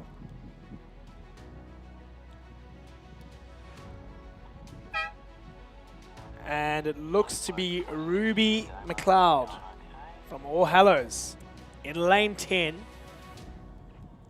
in the lead. But very closely contested from Georgia Gordon of the Cathedral School.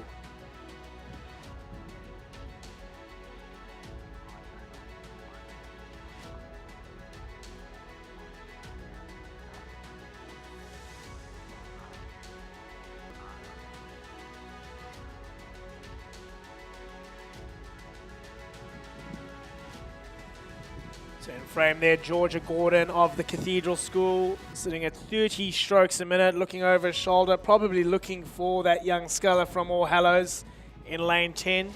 Our current race leader, Ruby McLeod. Once again, the first 4 finishers will progress through to the semi-final.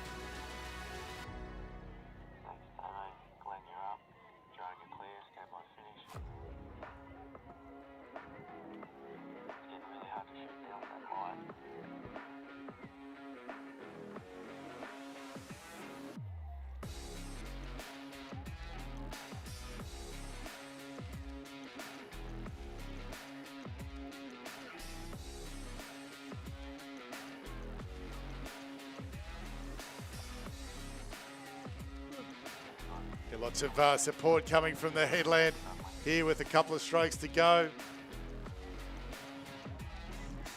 Your Hallows rower there, Ruby McLeod, has pushed through to take out the lead as they head with about 10 strokes to go. The Cathedral rower in the middle there, still holding down that second spot. Back to the Shalom rower. And I think the St Margaret's rower in that red boat there, Libby Russell.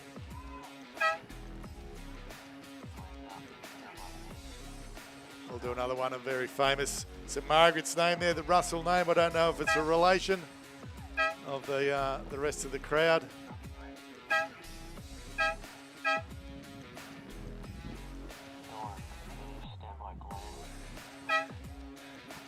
To row up into the senior ranks, you could always pick her out at a World Champs or something like that. She'd have that distinctive St Margaret's orange ribbon in her hair. Priscilla, her little sister, I heard, is heading over to row in the UK this year in the Oxford Brooks Cruise. She's a coxswain, so yeah, heading to that one. They're amazing university program in the UK that you know, dominated at Henley this year and many of the previous years as well. Rightio, inter-regional time.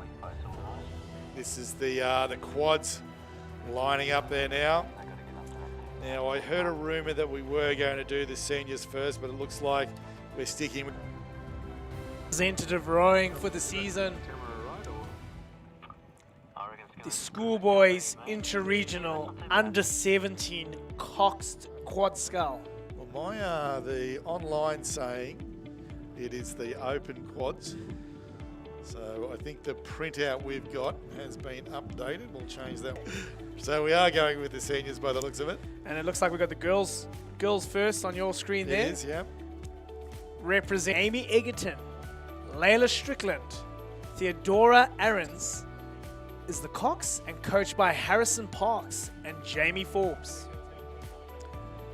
In lane 4, Wide Bay, Mary Stelmick, Sarah Wake, Sophie Evans, Stephanie Shrapgro, coxed by Tora Shroughton, coach Ashlyn Chapman. In lane 5, Sunshine Coast, Noella Ann McKendry, Georgia Smythe. Now forgive me here, Damalia Malou Hens and Katie Harris, Spider Pavler as the cox. Lane 6, Metropolitan North, Matilda Baxby, Olivia Mitchell, Kate Ward, Ella Welsh, Chloe Angelini as the cox, and they're coached by Jack Armitage and Ross Bartho.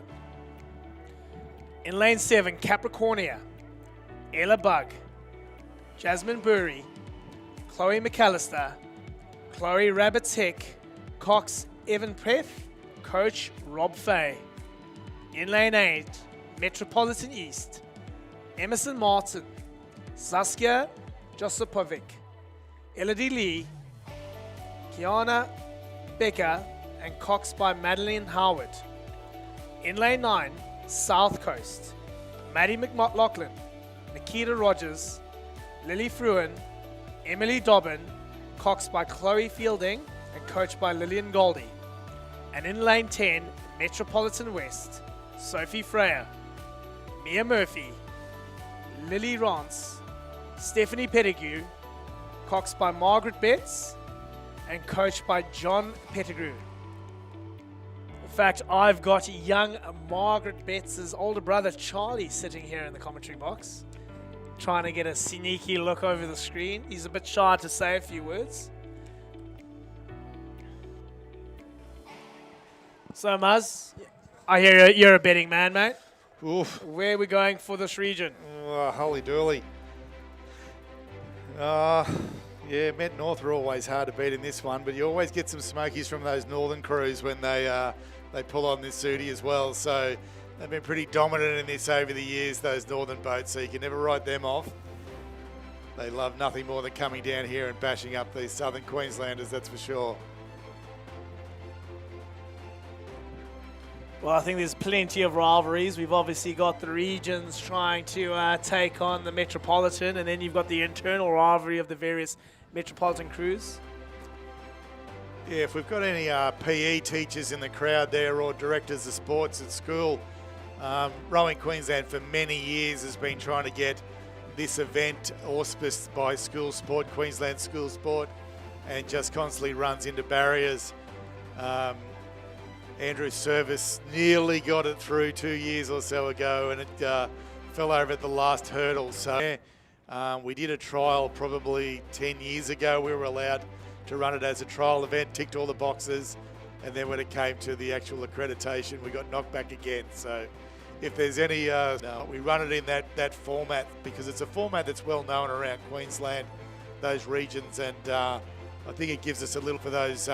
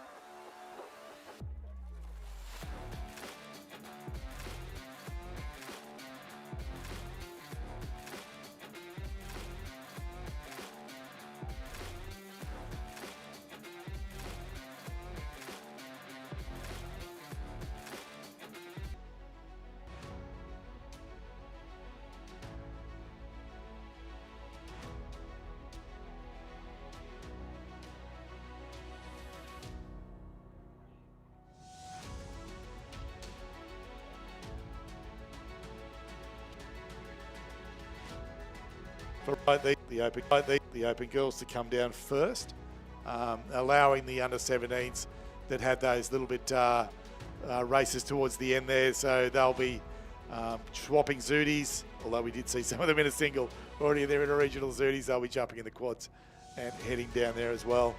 So we've got the quads tapping in there now. I might be waiting for another boat by the looks of it.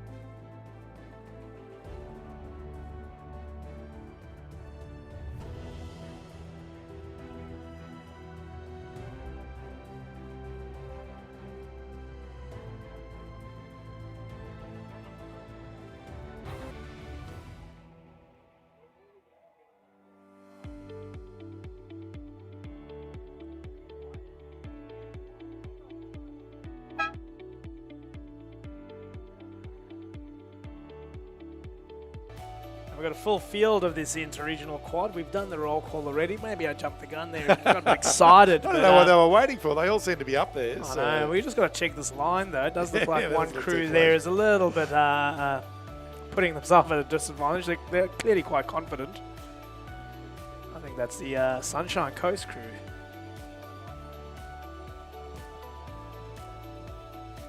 The umpires can only say, the starter can only call them so many times. I If know. they're not going to listen, if then that- they're not going to go, oh, they're finally moving That's now. it. I know. These. That lilac.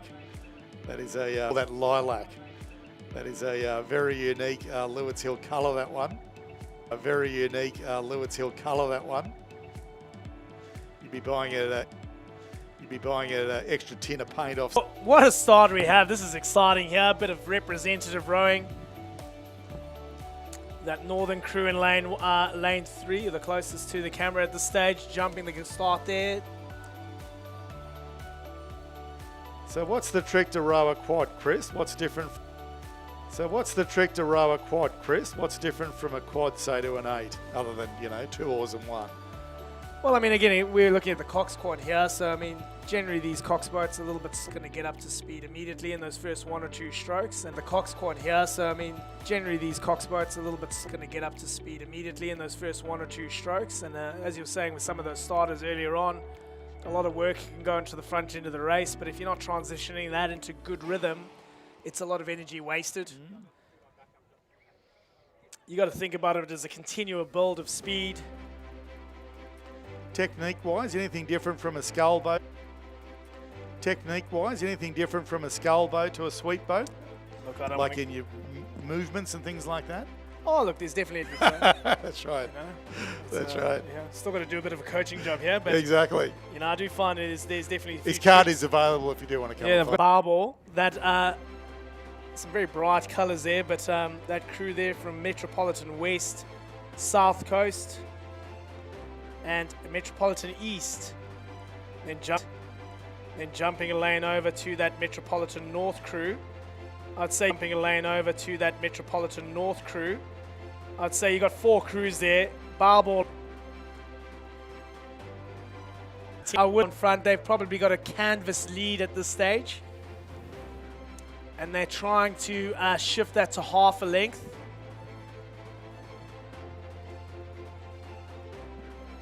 But still, 4 boats are very much in contention for the medals. These will be the first medals of the regatta. Metropolitan North there, 32 strokes a minute. They're trying their best to break contact, but those 3 boats on the this side of the best to break contact. But those 3 boats on the this side of the field there, very much so. 500 metres of the race, and that crew in the middle of the field is just stretching out a little bit better. The 4th, South Coast is sitting there fighting it out for the 4th. So again, these medal positions can change just as quickly. Fighting it out for the 4th. So again, these medal positions can change just as quickly.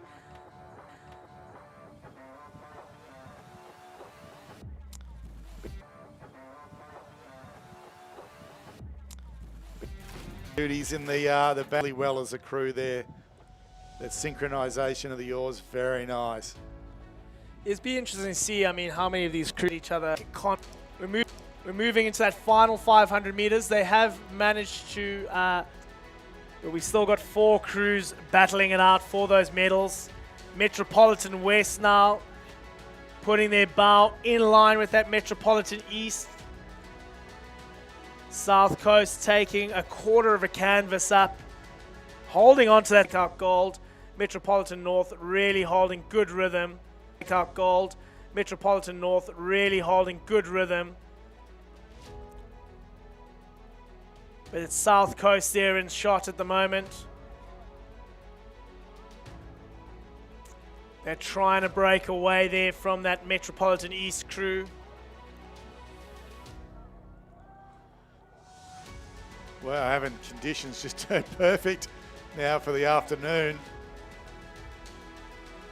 And these girls are certainly lifting to this. This is a great race. I think the ding dong is for 3rd place here though. 1 and 2 seems pretty settled.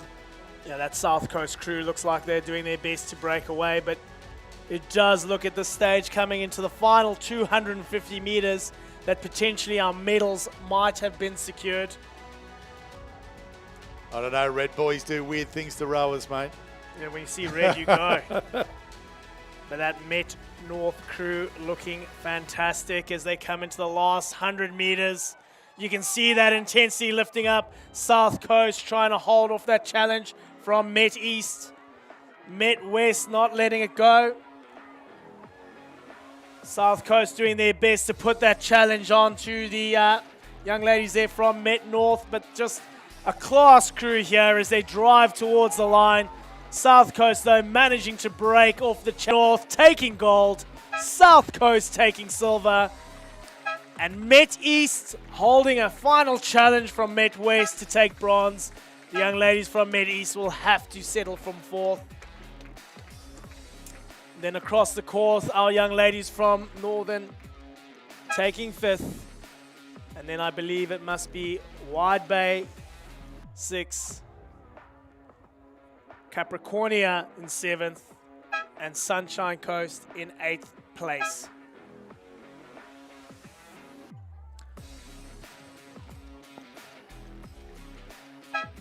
Yep. And that's it. Our first medals for the Queensland State Schools Championship will be distributed. Met North taking gold. We have got our interregional boys in lane 5, Met North. In lane 6, Wide Bay. In lane 7, Northern. In lane 8, South Coast. In lane 9, Met West. And in lane 10, Balbo on Balbo. Is that Met North?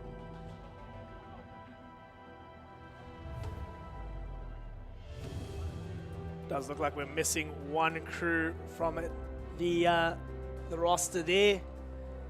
But what a race. If you guys have got your eyes on screen, we have got 3 crews bow on bow here. I reckon this one's going to go to the camera. There's our young lads from the South Coast there sitting in equal first. Capricornia doing a great job as they're lifting the stroke rate up. But I think what a race have we got here. I think all eyes are on the river right now, on the dam right now. It looks like this is going to go to the judges. Capricornia doing a great job. They're hearing the cheers on the bank. South Coast not letting go. Met North still very much in it. Those 3 boats will definitely... He's heading towards the line. Probably only 20 strokes to go. Absolutely. The This is going to be the Capricornia finish crew of the day. kicking now. They're finishing hard. Capricornia's going to get him. Oh, Capricornia, look at him go! And that's gold to Capricornia. Holy dooly. Silver to Met North and bronze South Coast. What a race. 2,000 meters of 3 boats, bow on bow. That is class. That is what we've come here to see. Oh, we thought that Capricornia crew was gone. I don't know if it was the crowd that lifted them or they lifted themselves. That was a great finish. I don't know about you, but I could just hear these cheers on the side, on my left-hand side here, and I think they heard them, and they responded. What a race. What a race.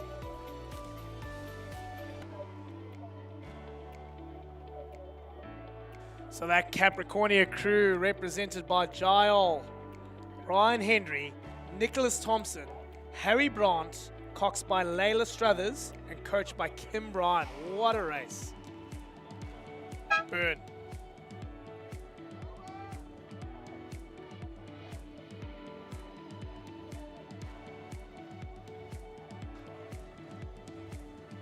Oh, there's some very tired-looking boys out there in these boats, I tell you what. While some of them might have cruised through those heats, they certainly got the heart rate up there in the interregionals, that's for sure. Good to see some tired athletes out there. That is great racing.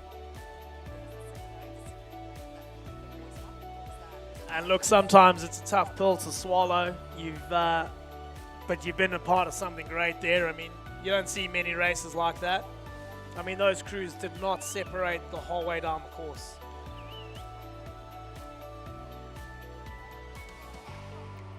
Yeah, one would push, the other would go, one would go, away they go all the way down. That's what these boats and these quads do respond relatively quickly, so you can make them move fast. We'll start off with the boys. So in lane 5, we have got Met North. In lane 6, Capricornia. In lane 7, Northern. In lane 8, Wide Bay. In lane 9, Metropolitan West. And in lane 10, South Coast. And again, it looks like we have got a great race on our hands. Still within the first 500 meters, we've got 4 boats moving out. Midwest crew.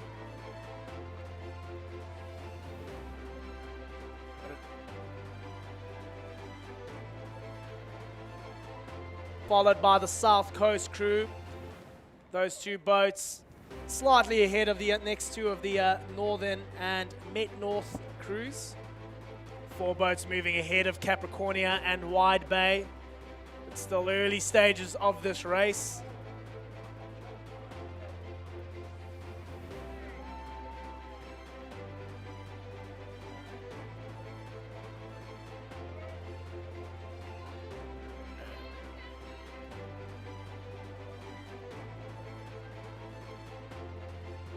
That Midwest crew just lifting that stroke rate up. I think feeling the challenges on either side of them. Rightio, we'll do medal presentations while this is going on as well for the Interregional Schoolgirls Quad Sculls. Medals are presented by Mayor of the Scenic Rim, Mr. Tom Sharp, and Senator Mr. Matt Canavan.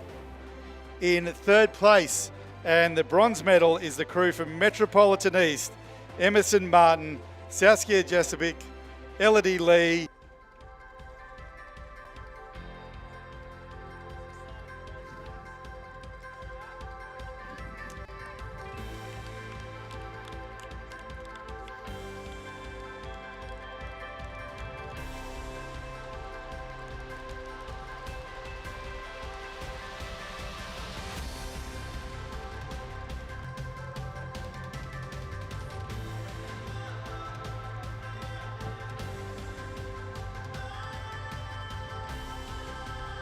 Congratulations, girls. In 2nd place and silver medalist is the crew from South Coast, Maddie McLaughlin, Nikita Rogers, Lily Fruin, Emily Doblin, and Chloe Fielding in the cock seat.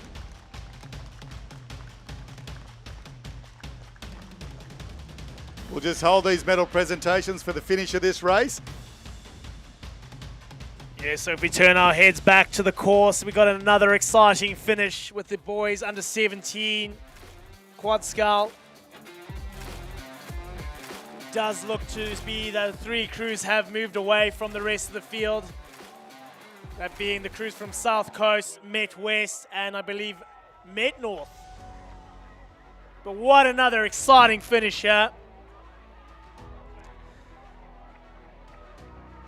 Clocking these crews all sitting about 38, 39 strokes a minute. And another exciting finish. Met West doing a solid drive. South Coast responding. It's neck and neck. It's half a length in it.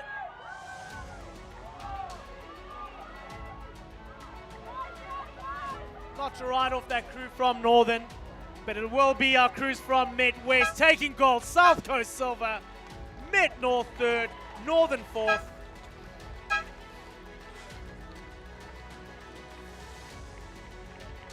Wow, what a great afternoon of racing. And just finishing off here now, our gold medalists and interregional champions in the Schoolgirls Quad Scull is the crew from Metropolitan North, Matilda Baxby, Olivia Mitchell, Kate Ward, Ella Walsh, and Chloe Angelini. Put your hands together for all our medalists.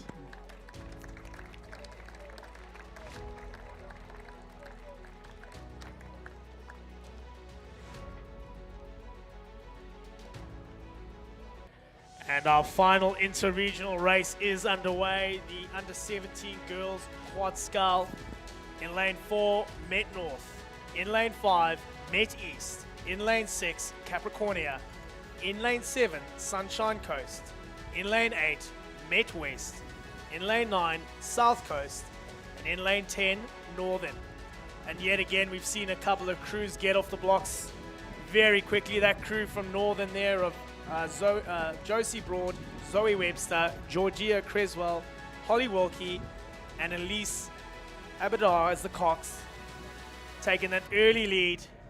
Okay, medal presentations now for the Interregional Schoolboys Quad Sculls. Can we get the Capricornia medal?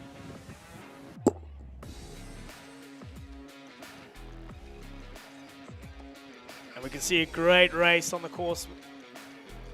Met East and Northern trying to edge their bows in front. Both those crews are length up on the South Coast and Met West crews, as well as Met North. So we still got 5 boats very much in contention, fighting it out for the medals. Met East doing a great job though now, moving themselves comfortably into the lead. That Northern crew just dropping off the pace slightly, still up there in the medals. But just were unable to match that push from Met East.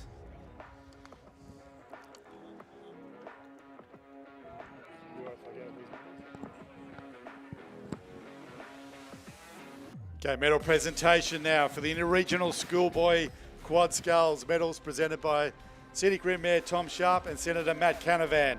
In third place and bronze medalist is the crew from South Coast, Murdoch Smith, Lachlan Evans, Hugh Athrow, Byron Cullen and Charlie Boyd in the Coxie.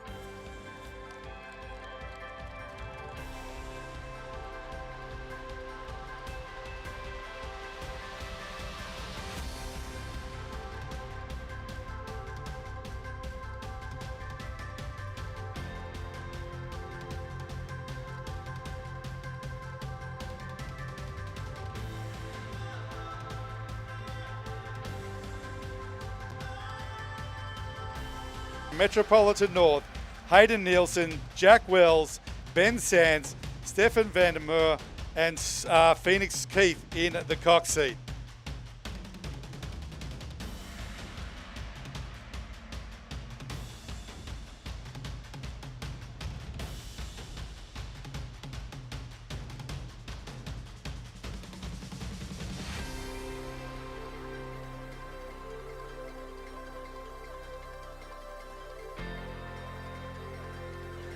Okay, sorry about that. We didn't get the updated crew list here, but our gold medalists in the Interregional Schoolboy Quad Scull from Capricornia, Jai Ole, Ryan Hendry, Nicholas Thompson, Harry Brandt, and Lila Struthers in the cock seat.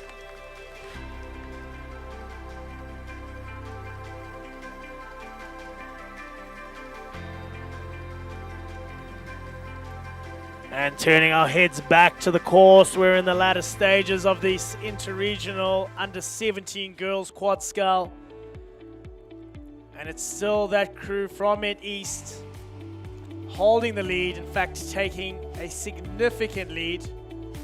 The crew of Isabel Patterson, Sophia Preston, Zara Hilton, Chelsea Skipper, coxed by Evie Smearden, coached by Richard Powell. Put your hands together for all our medalists. And they've done a great job breaking contact from the rest of the field. The crew there from Northern still holding that second place spot, maintaining a length up from their challengers. I think at this stage the real race will be for the bronze medal.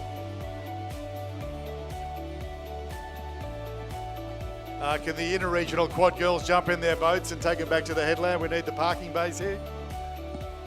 But real class here.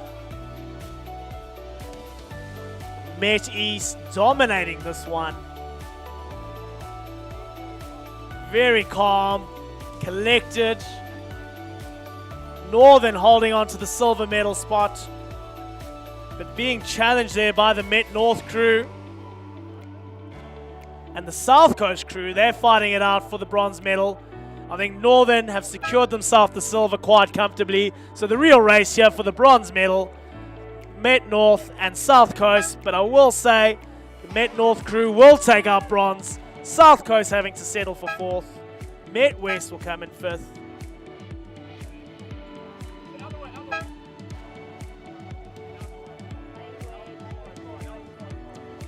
And that is our final race in the interregional quads. The last two on the dockets. We're going to move to our mixed school eights. This one a cracker, only 500 meters. So I'm sure we're going to see some unbelievable intensity to finish the afternoon off.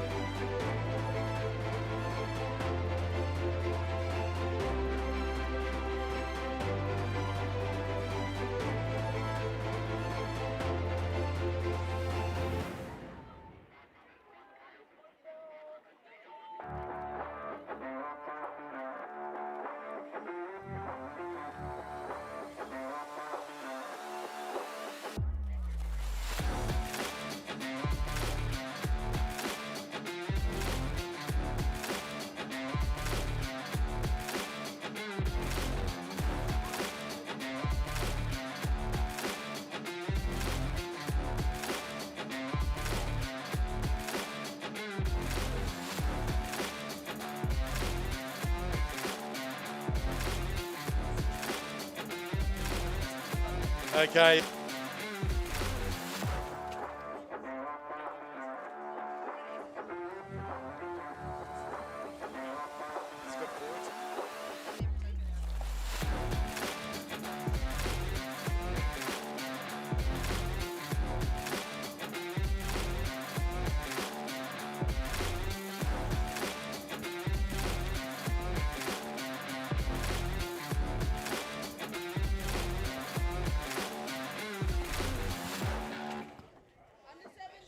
Todd Wells.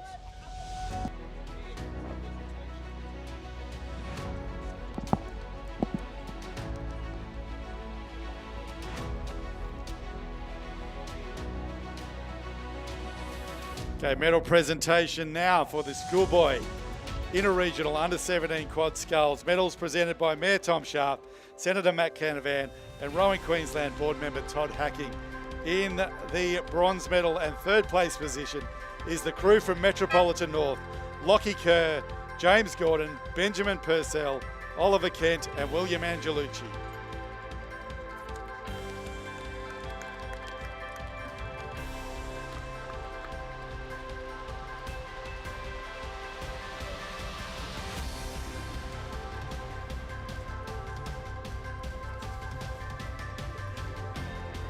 If they wait for the photos, you'll never be able to get up there. So,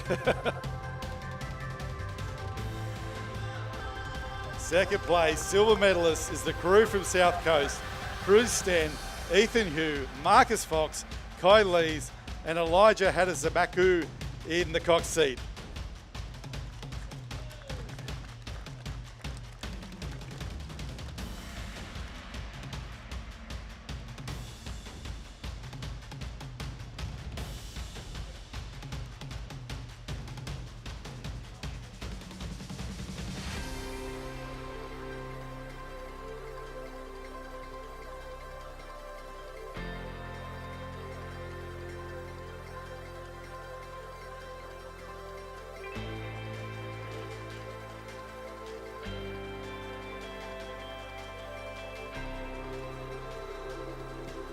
Excellent. And our winners and gold medalists of the interregional schoolboy under-17 quad sculls is the crew from Metropolitan West, Joshua Bradley, Joshua Watson, Lucas Kappa, Cassidy Allen, and Elliot Ackerman in the cox seat.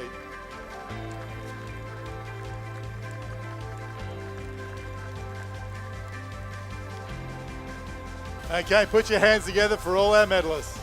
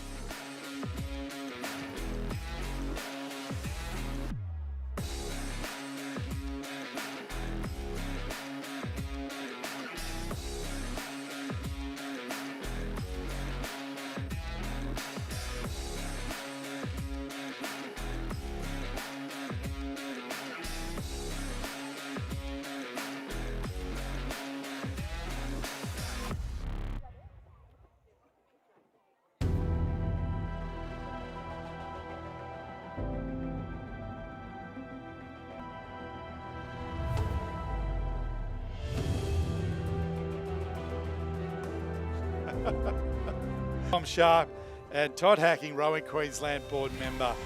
In third place, silver medalist is the crew from Metropolitan North, Charlotte Road, Lily Nolan, Pia Mullercross, Genevieve Davies, and Lauren Brosnan.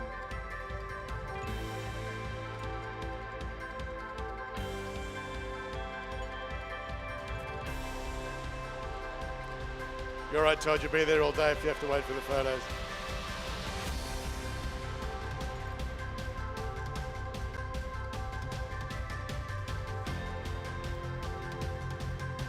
silver medalists.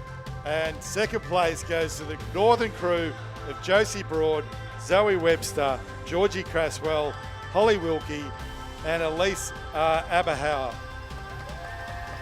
Also winners of the Larry Socks Award. So all of you other crews on the podium tomorrow, I want to see more Larry Socks, please.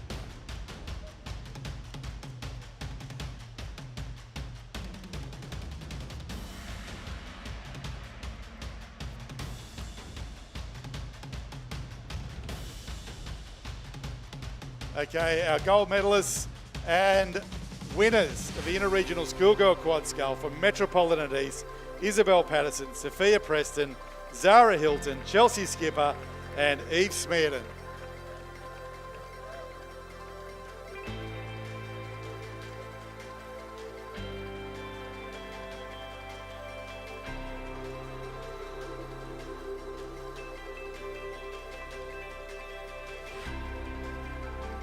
Awesome, thank you, gents. Put your hands together for all our medalists.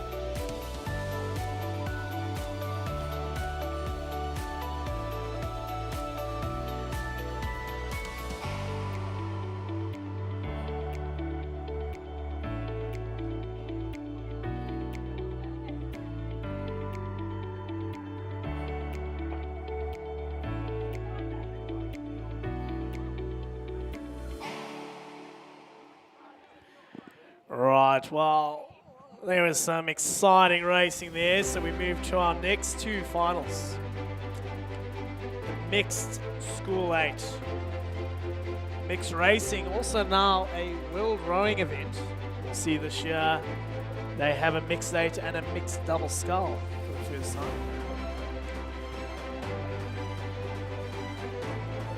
Unfortunately, we will be waiting. A few of our other rowers that are taking part in this event were involved in the interregional racing. So we'll be waiting for those starters there. There's a couple of crews though, and Trinity Lutherans that are out there this afternoon. What do you reckon, Mitchell?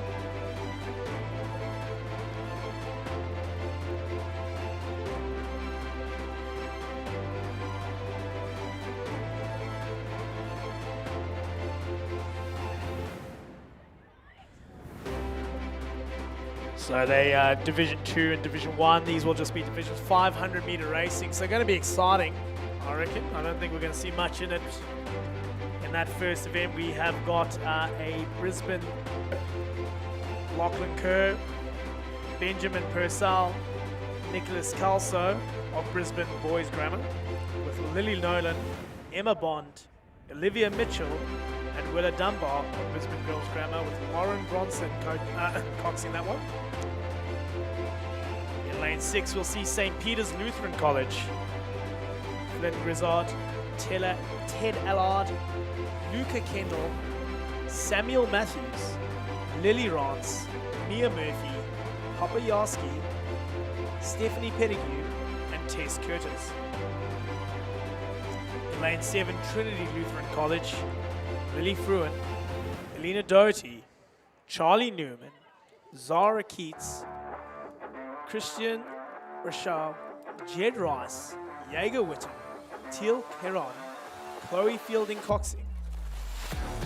In lane 8, Brisbane State High School, Georgia Crouch, Norman Jansen, Chelsea Skipper, Alex Cook, James Hansen, Scott McDonald, Kenny Noble, Flynn O'Loughlin, and Gus Butland McKeering racing up.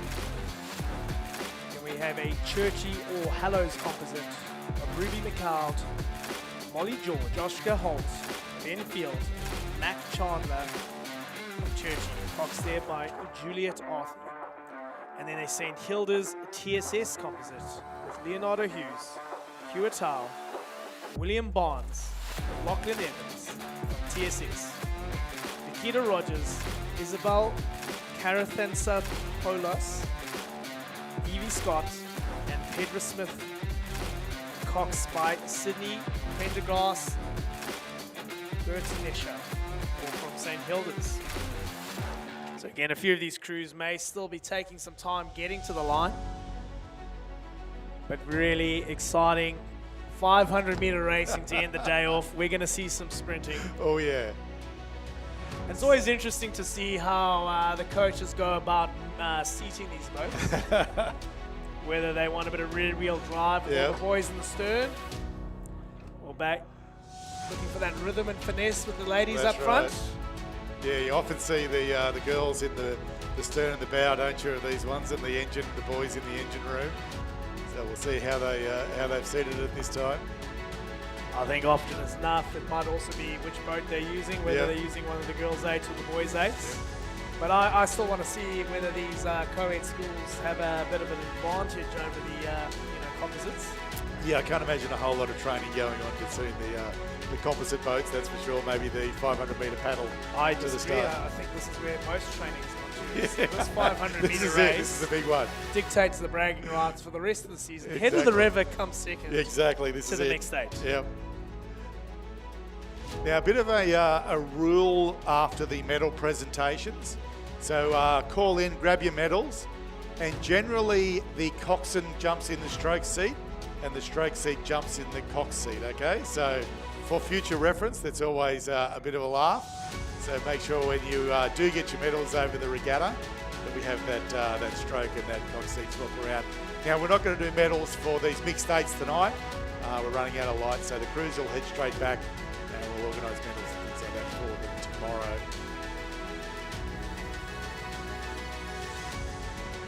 Well, mate, have you seen better rowing conditions?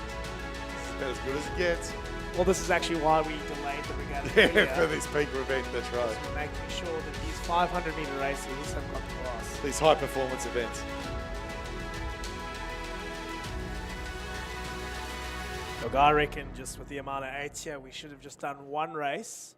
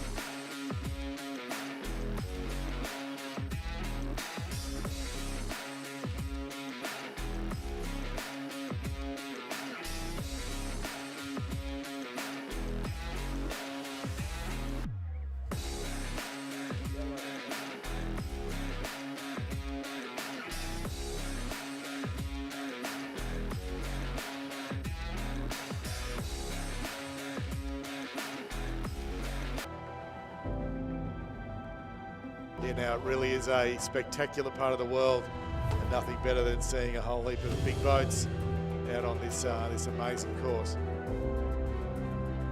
Yeah, they've definitely left the best conditions for last, and I don't think we need to do much advertising for the Scenic Rim Council right now. The drone's doing it all for us. Look at that skyline.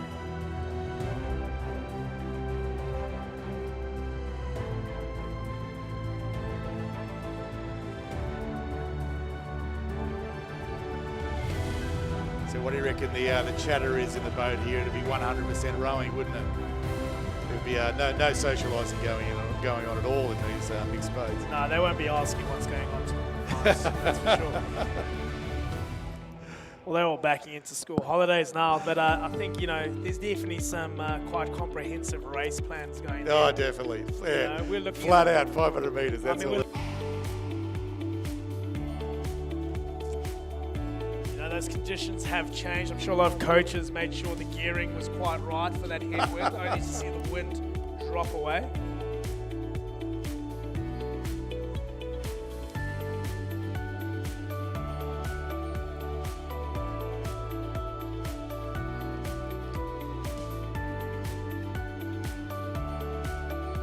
When we take this regatta to a regional town like Rocky or Bundy, this is usually the Friday Arvo event. When all the boats roll into the boat park, everybody gets there, starts as a bit of a practice row, and then we'll do this in the evening of the Friday night, which is always a good way to warm everybody up from there as well.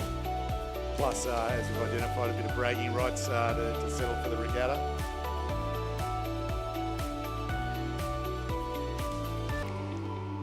Go and borrow a single and go for a paddle. I reckon those conditions are absolutely perfect.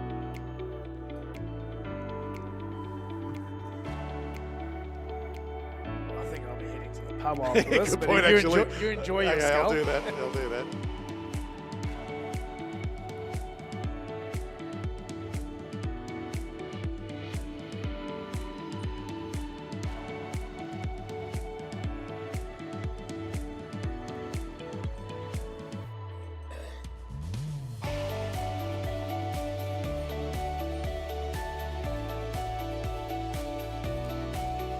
Our last day just rounding the corner of the competitor's headland there, heading down towards the start line.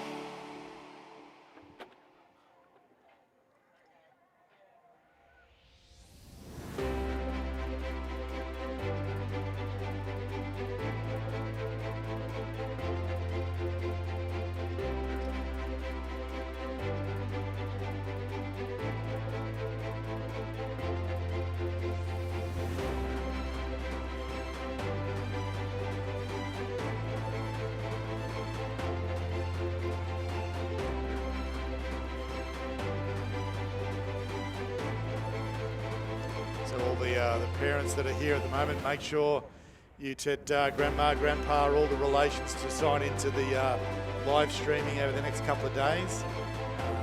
Look at, probably can't see the shots that we're seeing here on our monitor, but they are absolutely spectacular, and it is a great way to watch this sport and this amazing event. We saw an example of what's to come in those inter-regional races, being bow ball to bow ball and canvases on the finish line. We're going to see more and more of that as the weekend continues.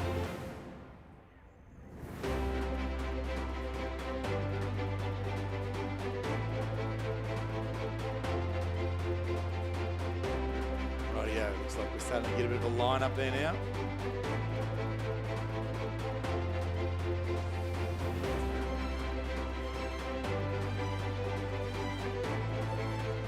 Only 5 boats, must be waiting for that last 8 to get up to the start line there now. Looks like they're swinging around and heading on in.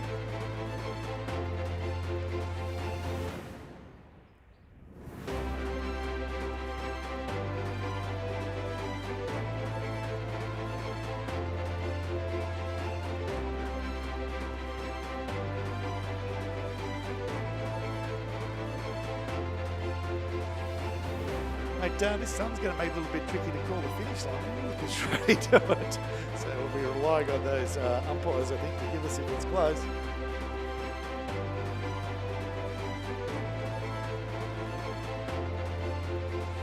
This is where you need to invest in your pit vipers there, mate. Yeah, that's right. I'm not good enough rower to wear pit focus, man.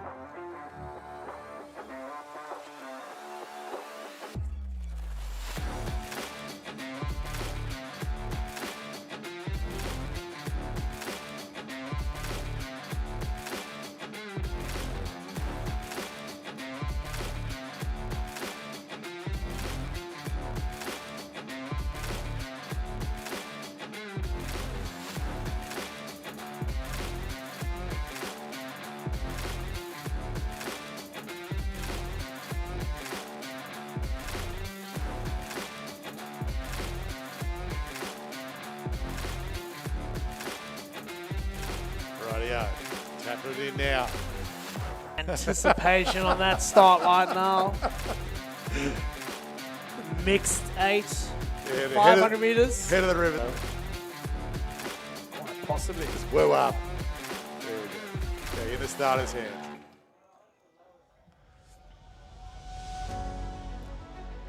They got to be sure to get this one right. There's not a lot of water. 500 meters. I'm expecting times of 1:17 by the winning crew. Yeah. Okay. It's going to be fast down the pitch today. I think conditions are absolutely ideal for that. Oh, yeah. Yeah, man, sharp. Where's your cameras? This is the glamour shot. So in our first division, we've got 6 boats. Once again, going from lane 5, the Grammar Composite, followed by lane 6, the St. Peter's Lutheran College crew, lane 7, Trinity Lutheran Composite with All Hallows, and lane 10, the St. Hilda's and Southport Composite. And they're off. We've been waiting for this, and it looks to be that St. Hilda's look at and that. Southport Composite trying to take that early lead. Brisbane State High School, though, hot in the heels. There's not much in it, though. 500-meter racing. As we said before, it'll always be interesting to see how they've seeded. The Southport Composite there with St. Hilda's have gone 2 boys, 2 girls, 2 boys, 2 girls. A little bit of a different seeding there, but maybe that's worked in their favour. They got out the blocks pretty quick. However, they haven't gotten away just yet, because it looks to be the State High crew and then the crews there from St. Peter's and Grammar very much in all the medal positions. Unfortunately, Trinity and Churchy just falling off the pace there. But you can hear those coxes there, the screams, the shouts. This is exciting. I don't think the rate was quite as high as I was expecting. Oh, that's a I Peter's thought crew nothing under pushing 40. through. Nothing under 40 is acceptable in 500 meters. But here they are coming into the last 100 meters. I think the St. Hilda's Southport crew, but it's anyone's for those binder positions. Oh, that does it. Yeah, they've got out the blocks there. St. Peter's crew pushing through. Nah. Oh. They're claiming the win down there on the outside lane. I don't know if I necessarily agree with it, but we'll wait for the officials. But you know what? If you put your hand up and you're cheering first, That'll you do. must have been in the lead. That'll do. Because you. Oh, what a great race. That was exciting. Wow, that St. Peter's crew certainly kicked it that last 250. They were sitting in 4th or 5th. I think they might have pitched second there. So that's St. Hilda's Southport crew. They held strong. Yeah, they just snuck off the start there and managed to get the bar in the lead, and I think they managed to maintain that. Again, we are staring directly into the sun. We'll wait for an official result.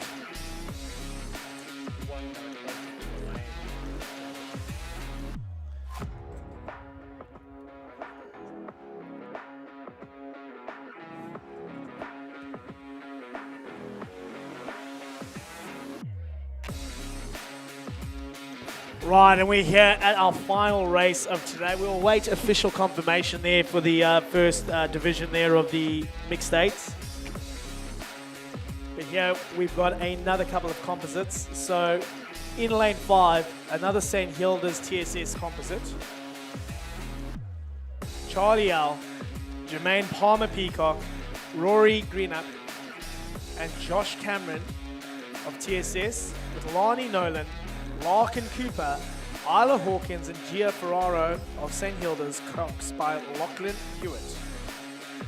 In lane 6, Brisbane Boys Composite. So that's the Brisbane and Somerville House Composite.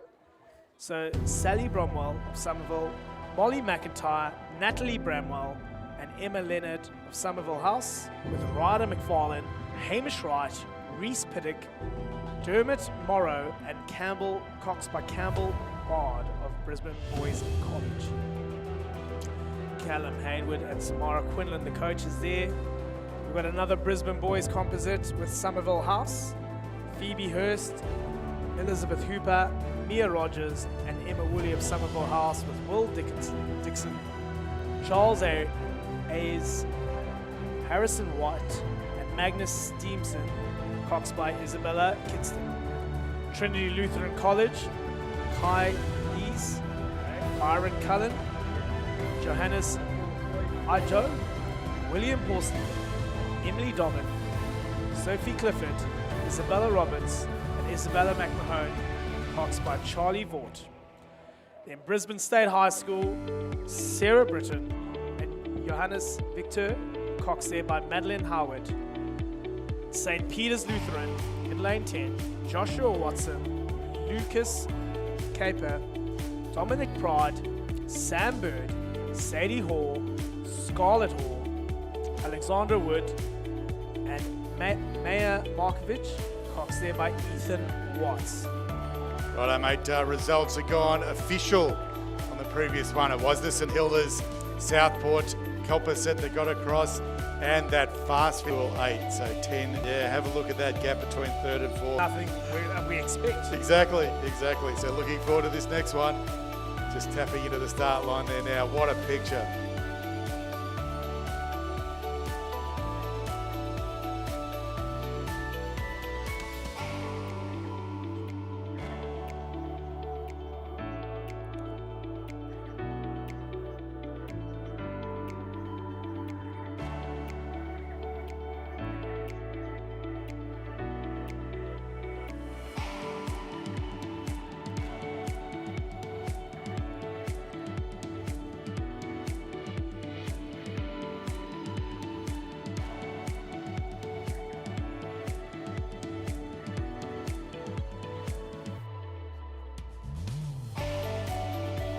And we're off. The final race of day one of the School State Championships. And this time it looks like State High has got off the mark in there in lane 9. And what a fast start yet again.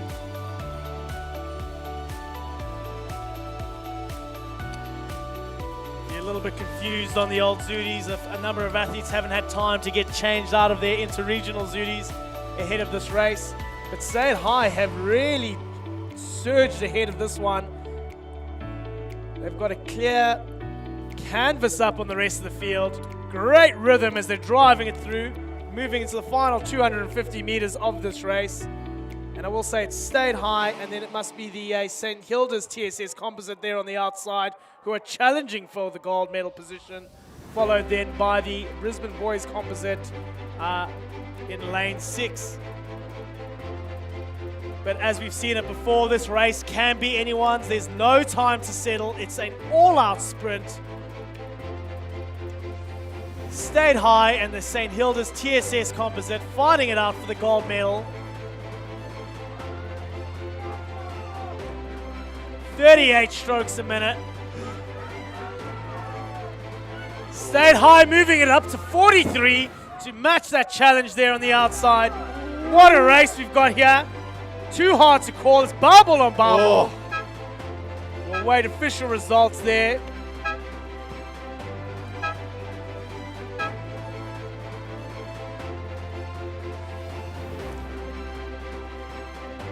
So the State High parents are cheering, so they've claimed it already. I think it might have been the St Hilda's and probably the BBC Somerville crew took out the bronze, but we will wait for the official from the umpires. That was another great race. Strategically placed umpire on the other side of the course. There I see with this sun looking into the eyes. So we've got lots of eyes on that finish. I'm sure they'll get this one right. Yeah, it'll be interesting to see if that seating order of 222 is their way going forward. So just a shout out for all the relos for tomorrow. Just pay once and you can watch for them there. Yep. So once you're paid, you're away you go. So the provisional results are in. But nope, they've just gone official, and it is Brisbane State High School taking out the win in a time of 1:34.99. Silver goes to the St Kilda Southport combination, and then it's that Brisbane boys Somerville crew #1 taking out bronze. And that wraps up day one of the Queensland Schools State Championship. And what a day it's been. We've seen 7 different seasons in one day of the regatta. What's going to come tomorrow? Who knows? Sunshine all day. Yeah. Yep, that's right. Sunshine, no wind. No, it's beautiful. Mate, I think you're right about that call. I think the pub's calling more so than a row and a single. So, I think we take a pair up, mate. oh, yeah, that'll end in tears, that's for sure. Ultra heavyweight. Exactly. I don't know if anyone's got a big enough pair for us. What a great shot there from the drone. So don't forget tomorrow, make sure you let everybody know about the live stream to see the event. We hope to the year out here, so get out early and support everybody in the one from there. Absolutely, and I think Muzz and I will be tapping up. Feel free to stop by and have a chat tomorrow. Always welcome a little bit of guest commentary here in the box. I'm sure you get sick of our voices.